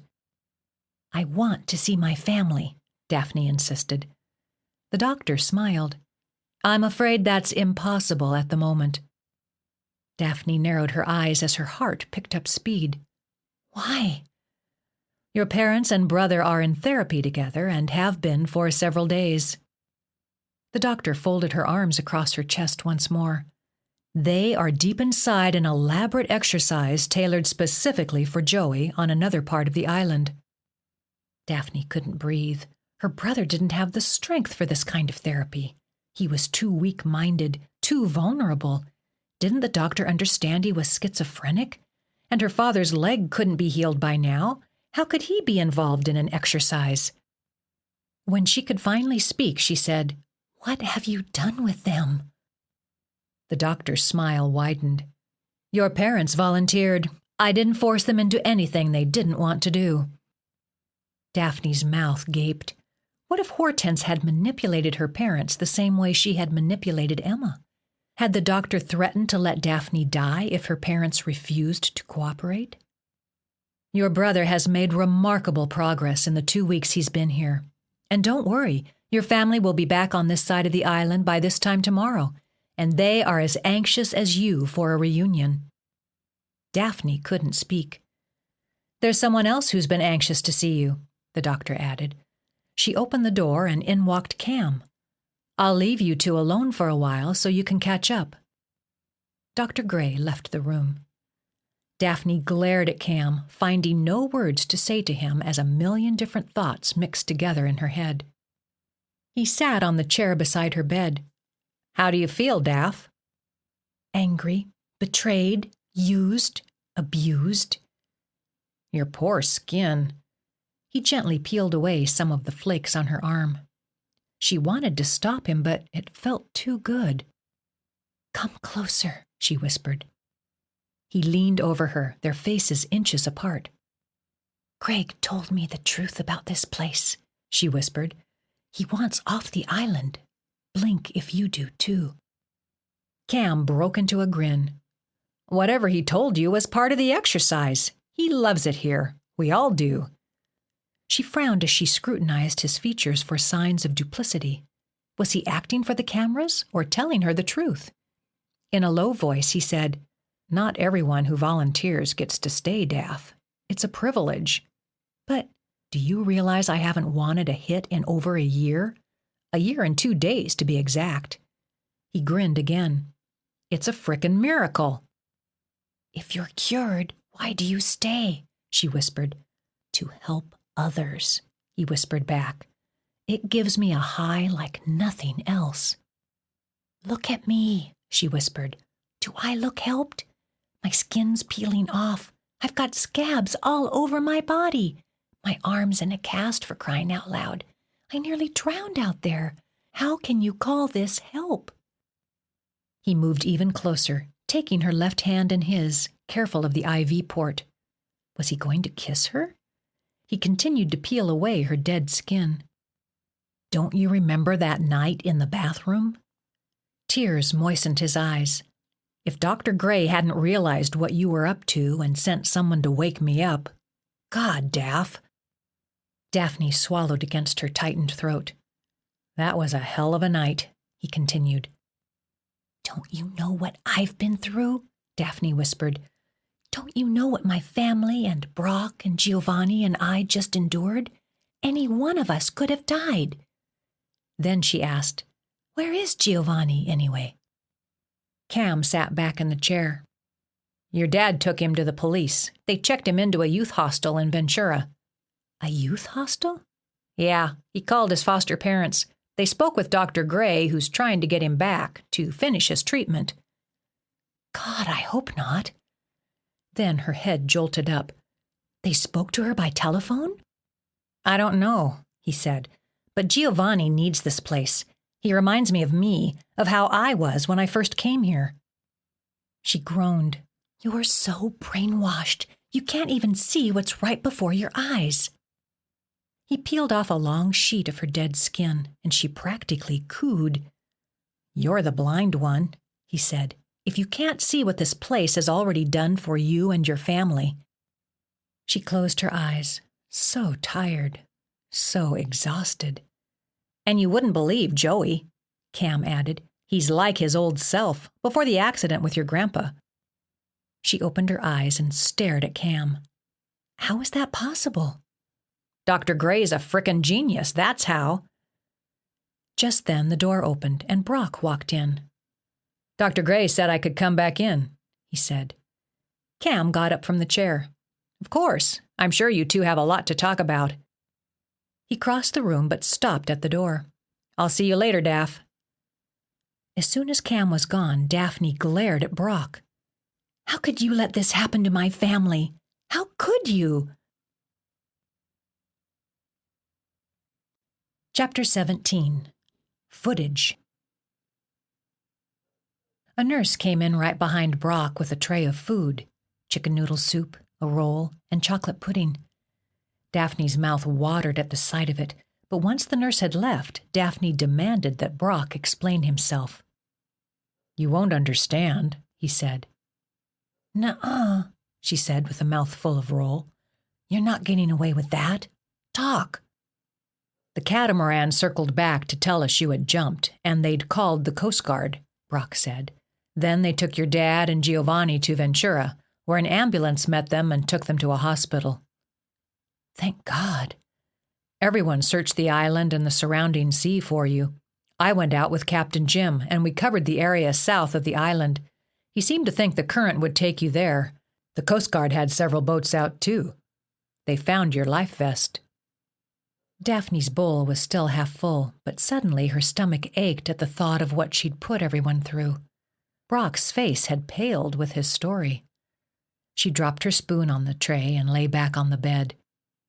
"You should have told me about Joey," she said. "I never would have gotten on that boat." Brock frowned. "That's exactly why I didn't. I don't know what your father was thinking." "At least he told me the truth." "It never crossed his mind you'd jump," Brock said. "So what happened with the police? Why didn't they shut this place down?" "The only thing your parents cared about was finding you, and they needed all the help they could get, including Dr. Gray and her staff," Brock explained. "Then, once you showed up half dead, your parents wanted to do anything it took to save you. They didn't want to risk waiting until they could get you to the mainland. The police asked a few questions and left." "So if I hadn't jumped..." "It wasn't your fault. We shouldn't have listened to Greg." "So you're saying Greg's warning wasn't part of the exercise?" "Dr. Gray specifically said her son is rebelling against her, and we shouldn't listen to him. He's just mad at her because she doesn't want him with Emma. None of this would have happened if we hadn't listened to him." Had Brock been brainwashed too? He sounded like he meant what he said. A lot could happen in 2 weeks. "Brock, wake up. Quit talking like this. You sound like one of the Calibans." "One of the what?" "That's my new name for the regulars," she said. "I don't get it." "Dr. Gray had me read The Tempest. Have you read it?" He shook his head. "She wanted me to see her like Prospero.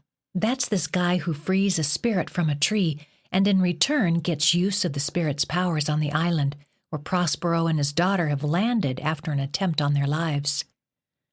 "Where do the Calibans come in?"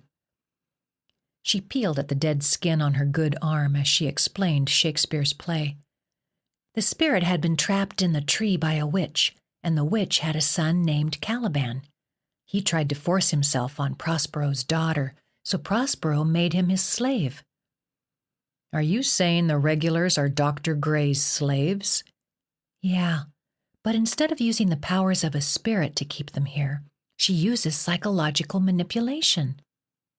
If you saw Joey, you might be speaking to a different tune, Brock said. You really think she's helped Joey? I know it.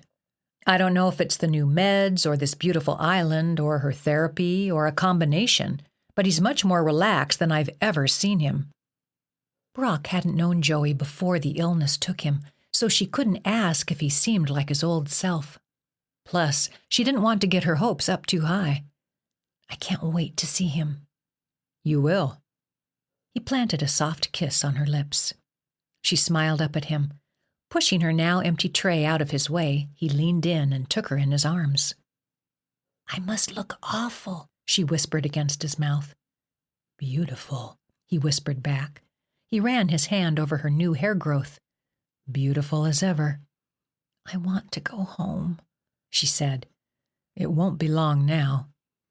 He stood up and gazed down at her. I know you hate this place, but I can't. I'm too grateful to have you back. She sighed but said nothing. Not knowing what to say, she allowed herself to be held by Brock. He climbed up beside her on the bed and lay beside her, cuddling her. He ran his fingers through her new hair growth, his fingernails brushing against her itchy scalp. It felt heavenly. Daphne had nearly drifted off to sleep again when Brock cleared his throat and said, Listen, I'm starved. Mind if I go grab a bite to eat? Of course not. He kissed her once more and left the room. He hadn't been gone long when Daphne got a crazy idea. Using the fingertips of her right hand, she pulled the IV port from her left, climbed from the bed, and peeked behind the door. No one was sitting at the reception desk, so she slipped across the waiting room and down the hall toward the office of Hortense Gray. She knocked twice, and when no one answered, she tried the knob. It wasn't locked. The lights were on, and the chaos was as she remembered it. Books, art, the loom, and the record player all crammed and scattered without order. A bunch of flowers, half of them wilted, spread out unevenly from a tumbler-turned vase. It suddenly occurred to Daphne how ironic it was that the doctor's office was so out of control. Daphne crossed the room to the surveillance room. When she opened the door, she was startled to see Lee Reynolds sitting behind his desk. Ah, I was expecting you, he said. It's all right. Come in and have a seat. He pointed to the desk on the opposite side of the square room, near the door to Mary Ellen's office. Daphne was flabbergasted. What do you mean you were expecting me? Dr. Gray thought you might be coming by. She wanted to be here herself, but she's gone to the mainland to see about Giovanni. Daphne sat at Mary Ellen's desk and scoured over the monitors for some sign of her family.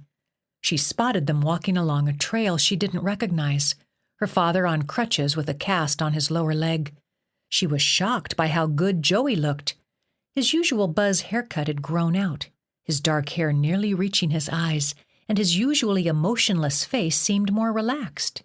He was talking, but without the headphones, she couldn't hear what he was saying. Where are they? What are they doing? She picked up the headphones on Mary Ellen's desk, anxious to put them on. They are headed to a little cabin on the southwest side of the island, Lee said. I'll tell you all about it in a minute. There's something else Dr. Gray wanted me to show you, footage that was taken shortly after Joey arrived. Dr. Reynolds motioned to her to put on the headphones. Then he pointed to the monitor closest to her. Watch there. The monitor went blank for a few seconds. Then Joey appeared. He was sitting at the same desk as Daphne. The camera came from the corner over Lee's desk. Daphne glanced above him and saw the camera was trained on her. Back on the monitor, Hortense's voice came over the headphones saying, State your full name, please. Joey looked like he had when Daphne had last seen him. Expressionless face, pale skin, and empty eyes. Joseph Christopher Janus. How old are you? Hortense asked. Do you want that in light years or human years? Joey asked. Human, please. Approximately 13,008,200,562 years old, he said with a stern face. How many years has it been since you were born to the Janus family? Hortense asked. Are you referring to my most recent birth or the very first one? Most recent. Joey shook his head. Are you with the CIA? I am your new doctor, remember? How do I know I can trust you? We're under surveillance, aren't we? His eyes swept up to the camera. He suddenly looked terrified. I told the last operative that I can't get involved. Joey stood up and waved his arms in the room.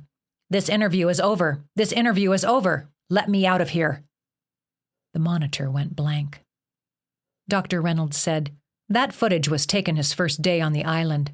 Now watch this next clip, taken 5 days later. Dr. Gray and Joey returned to the screen, sitting in the same place as they had been sitting in the previous interview. Joey had a tan, and his hair was slightly longer, reaching his eyes. They seemed less empty and more relaxed. Daphne's mouth dropped open. How was this possible? Dr. Gray pointed to the very same monitor Daphne was looking at now. Take a look, Joey. I'd like to know your opinion about this. The camera zoomed in on the monitor, which showed Emma sitting across from Dr. Gray with a desk between them. It might have been the office next door. Daphne couldn't tell. Emma was crying. Tell me again how it happened, Emma. Dr. Gray's authoritative voice came over the headphones. Lisa had her Barbie's boots on the wrong feet, Emma said, sniffling. Remind me how old you were, Dr. Gray said. I was 5. Lisa was 4. Our mother was helping us cross the street to the bus stop. I don't know why it bothered me so much that the Barbie's boots were on the wrong feet, but it did, and it made me angry that Lisa wouldn't let me fix them. So what happened? Dr. Gray asked. While we were crossing the street, I reached behind my mom and grabbed the Barbie from Lisa. I grabbed her by the boot, and the Barbie fell in the street. We had just reached the bus stop when Lisa saw the Barbie and ran to get her. Emma broke down, crying. Then what happened? Dr. Gray asked. You know what happened, Emma shouted. Why do I have to say it? Because it helps, Dr. Gray said. Trust me and go on. What happened next? The car hit her, Emma said, racked with sobs. The car hit and killed Lisa, and it was my fault. The camera returned to Joey, who sat emotionless behind Mary Ellen's desk. Do you see a similarity in Emma's experience to the one you had with your grandfather? No, Joey said. No? Dr. Gray echoed. You can't see how what happened to Emma's sister cannot be blamed on Emma? She was a child. She was doing what children do. It was a tragic accident, just like what happened to your grandfather was an accident, and not your fault. But the CIA told me to electrocute my grandfather, Joey explained. They said he was a threat to national security. I was just doing my duty. That's quite different from what happened to that girl on the screen. Daphne looked across the room at Dr. Reynolds, but he continued to watch the monitor, so she returned her eyes to it. Don't you see that your brain has created this elaborate defense mechanism to handle the guilt you feel over your grandfather's death? It's easier to believe that you were working for the CIA. I was working for the CIA, Joey demanded. My good friend Judge William Clark can verify that. Call him. Watch the screen, Joey, Dr. Gray said. Daphne asked Dr. Reynolds, Was Emma acting in that video? No, Lee said. That's what really happened to her sister. The camera zoomed in on the monitor, and now Kelly, the horse guide, sat behind the desk from Hortense. Tell me again what happened the night your son died, Hortense said. Do I really have to go through this with you again? Kelly complained. Yes, please. Once more. 2 years ago. We were all in bed asleep. I heard footsteps and realized Nathan had gone downstairs. I listened for him to return. I was about to go check on him when I heard him climb back up to his room. I knew he had gone down for some water and was proud that he could finally do it all by himself." "How old was he?" Dr. Gray asked. 3.5, Kelly said with a frown. "My baby was 3.5 years old." "Go on," Dr. Gray said. "What happened next?" "I had fallen asleep when I was startled awake by a noise. I heard it again but couldn't tell what it was. I thought maybe a tree was hitting the roof." Kelly broke into tears. "It was Nathan kicking the wall. I should have gotten up. If only I had gotten out of bed and checked." Daphne grabbed her stomach, feeling sick and dizzy. "You couldn't have known," Hortense said. "Please, tell me what happened next." "I fell back asleep," Kelly said. "And in the morning, we found Nathan hanging between the slats of the top bunk. He had taken the ladder from his closet. We hadn't put a mattress on the top bunk. He had fallen through the slats to his neck and had been hanging there until we had told him not to play up there. Why didn't I put the ladder in the attic or somewhere he couldn't get to? Oh, God, my poor baby." Kelly covered her mouth, and the camera returned to Joey, whose usually expressionless face wore a frown. "What do you think of that case?" Hortense asked him. "It's sad," Joey said. "It reminds me of what happened to your sister," Dr. Gray added. "Except the CIA told me to kill the imposter inside of my sister," Joey said. "Kara wasn't supposed to die, just the imposter who had taken over her body." Joey's lips trembled. "It wasn't supposed to happen that way. The CIA had promised me that Kara wouldn't get hurt." "It was a tragic accident," Dr. Gray said, "caused by your untreated mental illness." "That's what all the doctors say," he said. "But here's another thing I want you to know," Hortense added.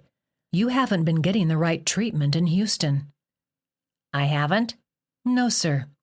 "I knew it." "The schizophrenia was brought on by the post-traumatic stress disorder," Hortense explained. "You've been taking medication for schizophrenia, but you haven't received proper treatment for PTSD."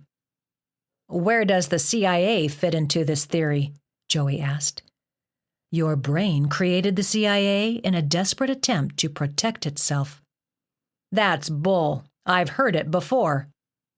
"With PTSD, your brain gets stuck in a highly intense fight-or-flight mode brought on by fear. In the wake of a traumatic event, a PTSD victim can't break out of fight or flight properly. Your brain, in that intense state of arousal, sought an explanation, and it came up with a reasonable one. A group with power made you its puppet. That helped explain why things happened outside of your control. It was easier than accepting your own helplessness. The rest of your family suffers from this same syndrome." "But they've never mentioned the CIA to me." "No, they dealt with their illness in different ways. Your father and your sister attempted suicide." Daphne's head snapped up. Was that true about her father? "All the doctors tell me that the CIA never gave me orders, but you're the first one to explain why I might think they would."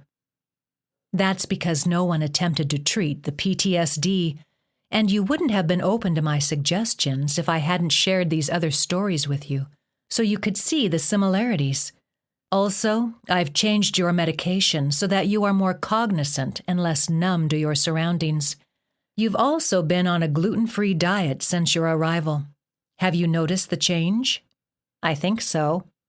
"Remember the blood work I did on you on your first day here?" Joey nodded. "I thought you were inserting a tracker."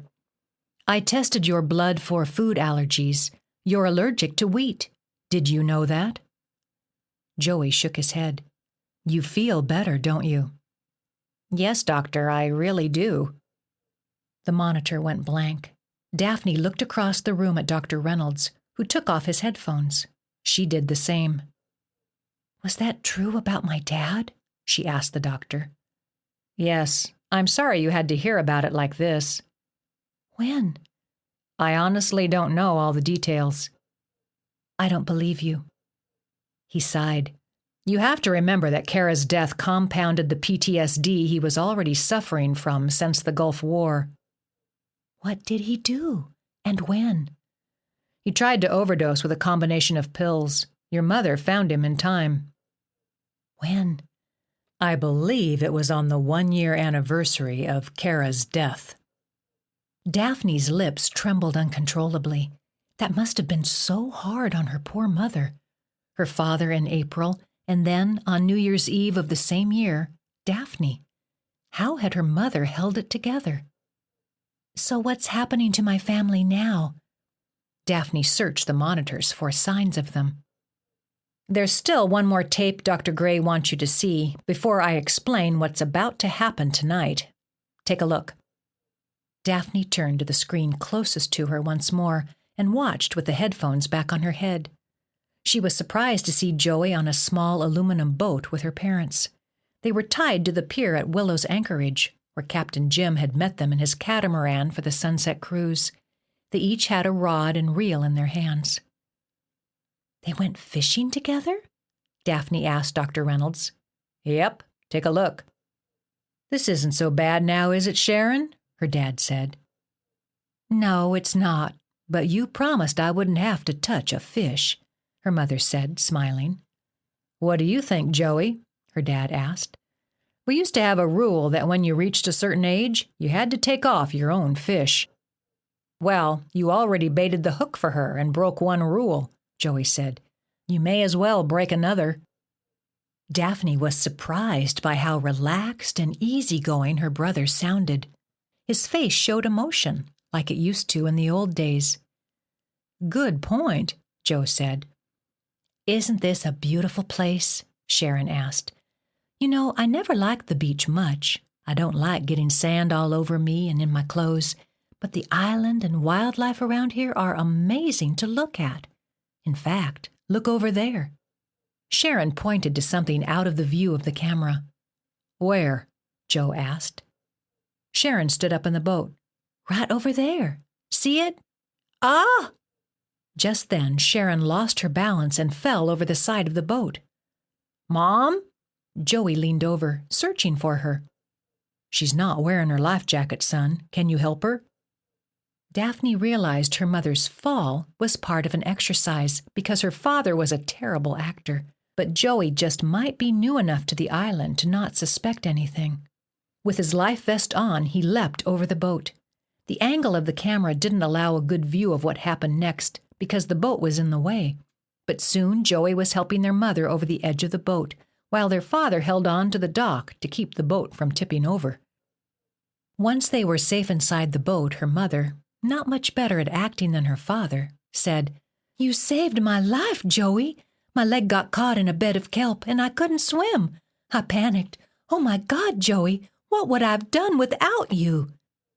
Sharon hugged Joey as she cried real tears. The camera zoomed in on Joey's stunned face. His fingers trembled, but there was an unmistakable twinkle in his eyes, which were welling with tears. Daphne realized she, too, was crying, even though she knew it was all an act. The screen went blank.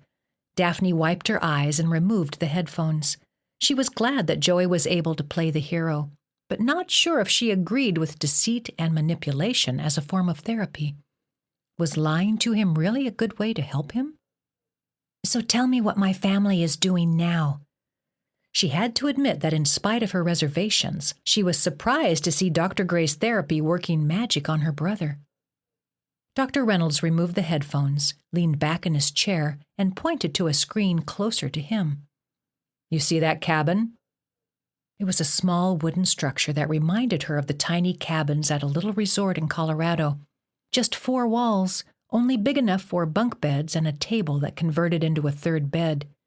She couldn't see the inside of this particular cabin, but she did see it was on a cement slab much larger than the cabin, creating a wraparound patio cut into the side of a hill. "Yeah, so?" Our crew just rebuilt that cabin. I don't know how many times we've rebuilt it. Dozens, I guess. Why do you have to keep rebuilding it? Daphne felt uneasy. You remember that day you went on the trail ride with Kelly for the first time? Yeah. Remember the smoke you saw? Yeah. Well, that smoke was part of a regular exercise we run on the island at that cabin. Daphne rubbed the pain in her forehead. What do you mean? You don't set the cabin on fire. As a matter of fact, we do. We burn it to the ground. Chapter 18. Restraint. Daphne found it hard to navigate in the cloudy night with no moon and stars to guide them. It was tricky enough to find her way around the island in the daytime with the sun for a compass, but this was nuts. Roger had driven her and Brock around the canyon ridge, through Central Valley, to the base of Sierra Blanca, to a fork in the road. The sign at the fork pointed right to Chumash Ruins, Christie Ranch, and left to Sierra Blanca. Roger had told them to follow the trail up the mountain to the cabin. He refused to drive them farther or to give them flashlights because he was afraid they would ruin the exercise. Keep out of sight, he had warned them, and don't intervene. You're watchers. You aren't to enter the game. Let Stan and the others handle it. Daphne was grateful that he and Dr. Reynolds had allowed her to come, so she hadn't argued. But now, as she and Brock plowed carefully through the tall, itchy grass growing on either side of the trail in the near pitch dark, she worried they'd never find the cabin in time. This is ridiculous, Brock complained. What are we doing? I'm afraid for my family, Daphne said. Roger sent us on a wild goose chase. He didn't want flashlights to ruin anything, she said. He should have guided us on foot. A circle of light on the ground brought Daphne to a halt. What's that? A manhole? At that moment, Stan's head emerged with a light attached to his cap. Hey, guys, Stan said. Come on in. Daphne glanced at Brock and then back at Stan. She did not want to climb into the ground. Where's the cabin? It's up the mountain, Stan said. You can get to it easier from down here. Come on, we don't have all night. Stan's head disappeared, but the glow of his light illuminated the steel ladder leading down a circular tube about 3 feet in diameter. It's okay, Brock told her. You can do this. If it gets to be too much for you, we can always come back up. Brock descended first. Daphne's stomach was in knots, but if this was the way to help her family, she would do it. She climbed down the cold steel ladder about 15 feet to the ground, where she landed on a smooth rock floor. What is this place? She asked. It was built during World War II, Stan explained. It tunnels beneath the mountain all the way to Punta Arena. Follow me. With weak knees, Daphne held tightly to Brock's hand and followed, even though a voice inside her head begged her not to. Stan led them through the 3-foot by 7-foot tunnel at a gentle incline for about 100 feet. Along the way, Daphne noticed hatch doors, like one would find on a submarine, lining the wall of the tunnel every 10 yards or so. When she had asked where they led to, Stan had shrugged and had simply said that they hadn't been used since the war. Eventually, they came to a larger chamber which resembled the surveillance room adjacent to Dr. Gray's office. A grid of monitors hung on one wall. There were desks and chairs, 2 of which were occupied by Dave and Vince. Except for a small desk lamp, the only light in the room came from the monitors. How's it hanging? Dave said, chuckling. Hey, Brock greeted him. Stan closed the hatch door they had just entered. Do you have to do that? Daphne asked, feeling like she was suffocating. Sorry, kiddo, Stan said. I really do. Why? She asked. There's no one out there. I'm not worried about people getting in, Stan said. Daphne's heart picked up speed. What then? We can't risk you ruining the exercise for Joey, Stan explained. Daphne looked at the faces around her for some sign, some explanation, because Stan didn't make sense. Are you saying I'm a prisoner? Not exactly, Stan said. Geez, calm down, Dave added with a giggle. Then what are you saying? Brock demanded. Look, Stan said. Dr. Gray knew you would try to find this place on your own if she didn't let you come out here, but she also knew you would enter the game if she didn't stop you. So she ordered us to keep you here until the exercise was over, Dave said. What? Daphne shouted, near panic. But you can watch it all on the screen, Vince said. And we are literally right under the cabin, Stan added. If anything goes wrong, the guys and I can easily intervene. How? Is there a secret entrance from down here? Brock asked. Yeah, but don't expect directions to it, Dave said. He and Vince chuckled. Look, kiddo, Stan said. I promise no one will get hurt. You can't promise that, Daphne cried. It's impossible. The fire is contained, Stan said. There is nothing flammable around the cabin. We have a sprinkler system installed, which we control from down here. The mention of sprinklers calmed Daphne down a bit and made her less terrified for her family. Fires spread quickly, she said. I'm just saying. We've done this like 50 times, Vince said. You get to see your big brother play the hero, Dave said. And if he doesn't? Daphne asked, fearing the worst. What if he runs for his life and leaves my parents behind? His illness made him unpredictable. There was no way of knowing how he would react. He won't, Stan said. Daphne wasn't so sure. She turned to Brock. I'm scared. Brock squeezed her good hand and kissed her forehead. I've got your back, he whispered. This could really help Joey, Stan said. Let's give it a chance to work. Daphne glanced at the monitors behind Stan and saw her parents and Joey making s'mores on the patio outside of the cabin. A lantern added to the soft glow emanating from the fire pit, which her family sat around in lounging chairs. She couldn't hear what they were saying, but she could see by the smiles on their faces that they were happy. Stan noticed where her gaze had gone. Ready to sit down and listen? Daphne nodded and took a chair behind one of the desks where a set of headphones awaited her. Brock sat beside her, and Stan handed a set to him, too. Look, the clouds have moved on, her father said over the headphones. You can see the stars again. Joey brought a mostly burnt marshmallow on the end of a steel skewer up from the fire pit and then handed it over to their mom. You like them burnt, right? He asked her. He wasn't kidding. Their mom really did like them that way. Sharon smiled at him and took the marshmallow between 2 pieces of graham cracker. Thanks, honey. My good friend, Judge William Clark, told me that the North Koreans could be invading any day, Joey said. Daphne frowned. Joey sounded like his usual self. He always talked about his good friend, Judge William Clark, but as far as anyone knew, no such person existed. The CIA probably has something in place to deflect any attack, Joey said. But I don't think they'll be recruiting me anymore. Maybe they never recruited me, right? Maybe they never recruited me. I don't think so, their mother said. I'm sorry, son, Joe added. As Joey held the skewer over the flame to burn off the rest of the gooey marshmallow residue, he asked, When do you think Daphne will wake up? Daphne's hand moved to her heart. She exchanged a glance with Brock, who winked at her. Dr. Gray says tomorrow, Joe said. Once Sharon had swallowed down her bite of the s'more, she added, She'll be so happy to see you. Joey said. Aren't you happy? Their mother asked. Happy to be here with us? Joey looked around as though considering his answer. Almost. Why almost? Their father asked. For the same reason as you, he said. It's the most we can ever expect to be, don't you think? Will all of us only ever be almost happy? Daphne's hand moved to her lips. Joe shook his head.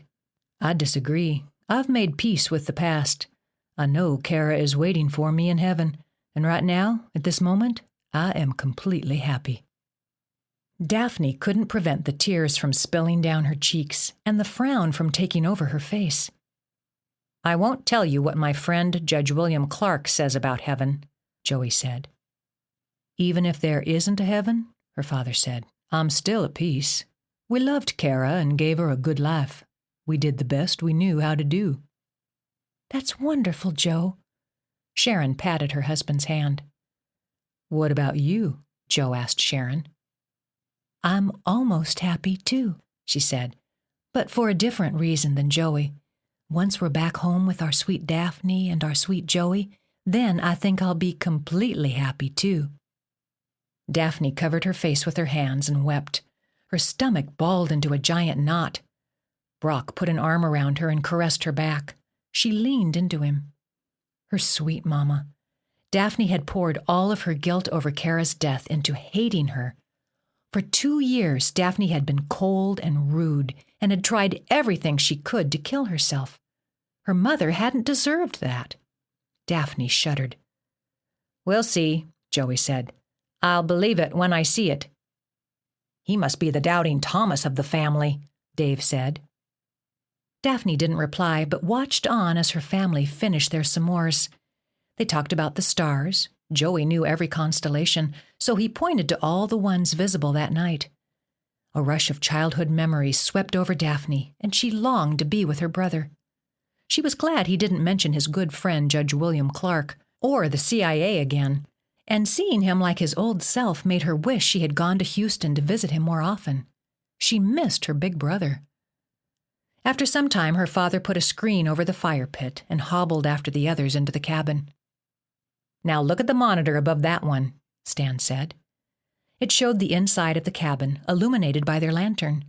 Her parents and Joey were arranging their bedding and taking turns using the restroom, which, thankfully, was not on a screen. Her mother helped her father climb onto his cot. "The cabin doesn't have electricity," Stan explained, "and the only running water comes from a spigot outside. There's a toilet with a deep sewer, but that's it. It would cost us way too much to rebuild more than a crude cabin." "Then how can it have a sprinkler system?" Daphne asked suspiciously. "It's built into the slab," Dave explained. "The water shoots up from beneath. We do have running water down here." "And obviously electricity," Vince added. As she fluffed her pillow, her mother said, "Your doctor in Houston told me you destroyed all of your drawings and paintings. I meant to ask you about that earlier." "Ask me what?" "Why did you destroy them?" her mother clarified as she slipped off her shoes. "Because creating them was a meaningless waste of time," he said, sitting down on his cot. "All art is." "Art isn't a waste, son," her father said from his cot. "It brings a lot of joy to a lot of people." "Like the books I read," Sharon added. "The stories help me deal with life."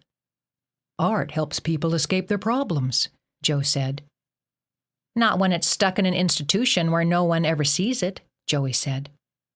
"Then we need to do something about that." Sharon sat down on her cot and faced Joey. "We need to find you a gallery where you can exhibit your art." "I don't know," Joey said. But then a few seconds later he asked, "Really?" "Of course," Sharon said. "I have a cousin at Fort Davies with her own gallery. Maybe she would show your artwork there." Joey sat up a little taller, and even in the dim light of the lantern, Daphne could see he looked happier. Her mother put out the lantern and climbed beneath her blanket. Daphne could barely see her in the darkness.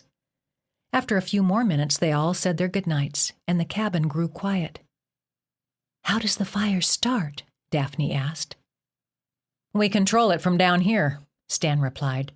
"We'll let them get settled first," Dave said. "Just don't wait till they're sound asleep," Brock said, "unless there's a smoke alarm in that cabin." Neither Stan nor Dave answered. Daphne gnawed on the inside of her bottom lip, trying not to let the nausea overwhelm her. What if one of them got hurt? What if something went wrong? Dr. Gray and her staff couldn't control everything on this island, no matter how much they pretended otherwise. Just look what had happened on the helicopter. Brock rubbed her back as she leaned against him, watching the monitor. "My parents do know about the fire, right?" Daphne asked. "They were told they were entering an exercise," Stan said. "I don't think they were given any details, just that Joey should save your dad." Daphne sprang to her feet. "So they have no idea that their cabin is going to burn to the ground?" "How fast can you access the cabin from down here?" Brock asked. This was a mistake, Dave said. Dr. Gray doesn't make mistakes, Stan said. Everyone makes mistakes, Daphne said. You need to stop worshiping her like she's some kind of god. My dad and I almost died on that helicopter, and I'm not about to sit here and... I thought my parents knew about the fire. What if they fall asleep? Are you going to save them if Joey can't? We're right below them, Stan said again. Just sit down and watch. They're going to bed. It won't be long now. Daphne crossed the room and tried to open the hatch door but found it locked. You can't keep me in here. It's wrong. It's kidnapping. You're breaking the law. Let me out, Stan. Brock joined her and tried to use brute force to open the hatch. You know I can take you, man, Brock said. At least let us be on standby, just in case. You are on standby, Dave said. Then show me the secret entrance, Brock demanded. Show me or I'll... Watch the screen, Stan said as he pushed a button on the control system on his desk. The smoke is already visible, even in the dark. Daphne bit down on her fingers, feeling utterly helpless. Brock rushed at Stan and grabbed him by the shirt. Tell me where the secret entrance is. I've already started the fire, Stan said. If you hurt me, we won't be able to put it out. So back off. Daphne returned to the desk and, with shaky hands, returned the headphones to her ears. Will the smoke alarm go off in case they're already asleep? No, Stan said. No alarm. How can you do this? Brock asked. How can you lock us up and make us watch this? Close your eyes, Dave said. Brock turned and punched Dave in the face. Enough, Stan said. This part is critical. Are you okay? Vince asked Dave. Yeah, it was nothing. Daphne glanced back and saw Dave's cheek was flaming red and beginning to swell, but her eyes didn't stay on him long. The smoke thickened in the cabin, yet no one inside had moved. Why aren't they waking up? Daphne asked. Give them time, Stan said. They don't have time, Daphne objected. Then, miracle of miracles, someone coughed. Joey? Came her mother's voice in the dark. Joe? Joey? Wake up! What? Joey said. Daphne could just make out his silhouette in the darkness. He stood up. An actual flame hopped like a red bird onto the curtain behind him. Let's get out of here, he said. Help me with your father, Sharon said. The flames from the curtain ran up to the rafters and along one side of the wall. Then they caught onto her father's bedding. Oh my God, Daphne cried. It was all happening so fast. Too fast. Her mother and brother lifted her father from the cot and rushed to the door. It won't open, Sharon cried, pounding on the door in the frenzy of panic. Daphne turned sharply toward Stan. Why won't it open? Just watch, he said. Open the door, Stan, Daphne cried.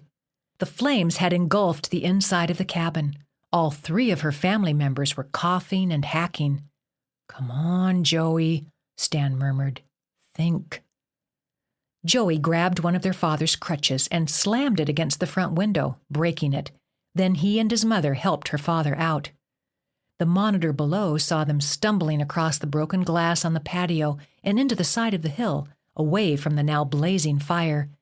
The camera showed their three faces watching with looks of terror and awe as the flames shot up into the night sky, illuminating the mountainside. Daphne sighed with relief and was overcome with tears. She just wanted this to all be over. She dropped her head down on the desk, racked with sobs. Just let it be over. Brock patted and caressed her back, kissed the side of her head. It's okay. Everything's okay. They're all safe. Now comes the part I haven't told you about, Stan said. Daphne's head jerked up. What? Once they get in the Jeep and head back to the resort, we're going to follow them, Dave explained. And, Brock sneered. We're going to capture them, Stan said. What for? Daphne asked. The Limu ceremony, Stan replied. Daphne stood up. There's no way Joey can take that. He's too sick. Not Joey, Dave said. What? Daphne glanced at all of their faces. Stan stood up and removed his headphones. "Your mom. Let's go." Chapter 19. Preparations. Was it bad that Daphne actually liked the idea of her mother playing Limou? In spite of her reservations over Dr. Gray's dangerous and eccentric methods, Daphne still felt anger over the words her mother had said the morning they had found Kara, and she wanted to punish her mother. "You mean you heard and did nothing?" Her mother had also known to bring a scarf. Daphne kept telling herself that maybe her mother didn't know why she should bring it, but the resentment was there regardless. Yet she and her mother had been through so much together on the island, and the healing process had begun. Her mother had proved that she loved Daphne and would do anything for her children. Wasn't that enough? She followed Stan up the steel ladder from the tunnel in the side of Sierra Blanca and was glad when she was finally standing out in the open beneath the dark sky. The moon and stars shone brightly, and the air was fresh and cool, except for the ribbons of smoke from the burning cabin as they curled to the west of them. Although the wind chilled her, she was glad it carried the smoke away from them. Brock took her good hand, and they followed Stan down the trail and around the base of Sierra Blanca to a jeep hidden in the tall grass. She squeezed in the back seat between Brock and Vince as Stan drove them around Central Valley and up the canyon ridge at a fast pace. Daphne already knew the plan, but she was nevertheless anxious and scared. They met up with the other jeep at the three-pronged fork in the road. Stan blew his horn and hollered out. Sharon pulled over near a bush of purple mountain glory and waited for Daphne to catch up to them. "I'm awake," Daphne shouted. "I've been looking for you." "Oh, sweetheart," her mother cried. "There was a fire," her father said from the passenger seat. "I saw. I was worried sick. Hi, Joey." "Hi, Daphne," Joey said. "My good friend Judge William Clark told me he likes your hair best long, but I think it looks good." "Thanks." She gave him a hug. Although he didn't hug her back, she was glad he didn't turn away from her like he often did. He let her hug him, and it felt great. "Everybody okay?" Brock asked, approaching the jeep. "Joey saved the day," Sharon said. "We were trapped in the burning cabin, and he thought of breaking us out through the window." "You're probably still in shock," Brock said. "Why don't you guys climb in with Stan, and I'll drive Joey and Daphne?" "I'm okay to drive," Sharon said. "No, Mama," Daphne insisted. "Please, I'm scared for you." She and Brock helped her father from the jeep. Her mother grabbed the crutches from the back and transferred them to the other jeep. Vince jumped out to make more room for Daphne's parents in the back seat. Then he climbed into the passenger's side beside Brock. Daphne introduced him to Joey. "We've met," Joey said. Daphne had forgotten that a lot had happened in the 2 weeks she'd been out. As Brock drove the rest of the way to the resort, Daphne couldn't stop staring at her brother sitting beside her. "It's so good to see you," she said. "It's good to see you," he echoed. "I'm sorry about the fire." "Yeah." "Were you scared?" "Yeah." She took his hand, and he didn't resist. "Listen, there's something I have to tell you." He waited for her to continue. "I went through therapy on this island," she said. "You?" She nodded. "And at the end, the doctor shaved my head. That's why my hair is so short." "Oh." "At first I was mad about losing my hair. I liked my hair." "So did I. So did my good friend, Judge William Clark." "But in a strange way, it helped me overcome some of my problems." Had it? She couldn't decide whether or not she was lying to her brother. On the one hand, she was telling him this because she wanted him to accept what was about to happen to their mother. On the other hand, the Limou ritual had helped her. It really had. "That's good. Is the doctor going to shave my head too?" "Do you want her to?" He shrugged. "Well, she's going to shave Mom's." "Oh." "But Mom doesn't know yet, and she probably won't like it." He seemed to consider this. Daphne continued, "And then we will splash buckets of water on Mom to punish her for hurting us." "Has she hurt you?" "She's hurt my feelings," Daphne said. "Has she ever hurt your feelings?" The Jeep reached the clearing and Brock parked, but Daphne didn't move to climb out. She waited for her brother's answer. He nodded. When? After Grandpa died. What did she say? She said I killed him, which was true. The CIA... No, not the CIA. I'm confused. It was an accident, Joey. Mom didn't mean that. She was in shock. She wasn't thinking properly. That's what the doctors say about me. But what I want to know is, what is thinking properly? What's the actual definition? That's a tricky question, isn't it? Daphne smiled and nodded. Then she climbed from the Jeep and came around to Joey's side. Come on, you're coming with me to get cleaned up. Then we're going to go back to sleep, okay? He walked beside her. Brock and Vince followed behind. What about Mom and Dad? Joey asked. They're getting ready for Mom's head shaving. It's called the Limu ritual. It's based on an island legend. You might find it interesting. As they continued to her unit, all except Vince, who went to Joey's room to get him a change of clothes, she told Joey the story of Limu. That sounds metaphorical, Joey said. My good friend Judge William Clark doesn't believe in literal resurrection. While Joey showered, Brock stayed with Daphne, reassuring her. Am I doing the right thing? She asked him as she made 3 sandwiches in the kitchenette. Putting my mother through this? Did it help you? He poured them each a glass of water. Yes, I'm sure it did. Then you're doing the right thing. It's going to be hard to watch, but I want to watch. Ugh, such mixed feelings. It's so confusing. It felt good to throw the bucket of water on me. Admit it. She smiled up at him. Yeah, it did. Then she asked, what about you? Did it feel good when you got to splash me? It was his turn to smile. Yes. She frowned. What? He asked, circling his arms around her waist. You really hurt me when you started blocking me out. I know, and I'm sorry. I just don't know how I feel about Dr. Gray and her methods. I feel like a hypocrite right now, going along just like the Calibans. What Calibans? Joey asked from the bedroom. Brock stepped away and grabbed a glass of water. Want something to drink? Joey took the offered glass. What Calibans? Oh, never mind, Daphne said. Are you hungry? I hate it when people do that to me, Joey said. People are always doing that to me, as if I'm too stupid to understand. Well, I read The Tempest, and I'm well aware of who Caliban is. Now tell me what Calibans you are talking about.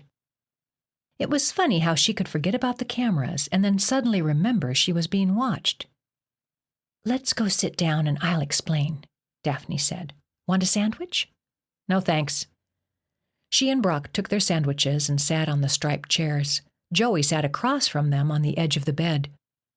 It's what I call Dr. Gray's helpers, Daphne explained. So you think they're her slaves? Joey asked. Yes. Are they evil? No, Daphne said. And I'm not sure that Caliban would have been either if Prospero had treated him better.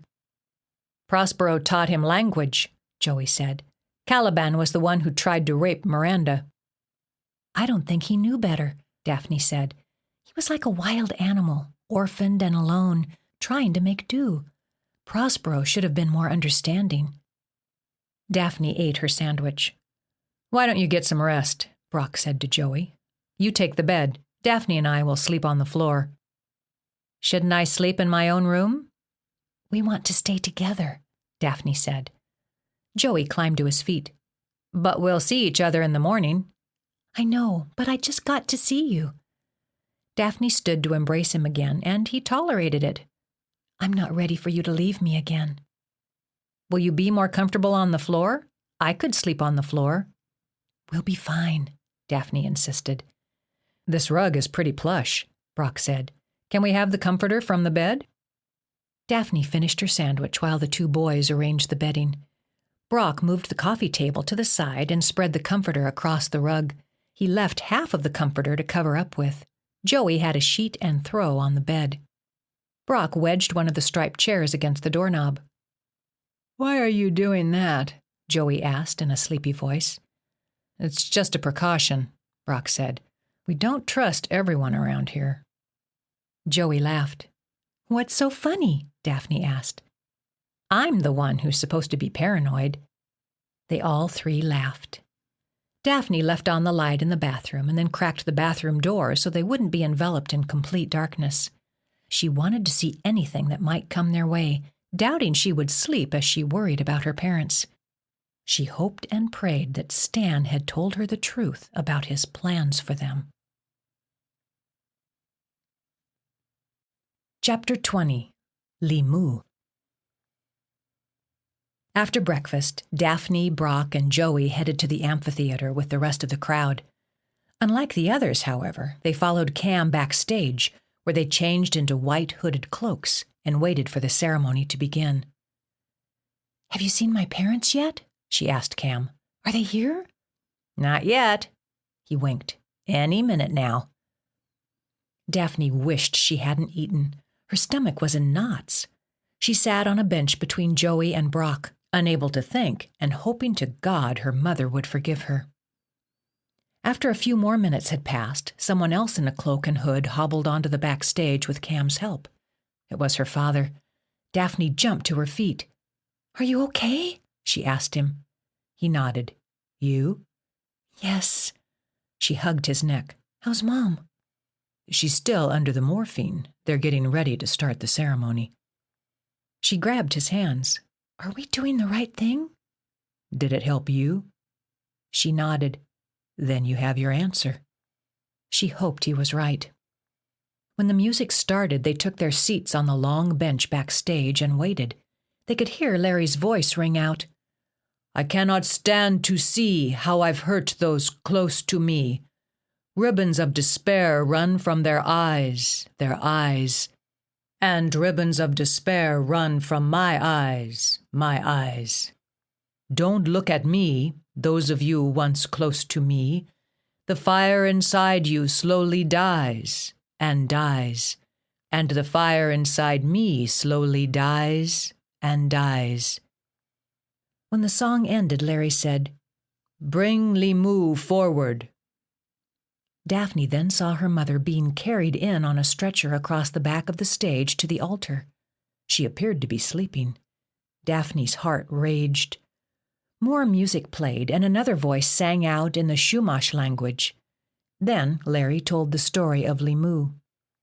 Hutash has given us a ritual to bring Limu back, he said at the end of it. Now the cloaked figures on stage took scissors to her mother's hair.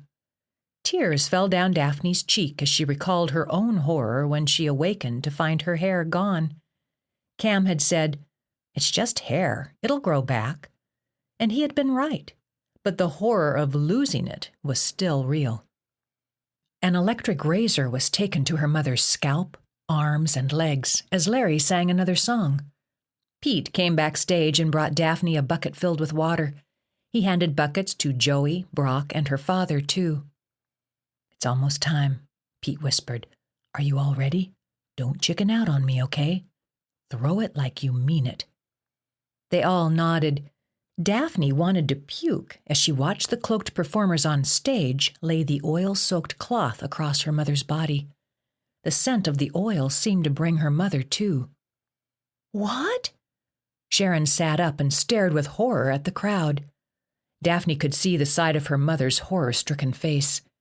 Brock squeezed Daphne's good hand. It's going to be okay. Her father patted her knee. Here we go.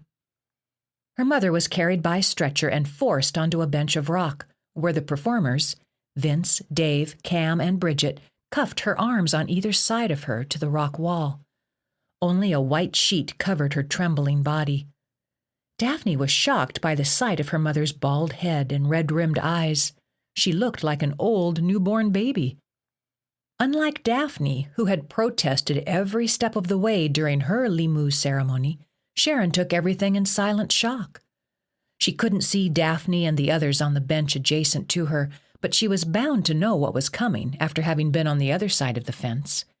This reminder that her mother had done it to her gave Daphne the courage she needed to cover her face with the hood and follow Pete's instructions. Daphne was the first to approach her mother's trembling, half-naked body. She lifted her hood and said, through tears, "Mother, you shouldn't have blamed me for Kara's death." Then she took her bucket of water and splashed it on her mother's face. Her mother nodded and sputtered through the water and her own tears. "You're right, sweet girl. You're absolutely right." That made Daphne feel like a worm. She walked away to avoid crumbling at her mother's feet. Joey approached their mother next. Daphne watched from a distance. "You shouldn't have blamed me for Grandpa's death." Joey had a hard time splashing their mother. He emptied the bucket on the floor by her feet. Pete gave him another full bucket and instructed him to let her have it. Joey did his best. Then he joined Daphne on the side of the action and watched as Brock and their father had their turns. Brock stood before Sharon's frail, limp body and threw the water at her, holding nothing back. "You hurt Daphne," he said, "and you hurt me because of it." Sharon closed her eyes and nodded, trembling and soaked. Then it was Joe's turn. "I didn't always listen to you," he said gently, "but you didn't always tell me things either." His lips started quivering as he said, "You have to talk to me, Sharon. You have to include me in things. You have to tell me when you notice something's wrong. I might have done something. I might have saved our girl." Sharon turned paler than snow. "You blame me for Kara's death?" "I blame both of us," he said as he poured the water on her lap and turned away. After they had finished, and while others took turns splashing Sharon, they were led to separate benches to await their turns to be splashed. Larry's voice rang out, "You've been purified, purged of all wrongdoing, and are clean, pure as a newborn infant." Daphne's arms were shackled to the wall on either side of her, her broken arms stretched awkwardly. She felt helpless and frightened, even though she knew what would happen. But her doubts about Dr. Gray and her staff made her question whether some new surprise might await her. Maybe she would learn that all of this had been one more exercise designed for her, and everyone, including Brock and her family, had been in on it. As her mother was led to stand before Daphne, Larry added, "Now it's your turn, Limu. It's your turn to inflict the punishment and to purify others." Daphne's mother shook all over. "I can't do it." Larry picked up the bucket and thrust it toward Sharon. "Come on, hit her with it." Sharon shook her head, backing away. Tears streamed down Daphne's face. "Please, Mama, do it. I should have forgiven you." "I am the parent. I should have known better." "You were in shock. We all say things we don't mean." Daphne's teeth chattered and snot dripped from her nose. She wanted to wipe her face, but she couldn't. "I know you didn't mean it. I'm so sorry I didn't forgive you." Sharon stood quivering like a leaf, unable to take the bucket. "No." "It was easier to be mad at you than to accept what happened," Daphne cried. "I poured all my loss, all my pain into hating you. I'm so sorry, Mama. I'm so sorry. I love you so much. I beg of you to hit me with the water. Please." With shaking hands, Sharon took the bucket and gently poured it over Daphne's head. Daphne cried into the water as it cascaded down her face, and in doing so, she felt all the guilt, the hate, the pain, and the loss washing away. She smiled up at her mother, and her mother smiled down at her. Then something amazing happened. They both began to laugh. After the ceremony, they were all brought on stage where the members of the audience could, if they wanted, kiss the hands of Daphne, Brock, and her family. This had not been a part of Daphne's ceremony, so she hadn't expected it. "You are loved," some of them said. Even though she was soaked and shivering, Daphne was warmed by this overwhelming show of affection. "You are loved." Most of the regulars did it, and a dozen of the older crowd, including Mary Ellen, Philip, Kelly, and Larry. You are loved. By the time the audience had dispersed and they were left alone with Hortense Gray and a handful of regulars, Daphne felt like rubber. Physically and emotionally drained, all she wanted to do was sleep. Her family members and Brock were each given a silver chain bracelet, and Daphne was given one as well, to replace the one she had thrown away. It signifies the pain that binds us, that holds us back, Dr. Gray said, but it also signifies the bonds of fellowship that hold us all together. They were instructed to return to their rooms and rest. Later that evening, they would discuss their travel plans for getting off the island. Daphne embraced her mother. They held one another for a long time and shed more tears. They also laughed. At one time, they were laughing and crying at the same time. Daphne also hugged her father and Joey. Then she took Brock's hand and they all made their way from the amphitheater to their units. Anxious to get out of her wet cloak, Daphne climbed into the hot shower. As the water massaged her neck and back, she had to keep her cast dry, but that didn't mean the rest of her had to suffer. She wondered again how she felt about Dr. Gray and her methods. Wasn't she glad she had come to the island? In spite of everything, wasn't she grateful? She had just slipped on a clean t-shirt and comfy shorts when she heard a knock at the door. Expecting Brock, she opened the door and was surprised to find Giovanni. "Oh my gosh!" She gave him a hug. "Come in." He didn't look happy as he stepped inside, wringing his hands. She closed the door behind him. "What's wrong?" "You gotta take me with you," he said. "I want off this island." "Come over here and sit down." She motioned to one of the striped chairs. After they had each taken one, she said, "Now, tell me what's wrong." "I can't believe you," he said. "Just 2 weeks ago, we were running for our lives. What's happened to you?" "Nothing, She's brainwashed you." "I'm not brainwashed. You're even wearing one of their bracelets." She twirled it nervously at her wrist. "I'm not brainwashed. I just understand everything better now." He shook his head, anger flaring in his face. "There's nothing you can say that will make this place okay. They play with people here like they're nothing." "They're trying to help people." "They use us like puppets for their own purposes, taking advantage of orphans." "I'm not an orphan." He searched her eyes. "You gotta help me. I have no one else." Daphne put her good hand on his. "Listen, it may seem scary right now, but I promise you it is so worth it. You will be grateful in the end." A bad taste filled Daphne's mouth because she realized at that moment that she did sound exactly like the Calibans. Chapter 21. The Judgment of Hortense Gray. After Giovanni left, Daphne had just gotten comfortable in one of the striped chairs with the TV on, hoping for some mindless downtime, when another knock came at the door. Was it Giovanni with one more thing to add? Brock? She looked through the window to find Cam waving back at her. "Cam, hey." She opened the door and let him in. "What's up?" "We actually have one more surprise for you tonight," he said with a gleam in his eyes. "Oh, no, no, no." She backed away from him. "No more surprises."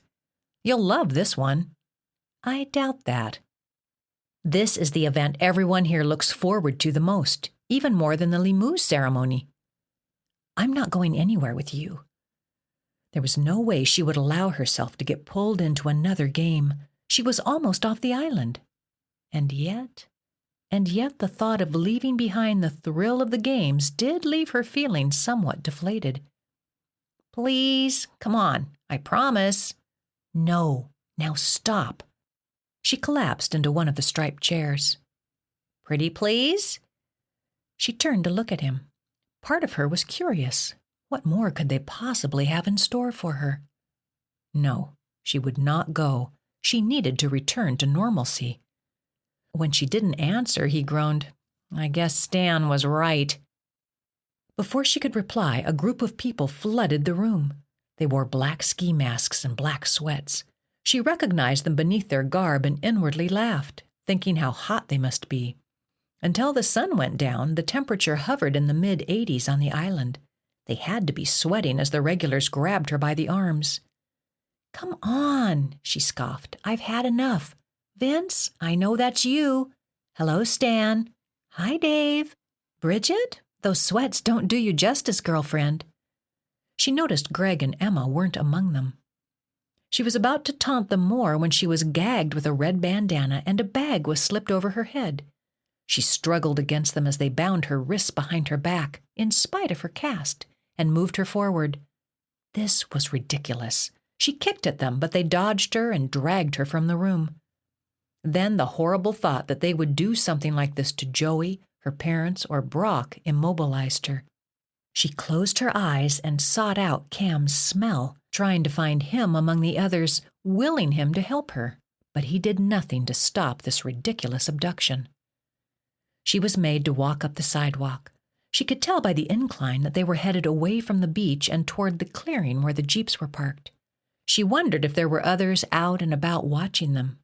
If so, would someone intervene? She made as much noise as she could, just in case. Now they ascended the steps toward the amphitheater. So their little event would take place there, huh? Another Limu ceremony? Please don't let it be Joey's. Daphne cringed. She was led down what she knew were the steps along the amphitheater seats. Why cover her head when she could tell where they were going? She tried to protest, but the gag made all her efforts sound insane. When she heard someone giggle, she became infuriated. The games were fun and exciting, but always at the cost of another, and right now, she was paying the price. If she had had doubts about leaving the island before, they were totally gone now. She wanted the hell off. Down the last step and then up a few more, the group led her into what she could sense, even beneath the bag, was darkness. They were backstage, where the buckets were used in the Limu ceremony. Daphne was forced down on her knees on the hard, damp rock floor. She smelled something like incense, heard whispering. She did not like being blinded from what was happening around her as she listened to the shuffle of feet and more whispers. After a few more minutes of this miserable anticipation, the bag was lifted from her head. Even with the gag between her teeth, Daphne gasped. Seated on the rock benches before her, with their hands shackled above them, just as Daphne had once been, were Mary Ellen, Hortense Gray, and Lee Reynolds. They were wearing the same white tunics used in the Limu ceremony. At first, Daphne thought that maybe the Calibans were rebelling against the Purgatorium, but the faces of the three prisoners were without expression. They had been here before. Larry stepped forward and said to Daphne, "You have been treated as a patient by a team of psychologists, Dr. Mary Ellen Rose, Dr. Hortense Gray, and Dr. Lee Reynolds. They have used experimental methods to help you overcome your clinical depression, post-traumatic stress syndrome, and suicidal tendencies. They have treated your family as well, in an effort to help all of you overcome the past and begin the healing process. In doing so, they may have crossed some ethical lines. It is your turn to judge them, to determine whether their methods have been helpful or hurtful. If you find their methods have been more hurtful than helpful, you're to throw on each of them a bucket of water. If, however, you feel the opposite is true, you're to lay one of these roses at their feet. It's your choice, Daphne. But before you make your decision, consider both the means and the ends. Without a doubt, you and your family are better off psychologically than before undergoing the therapy. You must ask yourself if these successful ends justify the means in which they were achieved. One more thing. We recorded a debriefing interview with each of your family members and with Brock. We will play back a segment of each of these as you make your decision. The first is from Brock. Over the same speaker system previously used for the music came the voice of Hortense Gray. Brock, have you noticed any changes in Daphne since her arrival here? Brock's voice, surprisingly low and gentle, came next. She is a stronger person. I was shocked when I saw her diving off the cliffs into the crashing waves. She's always been athletic and a great swimmer, but she's never been very determined or driven. Seeing her fight to save me and her family was incredible. Even with a broken arm, she knocked it out of the ballpark. Daphne bit down on the gag, holding back tears. She supposed what Brock had said was true. After Kara's death, Daphne hadn't cared too much about anything, and it had been an amazing feeling on the island to care about something, to care about getting herself and her loved ones to safety. And when she thought about it, she supposed she was pretty darn proud of what she had been able to do. Larry interrupted her thoughts. Now we'll hear from your brother. Dr. Gray asked a different question. And what about Daphne? Do you think she let you down? Joey's voice came over the sound system, strong and clear and amazingly confident. When she stopped coming to see me in Houston, I got depressed. It felt like she didn't care about me anymore.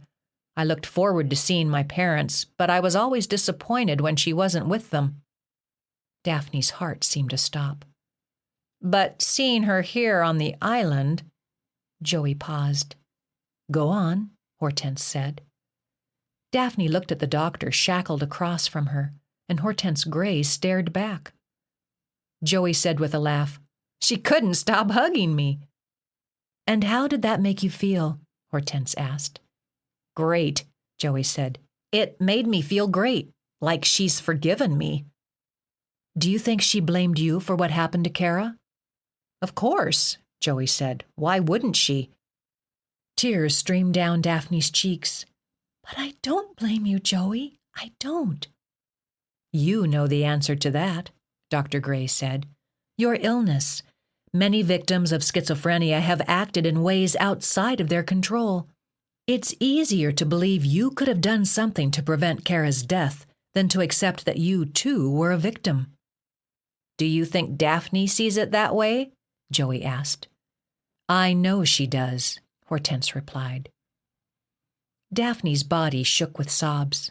Poor Joey. Her sweet brother thought she blamed him all this time. Larry spoke up again, bringing Daphne from her thoughts. The next excerpt comes from your father. Dr. Gray's voice came again over the loudspeaker. Do you think she's changed then? Yes, her father replied. In a good way? Hortense asked. Absolutely, Joe said. She's more resolved and less resigned. I think that's it in a nutshell. She'd become empty, and now she's got a fire in her belly. I see the flames in her eyes. Like she's been resurrected, Hortense said. Exactly. Her father's voice cracked. Daphne could tell he was fighting tears. Thank you for giving me my little girl back.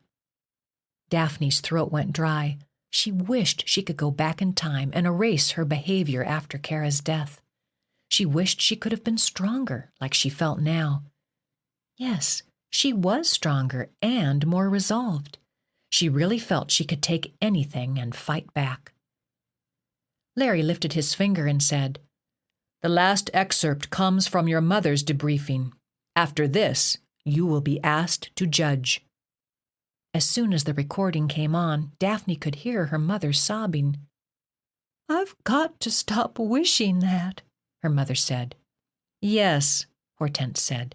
Once words are spoken, you can't take them back, but you can forgive yourself, just as Daphne has forgiven you. I know that now, her mother said. And I thank you, Doctor. I can finally see it in Daphne's eyes. I didn't think... Her mother broke into more sobbing before she regained her composure and said, I really didn't think she would ever forgive me or ever love me again. She pushed me away. She would rather die than be near me. Daphne collapsed onto her bottom. Mama, if it weren't for the gag, she would cry out. But now you know differently, yes? Dr. Gray asked. Yes, I can see it in her eyes. I really can. She does love me, and she does forgive me, and I really think, because of you, we have a chance to move on." Daphne closed her eyes and was racked with sobs. Someone removed her gag and unbound her wrists, and she covered her face and wept. Her poor mama. Her poor, sweet mama. Daphne was glad her mother finally knew that Daphne did love and forgive her. Larry brought her from her thoughts. "Now it's time for you to make your decision, Daphne. Do these doctors get the bucket or the rose?" Daphne looked around and noticed a crowd surrounded her. In addition to the regulars, both the young and older crowds, were her parents, Joey and Brock. They were crying too. Even Joey shed tears. He smiled back at her and gave her a wave. She waved back. She looked at the 3 buckets of water in front of her and the 1 pot with the 3 roses. Without hesitation, she climbed to her feet and, with trembling hands, took up the flowers and laid them at the feet of the 3 doctors. Chapter 22. Goodbye. Daphne felt uneasy as she, her family, and Brock ate dinner at the table with Hortense Gray and Arturo Gomez. She could feel the regulars watching them, and at another table, Giovanni sat with Bridget, eyeing Daphne with his looks of desperation. Although Cam and most of her new friends were among the regulars at the table nearby, Gregory and Emma were absent. She wondered if they were off spending time together or if they were part of another exercise for someone else. In any case, she hoped for the opportunity to say goodbye to them. They hadn't been at her mother's Limoux ceremony, and she hadn't spoken to Greg since the night he had told her to get her family off the island. "So be ready right after breakfast," Dr. Gray said. "Roger and Stan will come by and give you all a lift to Prisoner's Harbor." "The boat comes at 10 a.m. sharp," Arturo added. "You don't want to be late." Daphne's parents nodded. "Of course not," Joe said. "I'll come to San Antonio once every 2 months to check on Joey's status," Dr. Gray said. "Here's my card with my contact information, in case you need to reach me in between visits." Sharon, who, unlike Daphne, wore her bald head exposed like a badge of courage, took the card from the doctor's outstretched hand. "Thank you." Joe asked, "Do you have an office in San Antonio, then?" "I make house calls," the doctor replied. Daphne's eyes widened with surprise, not sure how she felt about Hortense Gray coming to her home, but she said nothing. "That's convenient," Joey said, beaming. "My fee is on the back of my card." Sharon turned it over and grimaced. "Yikes." She handed it to her husband. Arturo said, "You get what you pay for." "Still less expensive than that place in Houston," Joe said. Joey had been living there, so Daphne would hope the house call was less expensive. "We're just glad to have our Joey at home again," Sharon said. "And you're always welcome to come back to the resort," Arturo Gomez added. "Any time. You don't even have to make a reservation." "Especially if Daphne decides to volunteer," Dr. Gray added. "And Brock, too, of course." "Thank you," Brock said. He and Daphne exchanged looks. She wouldn't mind returning and keeping an eye on Cam, Giovanni, and Emma, but she also wanted to spend some time with Joey. More importantly, she had decided she wanted to get her GED and maybe even enroll in college. Trinity University had offered her a swimming scholarship before she dropped out, just like the one Brock received. She wondered if there was any way that could be put back on the table. As Daphne bussed her tray and prepared to head back to her unit with her family and Brock, Cam came up behind her. "Hey," he said. "Hey." She smiled back at him. "Me and some of the others want to give you a going-away party on the beach tonight.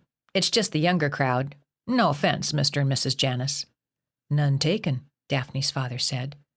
"That sounds like a nice idea," Sharon added. "You two should go." She meant Daphne and Brock. "Joey, man, you should come too," Cam said. "Okay," Joey said. "Sure," Daphne added. "What time?" "Sundown, about 9:30 or so." "See you there," Brock said. "See you there," Joey echoed. A bonfire cast light and shadows on the beach below. From the boardwalk, Daphne could see most of the regulars already down there, sitting in folding chairs on the sand, drinking, talking, laughing, and roasting marshmallows over one of the numerous flames bursting from a huge pile of scrap wood. "What exactly are we going to do down there?" Joey asked, sounding as though he had reservations about joining the party. "Just talk," Daphne said. "About what?" Joey asked. "Anything. Nothing in particular." "It's a party," Brock said, leading the way down the steps. "Just relax and enjoy yourself. Have a Coke and make us some more." "Okay," Joey said. "It's just that me and my good friend Judge William Clark never particularly enjoyed parties. I'm just not used to them." "Maybe you'll enjoy this one," Daphne said. "Maybe." As they neared the group, the sound of music poured from someone's radio, and Dave sang along to it in a loud tenor voice. "Daph!" Cam called from the other side of Dave and Vince. He circled around the singer and greeted Daphne with a hug. "Hey, Joey." Cam hugged Joey next. "Brock." He shook Brock's hand. "What, I don't get a hug?" Brock teased. Cam blushed and hugged him. "No offense, man. I grew up with these two. They're like family." "No worries." Bridget and Giovanni sat together on a log on the other side of the fire, a bit too closely, Daphne thought. She didn't like the idea of Hortense baiting Giovanni with a pretty girl, especially one who was supposedly dating Cam. And Cam should have seemed concerned, but he didn't. Instead, he led them over to a group of folding canvas chairs on the other side of Vince and Dave, where Stan sat on top of an ice chest. "Want something to drink?" Stan asked them. "I'm fine," Daphne said. Brock took a Sprite. Sitting on the sand on the other side of the ice chest were two girls Daphne hadn't yet met, but Brock and Joey seemed to know them. They must have met while Daphne was asleep in the infirmary. Stan introduced them as Jeanette and Paula, new arrivals. "Where are Emma and Gregory?" Daphne asked Stan. Stan shrugged. "Probably making out somewhere." Daphne turned to Cam. "I haven't seen either of them since before I tried to leave the island." Vince flashed a roasted marshmallow on a skewer in Cam's face. "Want it?"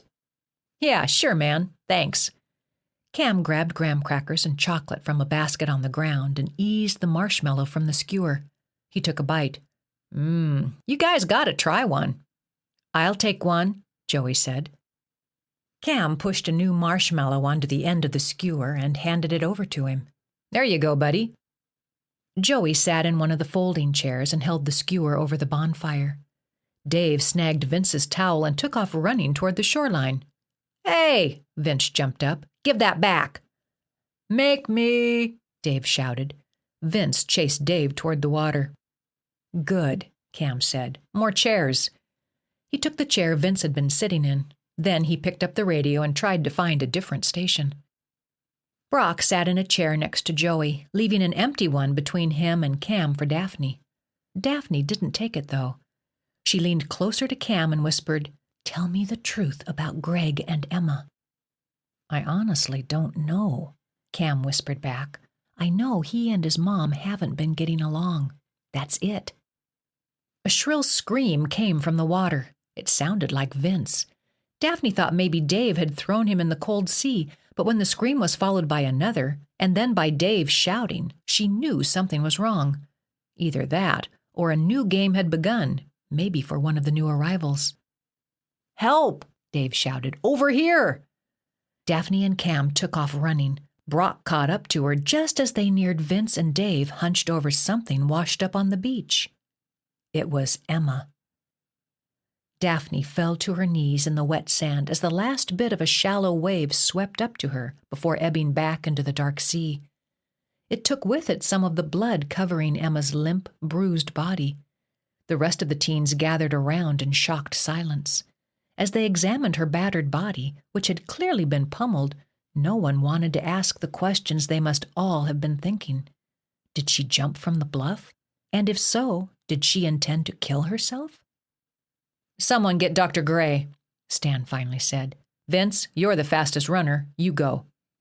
Vince took off like a track star. "Poor Kara," Daphne said. Then her breath caught. "I mean, Emma. Poor Emma." Her face blazed with heat as everyone looked at her. Brock wrapped a comforting arm around her shoulders. "Come away," he said. When she stood up, she noticed Joey was as white as a sheet. "Are you okay?" she asked him. "You called her Kara," he said. "I know." Tears flowed from her eyes. "I know. I'm sorry. I was in shock. I wasn't thinking properly." "There's no such thing," he said. "No such thing as what?" she asked. "As thinking properly," he replied. "There's just thinking and not thinking." "Then I wasn't thinking," Daphne corrected. "I was reacting and not thinking." Joey nodded, and the three of them went back to their seats by the fire, where Daphne fought to rein in the unending tears. Soon the adults arrived: Hortense, Arturo, Lee, and Philip.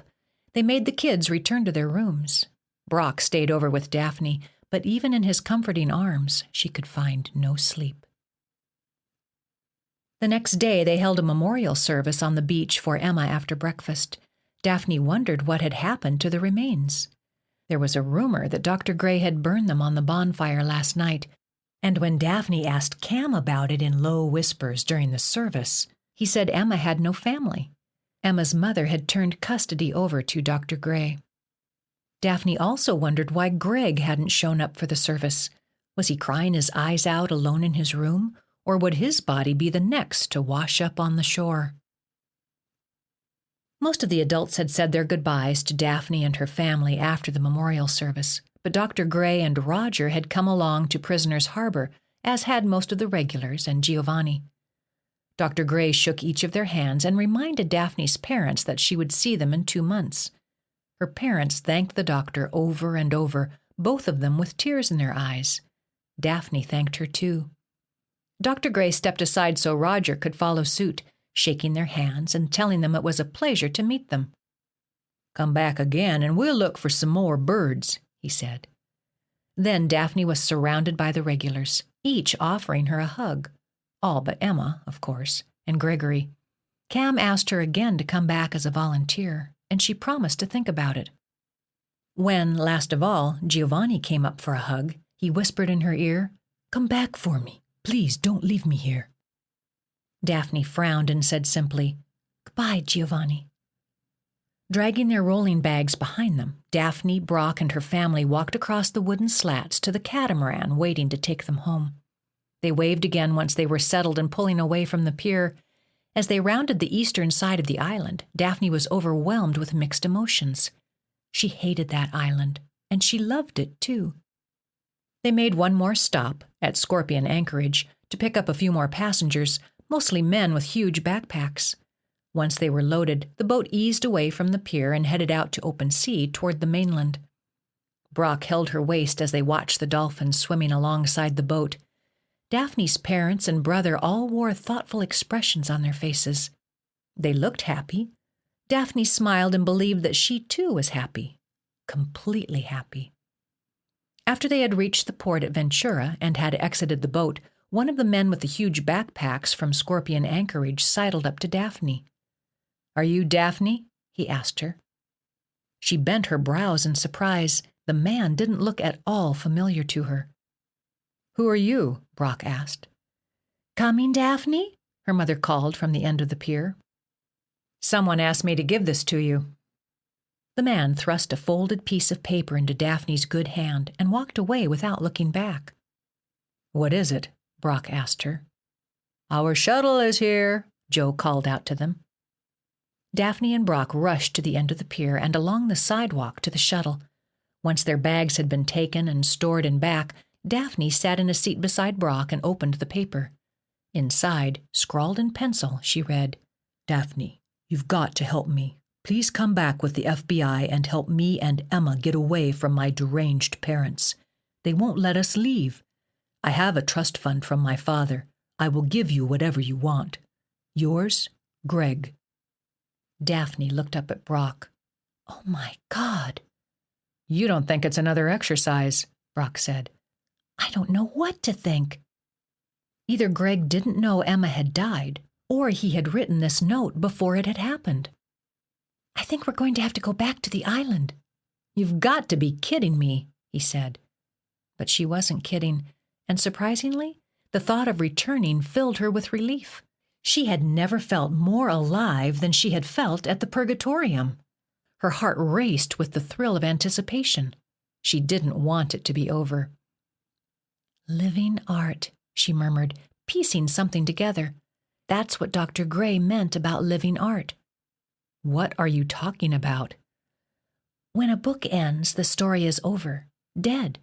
Same thing when the curtain closes, when the lights come on in the movies, or when a song ends. Art in a painting is dead. It's frozen. But this island, this therapy, gives you an experience that stays alive as long as you want it to.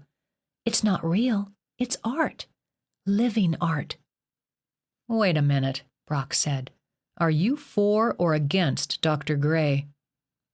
I don't know yet. It depends on what I find out. Are we going to tell the FBI? He asked her.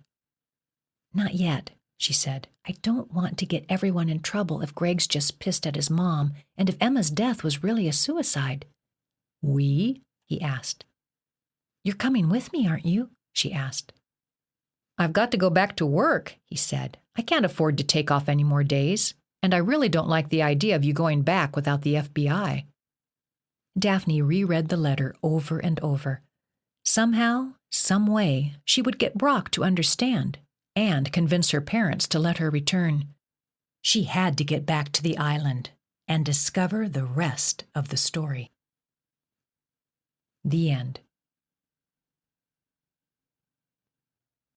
This has been Gray's Domain, Purgatorium Series, Book 2. Written by Eva Pohler. Narrated by Debbie Andreen. Copyright 2014 by Eva Pohler. Production copyright 2014 by Eva Pohler and Debbie Andreen.